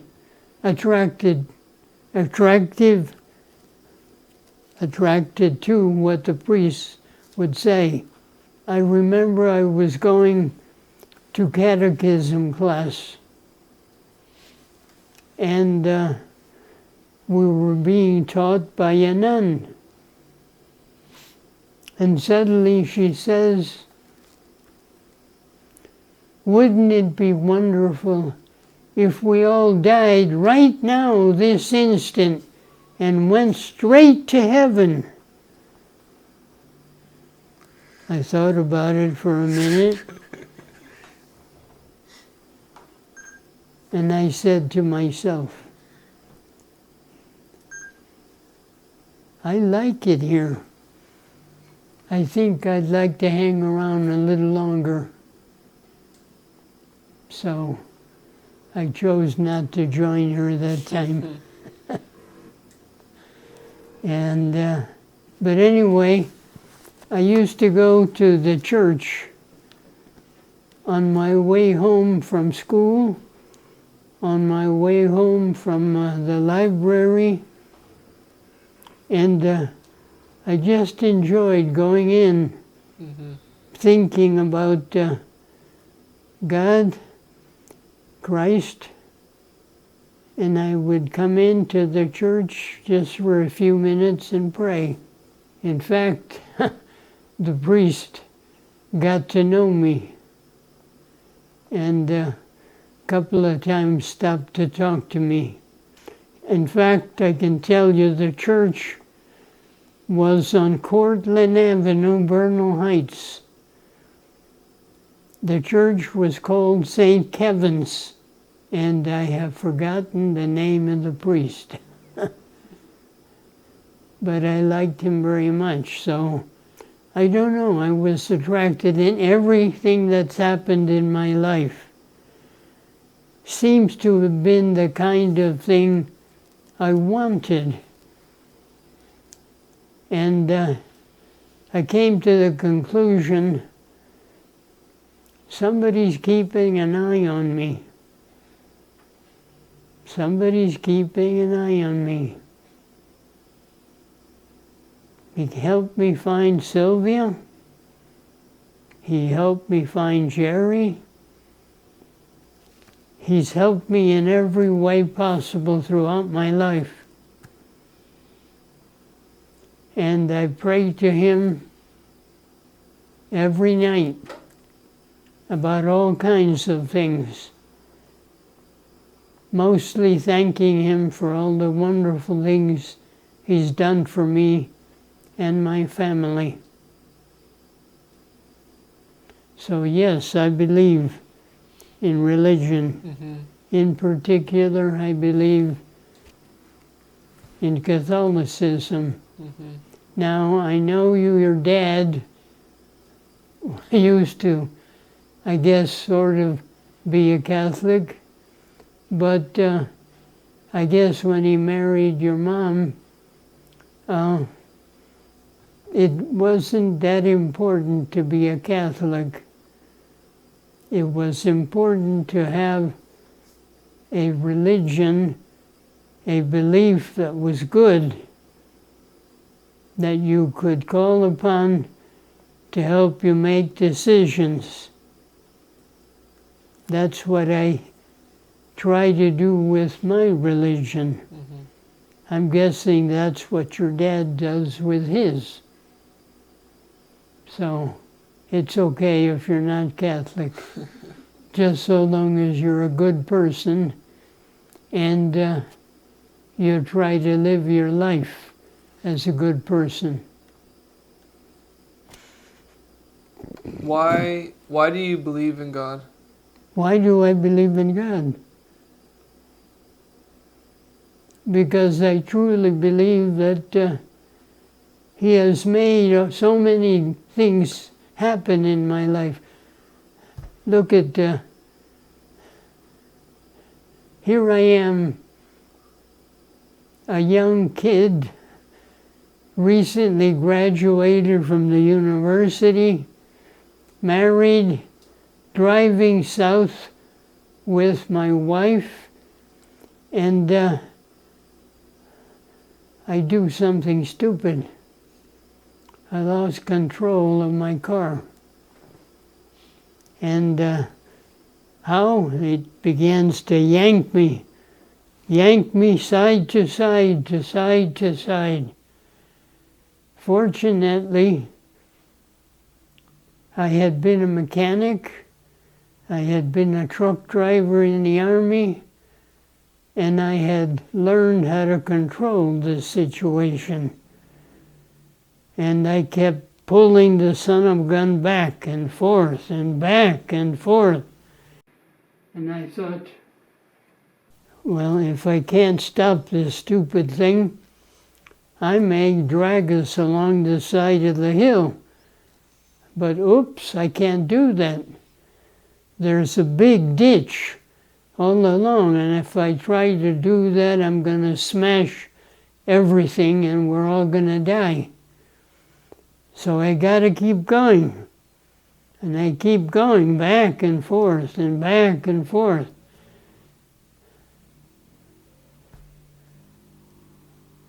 What happens? God decided it wasn't time for me and my family to die.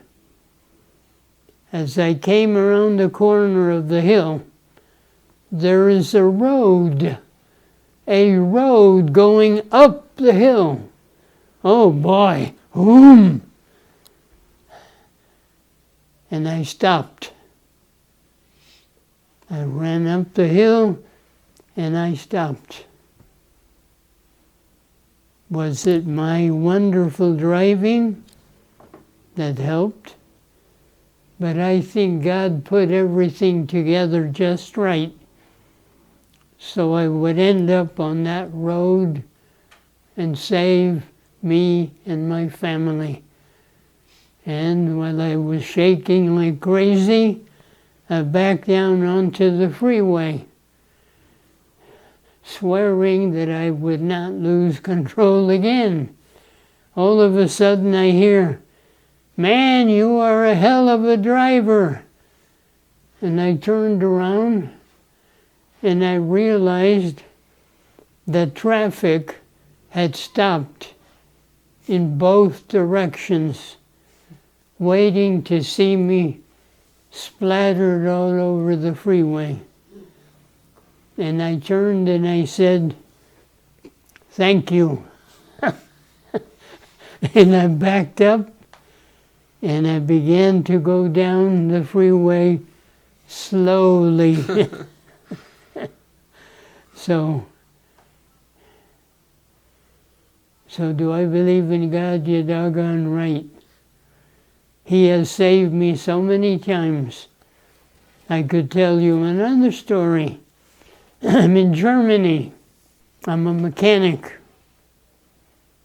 And there happens to be a guy who loves to fight. I mean, he just wants to fight, no matter who, whenever.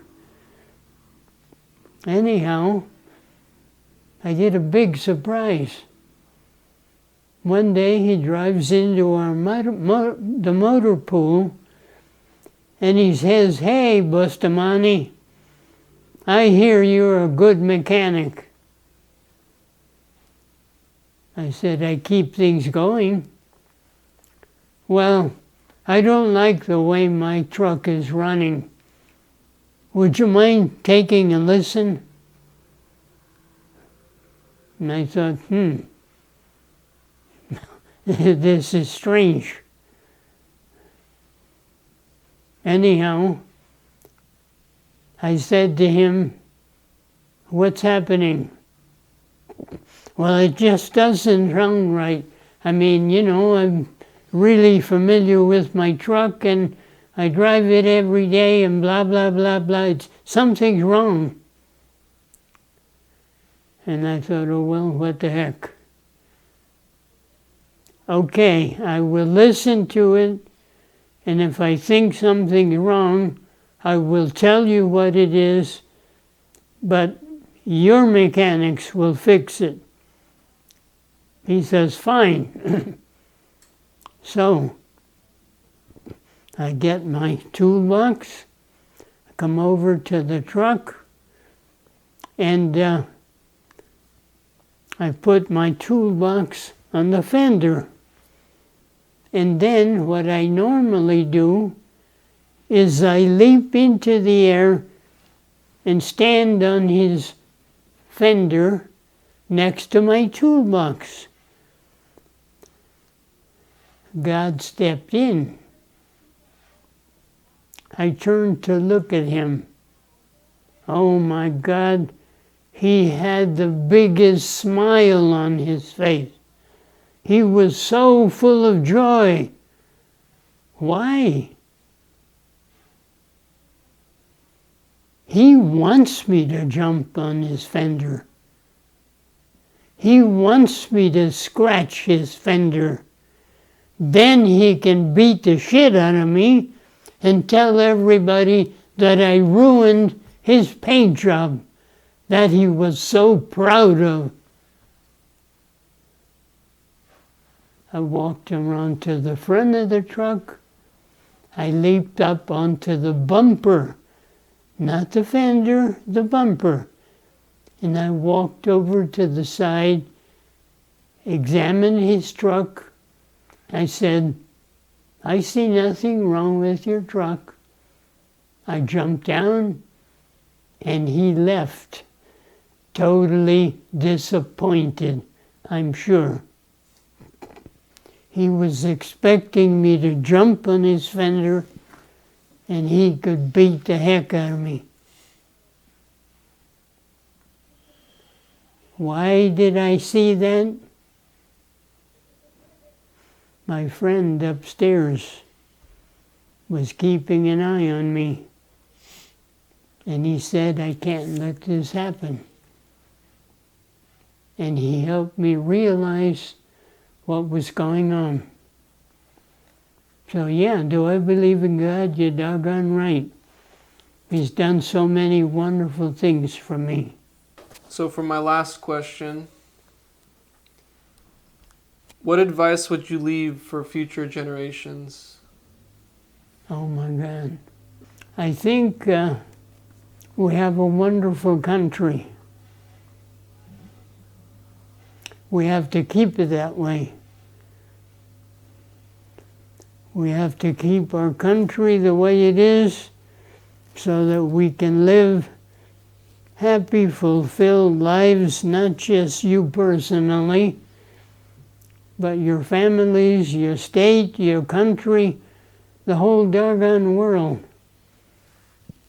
We can't allow another country to distort our thinking.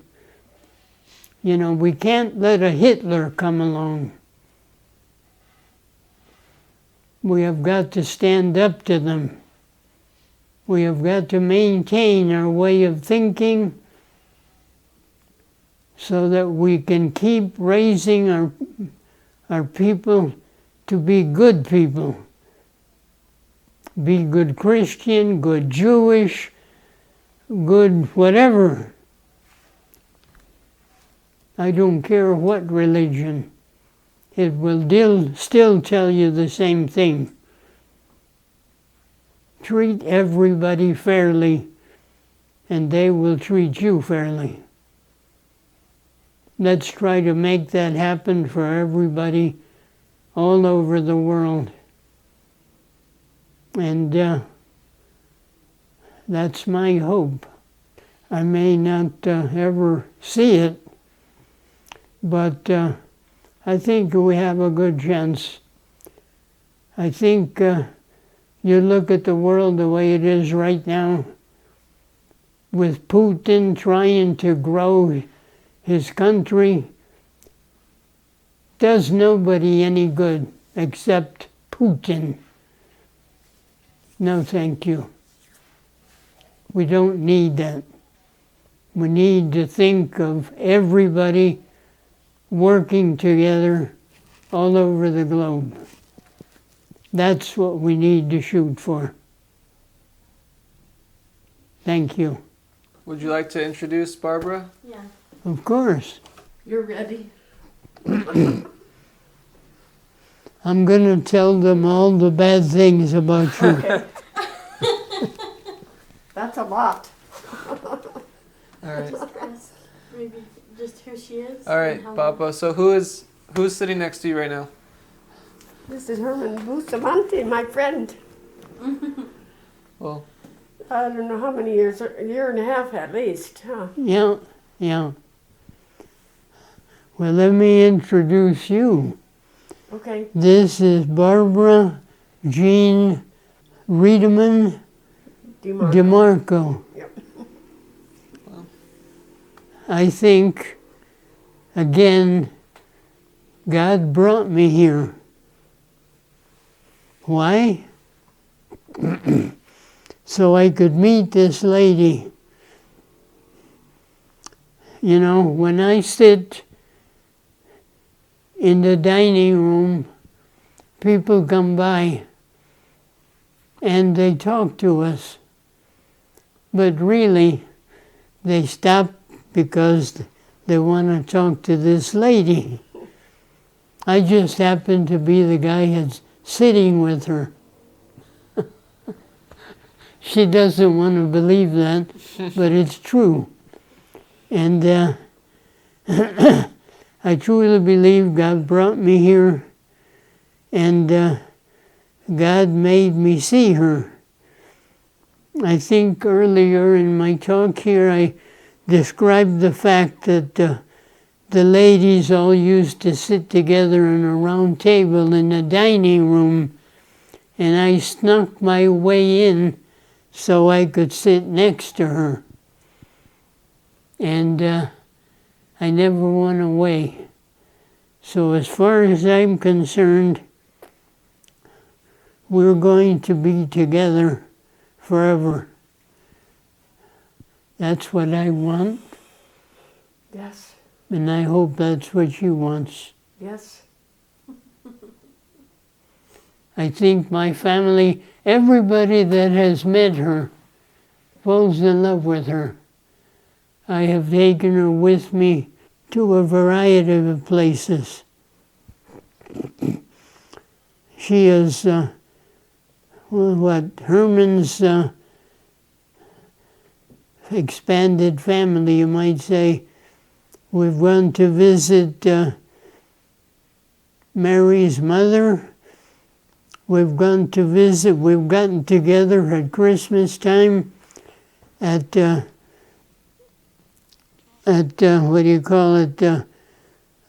of the daughters of the family, and everybody just likes her the way I like her. It's impossible not to. Thank you. So there, like it or not, you're stuck. God sent you here, and here you stay. Okey-doke? Yep. Makes me feel good. Feel wanted. Okay.